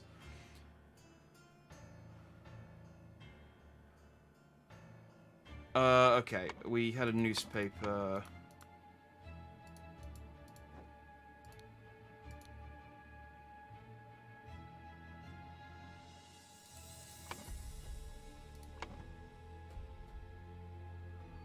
Three years? I think it's 3 years have passed since Order Party has seized power. During a tribunal, this judge will have the largest deduction in all tribunal history. To execute his punishment,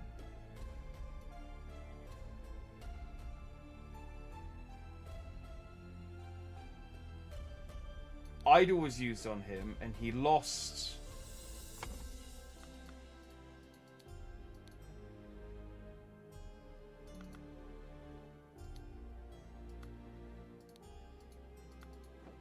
Okay, so who was the guy they killed? Prince of Dusk.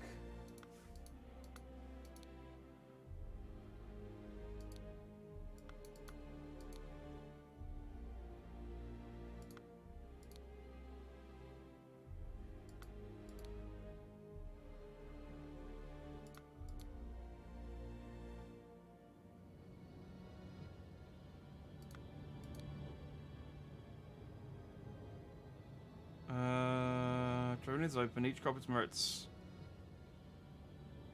Oh, okay. Do we have a time?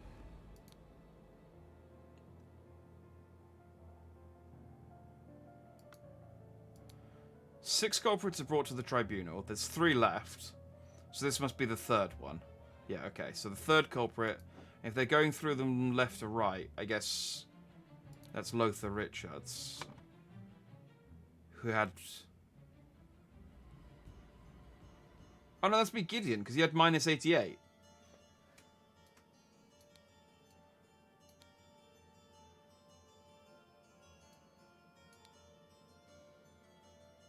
So Gideon Bell. Largest merit deduction in all tribunal history. There we go. Okay. The Order Party has seized power and now enforces the 4 maxims of virtue. Young Duke Gideon Bell was judged during the tribunal to have lost 88 merits. The High Arbiter to the party, Lazarus Hurst, used the idol to decrease Gideon's youth by 88 years, thus making 108, which resulted in his death. So does then... Oh, it seems to have gone badly for them. Does he then, like, push the life back into himself? Slight delay in the peaceful march to the king's castle. Okay. Goddamn. Alright. I want to finish this, but yeah, okay. Well, let's just keep going, I guess. I don't have any plans for tomorrow. Yes, Comrade Lazarus has not yet returned for several hours. Comrade Alistair and James have gone to find him. If they do not return, we will organise more search parties to find the lost. Okay, Balchester Castle, Blackfield Manor, Lovers' Islet, Cabin, Little Mermaid Inn, Bellwood Crossroads, Party Camp. So these are some of the places we've been to before. Lazarus Hurst.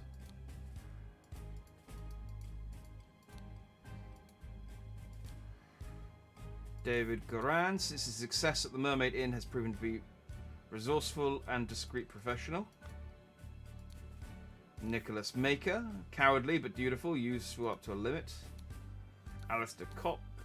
Pompous and vain, but being a military man is ready to obey and ready to kill. James Turner. Greedy and hedonistic, requires constant material motivation to cooperate. Walter Keane. Ambitious and inventive, but treacherous, as many smart people are. Lazarus, you took 32 things from me. I demand you return them. If you refuse, I will make the story of your true origins known to the other party leaders. At 11:30 on May 15th, meet me at the place the idol was stolen from our brotherhood, and poor Willard Wright met his death. Come alone, and bring proof, something personal, of yours to give to the veiled woman. Tie your reply to the pigeon and release it from the cage. It will find me. So I think Willard Wright met his death at the inn. I mean, I can go back and check if I need to.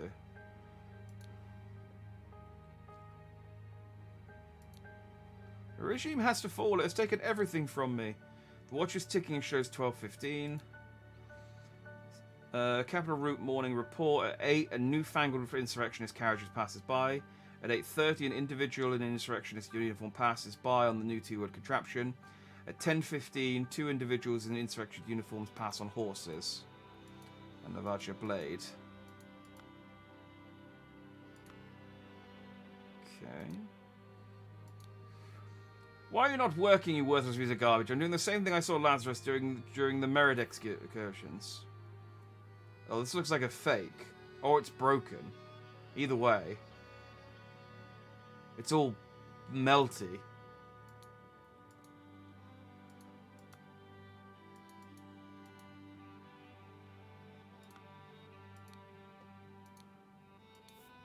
Man in hand with numerous cuts in his body, not breathing. A slightly dented saber with some blood on it.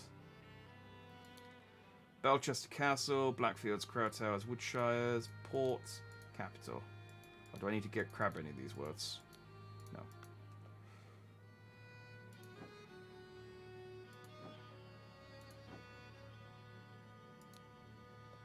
Oh, I recognize that voice. It is you. Isn't it poetic that you have fallen for the same trap as you did all those years ago? Straw men are your bane.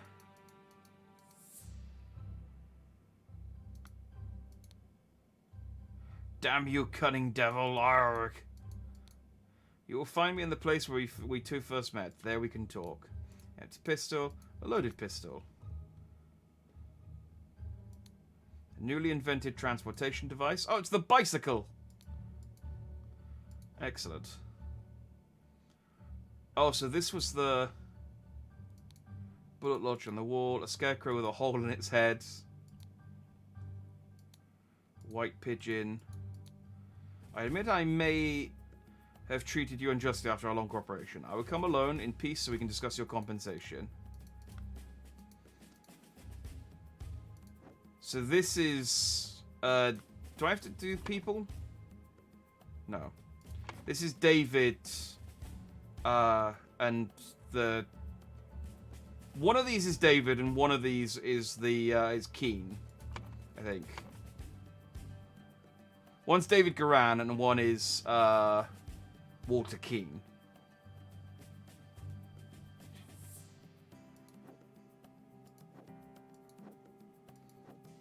Okay, I don't know why there's 2 options to go up from here, but I think I've got everything.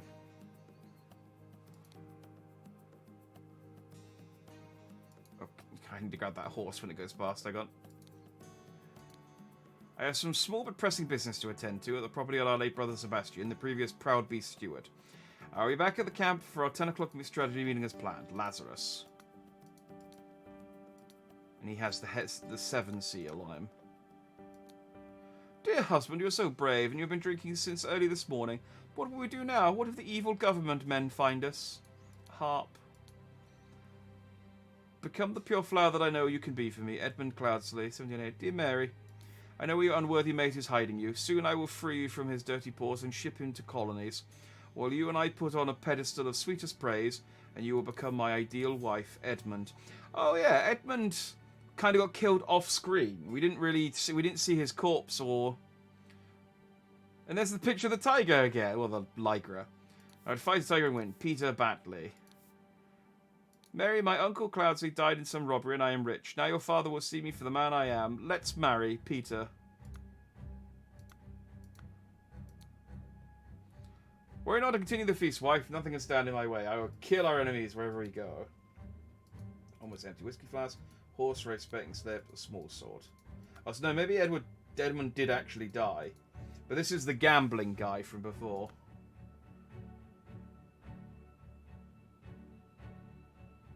Okay, I am missing something from here. There we go. Is that it? Was that what I was missing?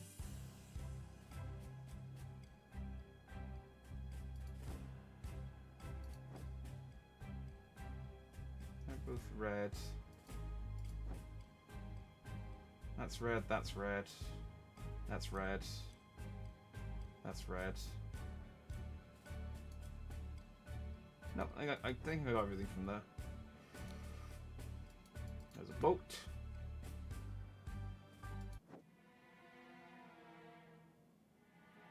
So this is the manor. Pile of mangled and burned corpses. An empty cannon. Oh, I'm not quite done yet.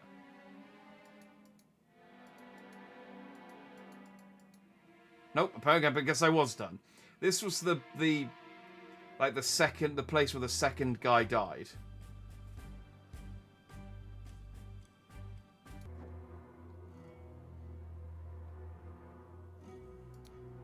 Well, there's all the rats sneaking around here. This is no good. I hope they will just blackmail me and bugger off. Large kitchen knife, a partially peeled lemon, a ring of various keys. So he's still here skinning his lemon. Dandelion rune, Ada Baker. Forget-me-not rune, Walter Dort. They were trying to kidnap the king. Me and my employer are getting out of this blasted country. Simple key, hand of cards. I instructed him to arrive at around 11:30. Most likely he will be in the Order Party uniform. If he comes alone without any backup outside, approach him. If you can use something that belongs to the one who escaped your tonic, you may proffer him the instruction slip I gave you. Conceal your face, he may recognize you. Bring handkerchief and a dagger. But I hear rumors you lost a cannon while gambling. Hand of cards, 3 Evan francs, a stiletto blade. Nonsense, I'm not an idiot, but real men like us could beat those Order Party ninnies even without weapons. Cards, francs, small sword. Okay. Okay, we have all the words. Now we just need to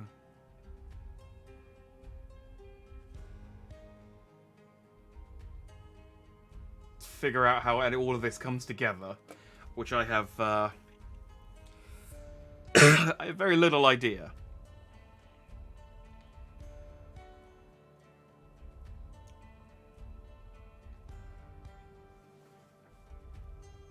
Okay.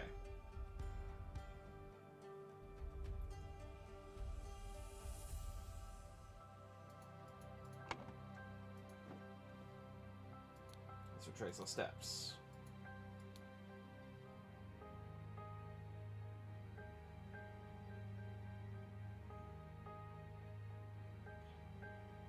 Half 11. Meet at the place the idol was stolen from our brotherhood, and Paul Willard Wright will meet. And Paul Willard Wright met his death. So I think that is the.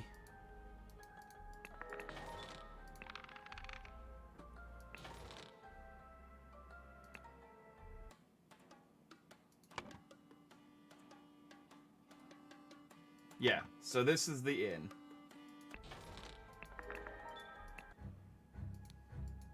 Okay, so Lazarus has a message to say to come back to the inn. Wait, was there an upstairs at the inn? Or did I... No.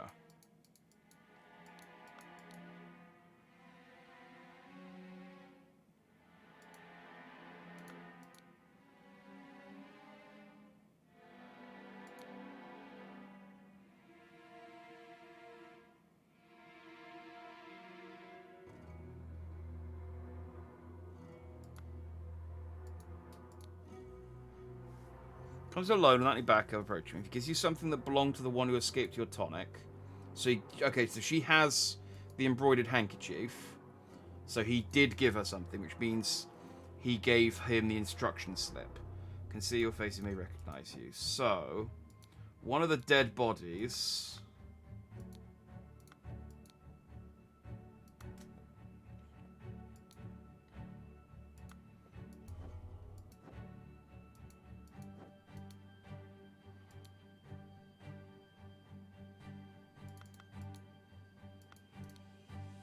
Okay, so I think this is Lazarus. And he's been killed by...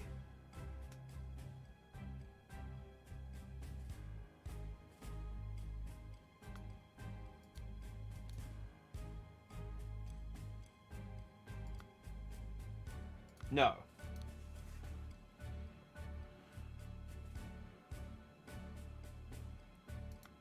That's David. But what time of day is it? It's after morning.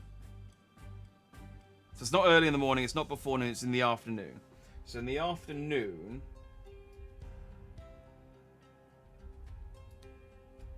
I think... Walter Keane killed David Garan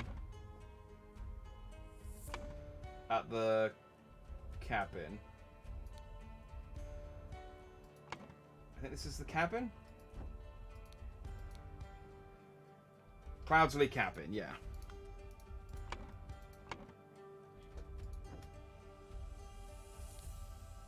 So someone died here.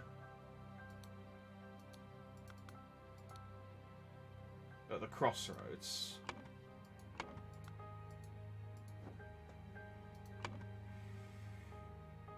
So I think...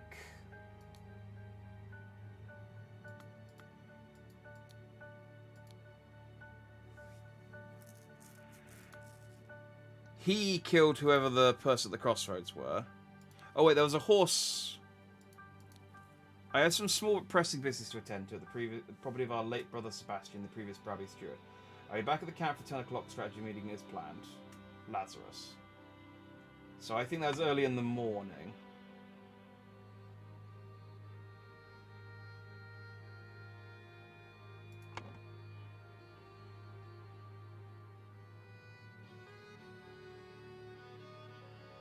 No, this will be before noon. Lazarus... Nope. Hurst. Alistair Cock killed Lazarus Hurst at the crossroads. And Lazarus Hurst... in the morning... killed these guys. But I don't know who these guys are. But he got a cannon.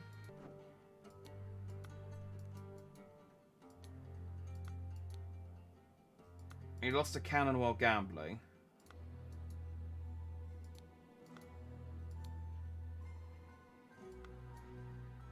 So much murder. I know. It was so much easier when there was just one murder to figure out.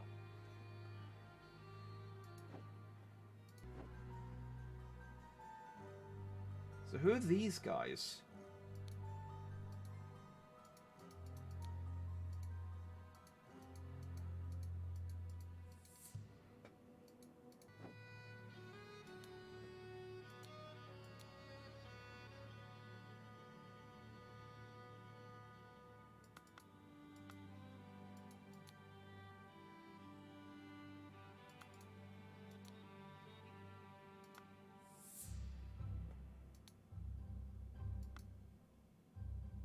Oh, no, wait.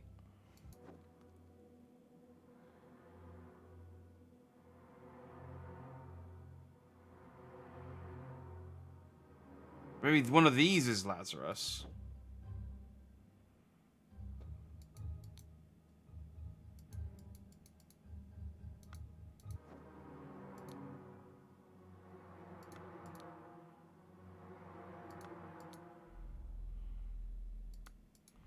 Okay, hang on. What was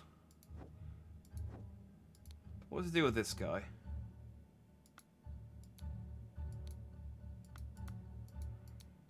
Nothing can stand in my way. I will kill our enemies wherever we go. Empty whiskey flask, a small sword. Because I think that's his manner. Jasmine, you're so brave and you've been drinking since early this morning. What will you do now? What if the evil government men find us? Oh, so I think he killed Lazarus. No.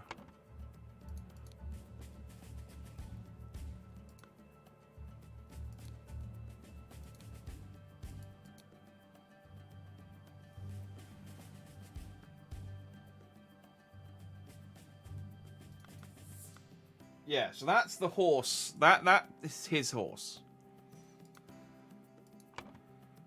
I think early in the morning,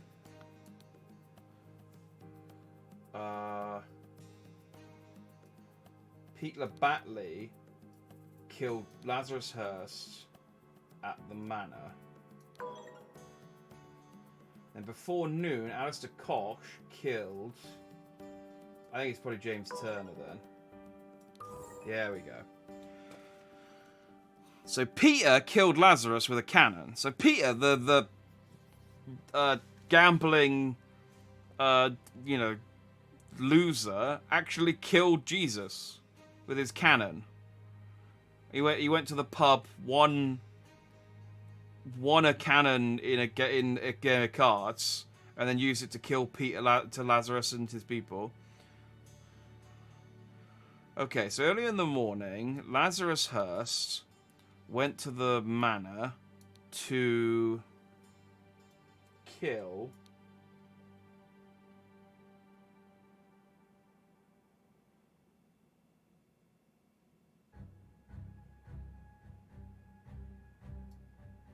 Peter Batley because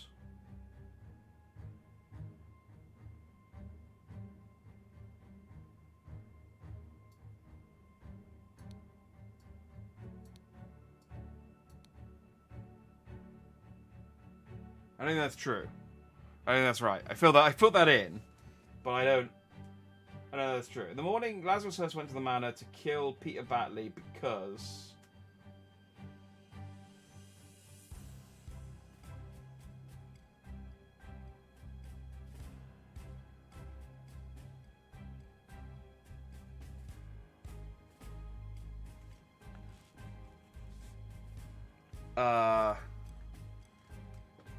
hang on. In the camp, who was it who sent this message? Lazarus.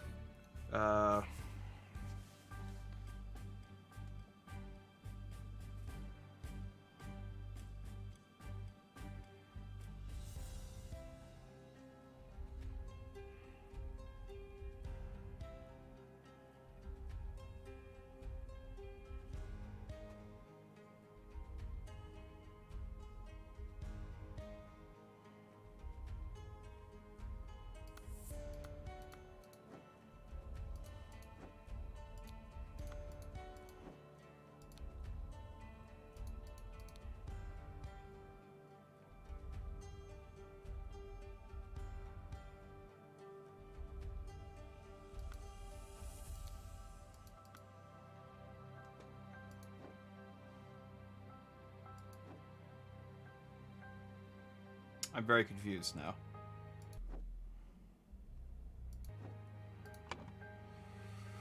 Okay. Early in the morning, Lazarus Hurst went to the manor to find Peter Batley because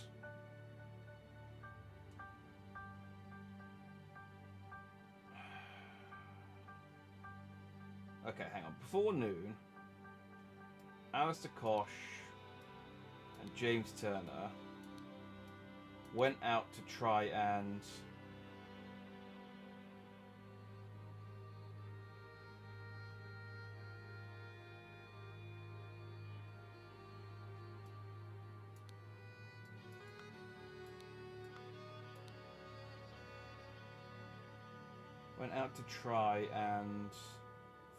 find Lazarus Hurst, I guess, because he didn't show up to the meeting. Instead, they found the golden idol at the crossroads. Nope. At the cabin? At the manor? There we go. Okay. Blackmail. There's a letter telling people how he came to power. Yeah, I think you're right. I think it's...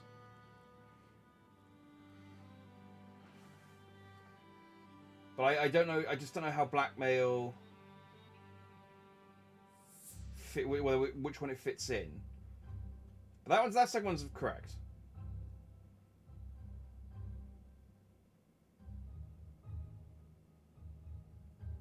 Oh, but he said he took 32 from him, so I think he wanted to get his lost years back.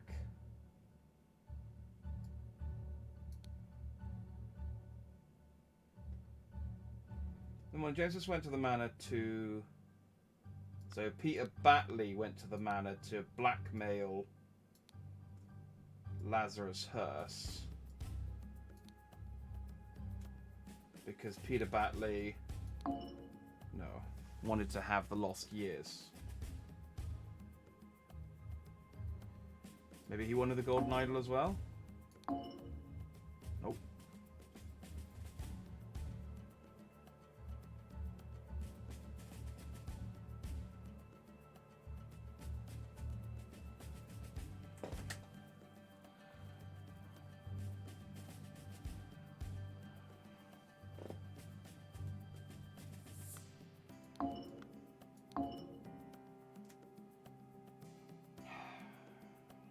Okay, let's do the bottom one. In the afternoon, David Garan went to the inn to...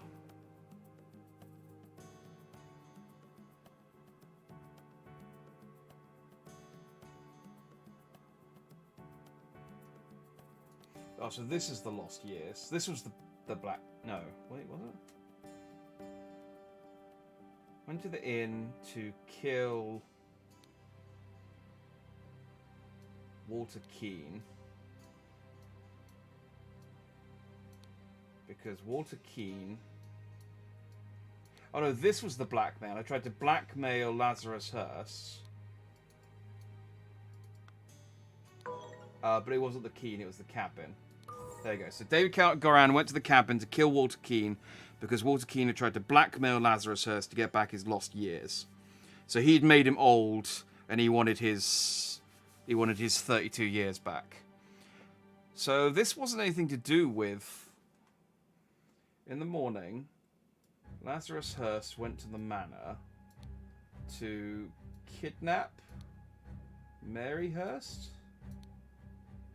Mary Batley? Because Lazarus Hurst wanted to have the ideal wife. Okay, he just wanted to steal his woman. Before storming the king's castle with the Order Party, Lazarus Hurst led his men to Sebastian Cloudsley's old manor in order to kidnap his long-lost love, Mary Batley, nee Richards. Was that ever... I mean, I guess they must have mentioned it really early on. Who was hiding there with her husband, Peter Batley. Upon entering the manor, Lazarus and his troops were confronted by a drunk Peter and the cannon he had won while gambling. Peter blew up Lazarus, breaking the idol, and then fled the scene with Mary. Thank you for playing.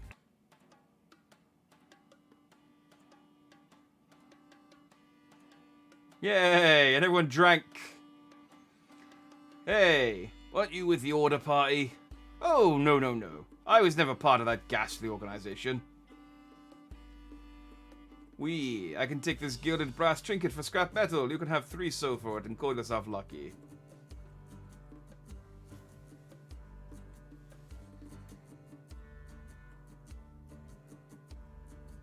Motherfucker won a cannon while gambling. Yeah, I mean, he was down on he lost all his money because he gambled. He then inherited a fortune, and then just stuck with it, kept gambling, and I guess just got good at it. So these guys just carried on gambling for years and years. They were fine. He survived, but the idol's all broken, and this guy's saying you'll just give him 3 so for it. Yeah, so the golden idol got smashed with a cannon. Peter Batley was the hero we needed, as it turned out. There we go. That was the case of the golden idol. That was fun. I feel like the perfect amount of like mental, like I can't think of the words because I've used up too much of my brain power. Like it required just the right amount of kind of I really can't. I really am like just mentally exhausted. Like it's I've spent exactly the right amount of brain power to get through that game.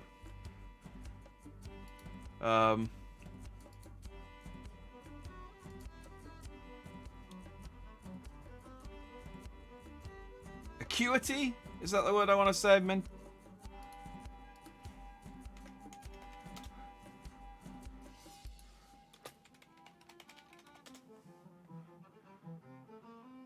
Sharpness or keenness of thought? Yeah. Acuity. We'll go with acuity. So it took exactly the right amount of like mental acuity to where it was like I felt good about solving the puzzles, but they weren't so hard that I was put off solving the puzzles. Oh, there's an epilogue. The grand vision of a better world. We're not quite done.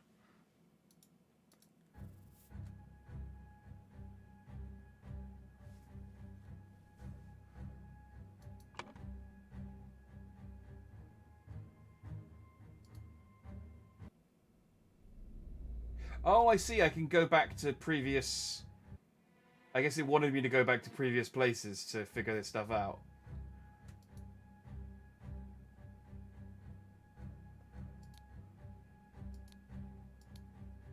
Donate to a veteran who lost his leg in the noble defense of his homeland. The man is not breathing. Half empty bottle of gin.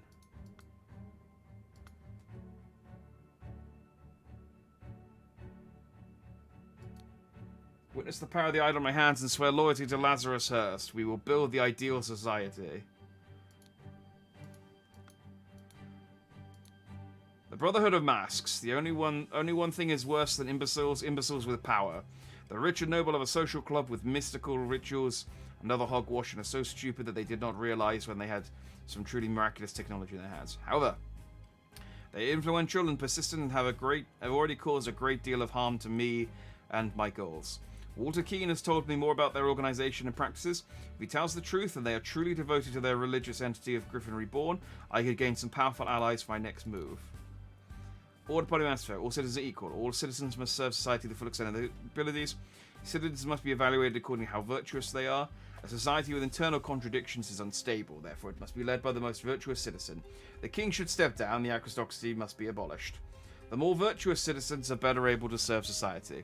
Therefore, virtuous citizens deserve to gain more time on this earth, and bad citizens deserve to lose time. This is unbelievable. My pure Mary has joined in matrimony with that clown Peter Batley. She must have done it out of grief for my death. Such a hasty decision goes against every principle of virtue. Therefore, I consider the marriage null and void. She will come to me once she learns I still live. But for now, my duties in the service of humanity take precedence. Society must be built on the principles of virtue. Only thus can it become truly great. Look at the Lemurians. Thousands of years ago, they had an empire on the banks of the Seven Seas. Their ancient technology continues to baffle modern science. But they become inert and decadent and forgot how to build and operate their machines. Their empire crumbled because it was built on pleasure-seeking, not virtue. It is by divine providence that I got my hands on a working ancient Lemurian artifact, the Golden Idol.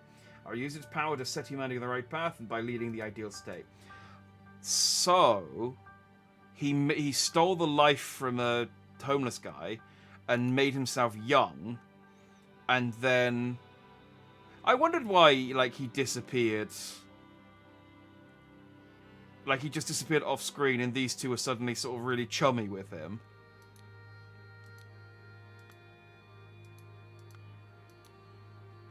And so that explains why he was his... Yeah, because he was the guy. And so he was his long-lost love, but we just didn't know it was him at the time.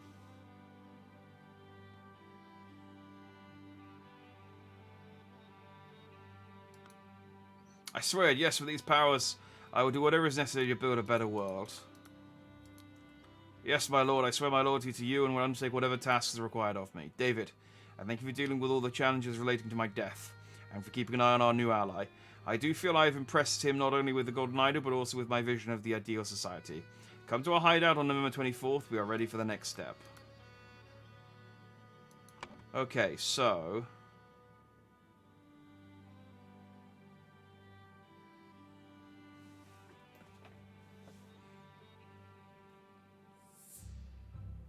Oh dear.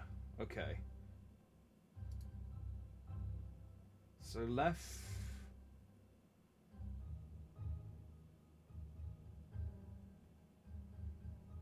Okay, so Sebastian Edmund left the idol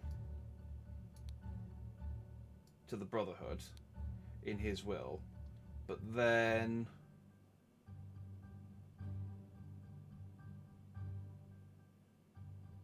Oh no. Sebastian Cloudsley. Edmund Clouds... Oh no, on Edmund Cloudsley's orders. So that was David Garan, on Edmund Cloudsley's orders, stole the idol and accidentally stabbed Willard Wright. The Brotherhood tasked Walter Keane to punish Sebastian Cowley and recover the idol. Okay, that's slightly wrong then.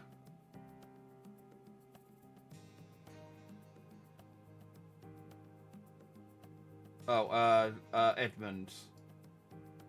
There we go. Sebastian Cloudsley left the idol to the Brotherhood in his will, but then David Garan, on Edmund Cloudsley's order, stole the idol and accidentally stabbed Willard Wright. The Brotherhood asked Walton Keane to punish Edmund Cloudsley and recover the idol, but his attempts were fruitless. During one attempt,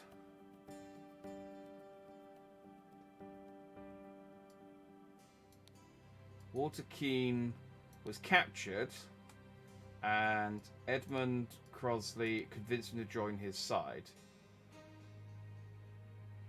Edmund Crosley used the idol to make himself young and infiltrated the Brotherhood under the new identity of Lazarus Hearst.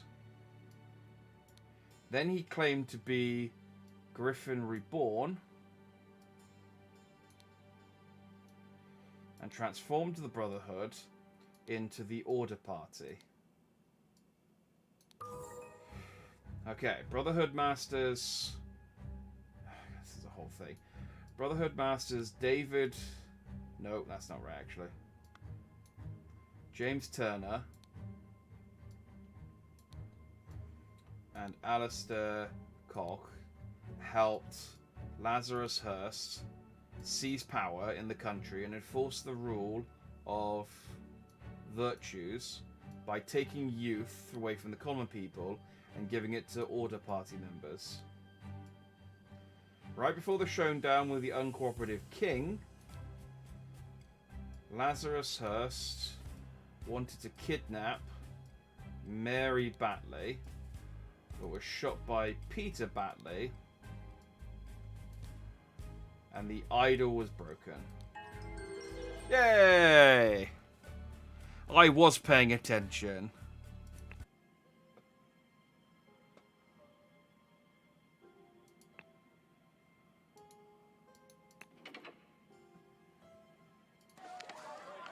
Oh, and that was that. Okay. Right. A little bit of overtime there, but now I think we're done. Okay, that little twist at the end was quite cool. I did sort of, because I was like, where did this guy come from? And they killed the other guy off screen, and it's like, oh, of course. Yeah, I probably... If so much of my brain power wasn't being absorbed to actually solve each chapter's mystery, I might have been able to sit back for a little while and think, oh, yeah, maybe that's what happened.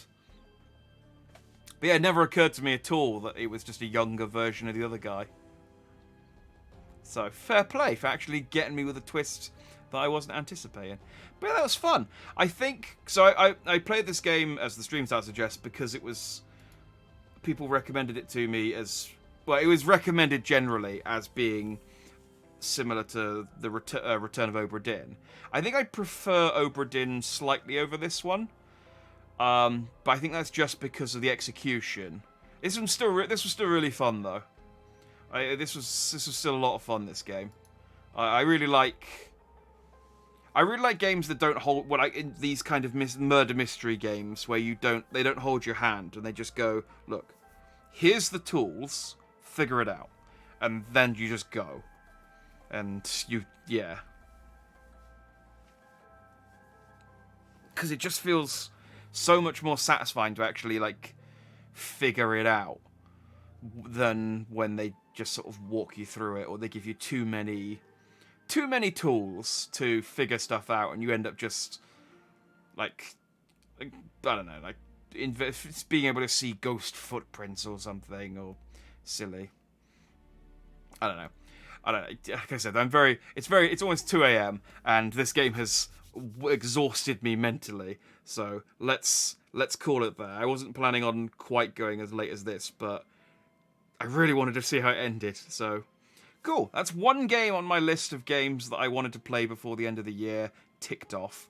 We shall play another one tomorrow evening, and yeah, I'll just try and get through as many kind of good games that I missed, or at least try them out. And if I don't finish them this week, so I'll decide what we're playing tomorrow. Yeah, because I see what I'm in the mood for. But yeah, thanks for watching. If you did, I've been Dandy. This was Dandy. You've been Dandy. Everything's just dandy. And I'll see you next time. Good night.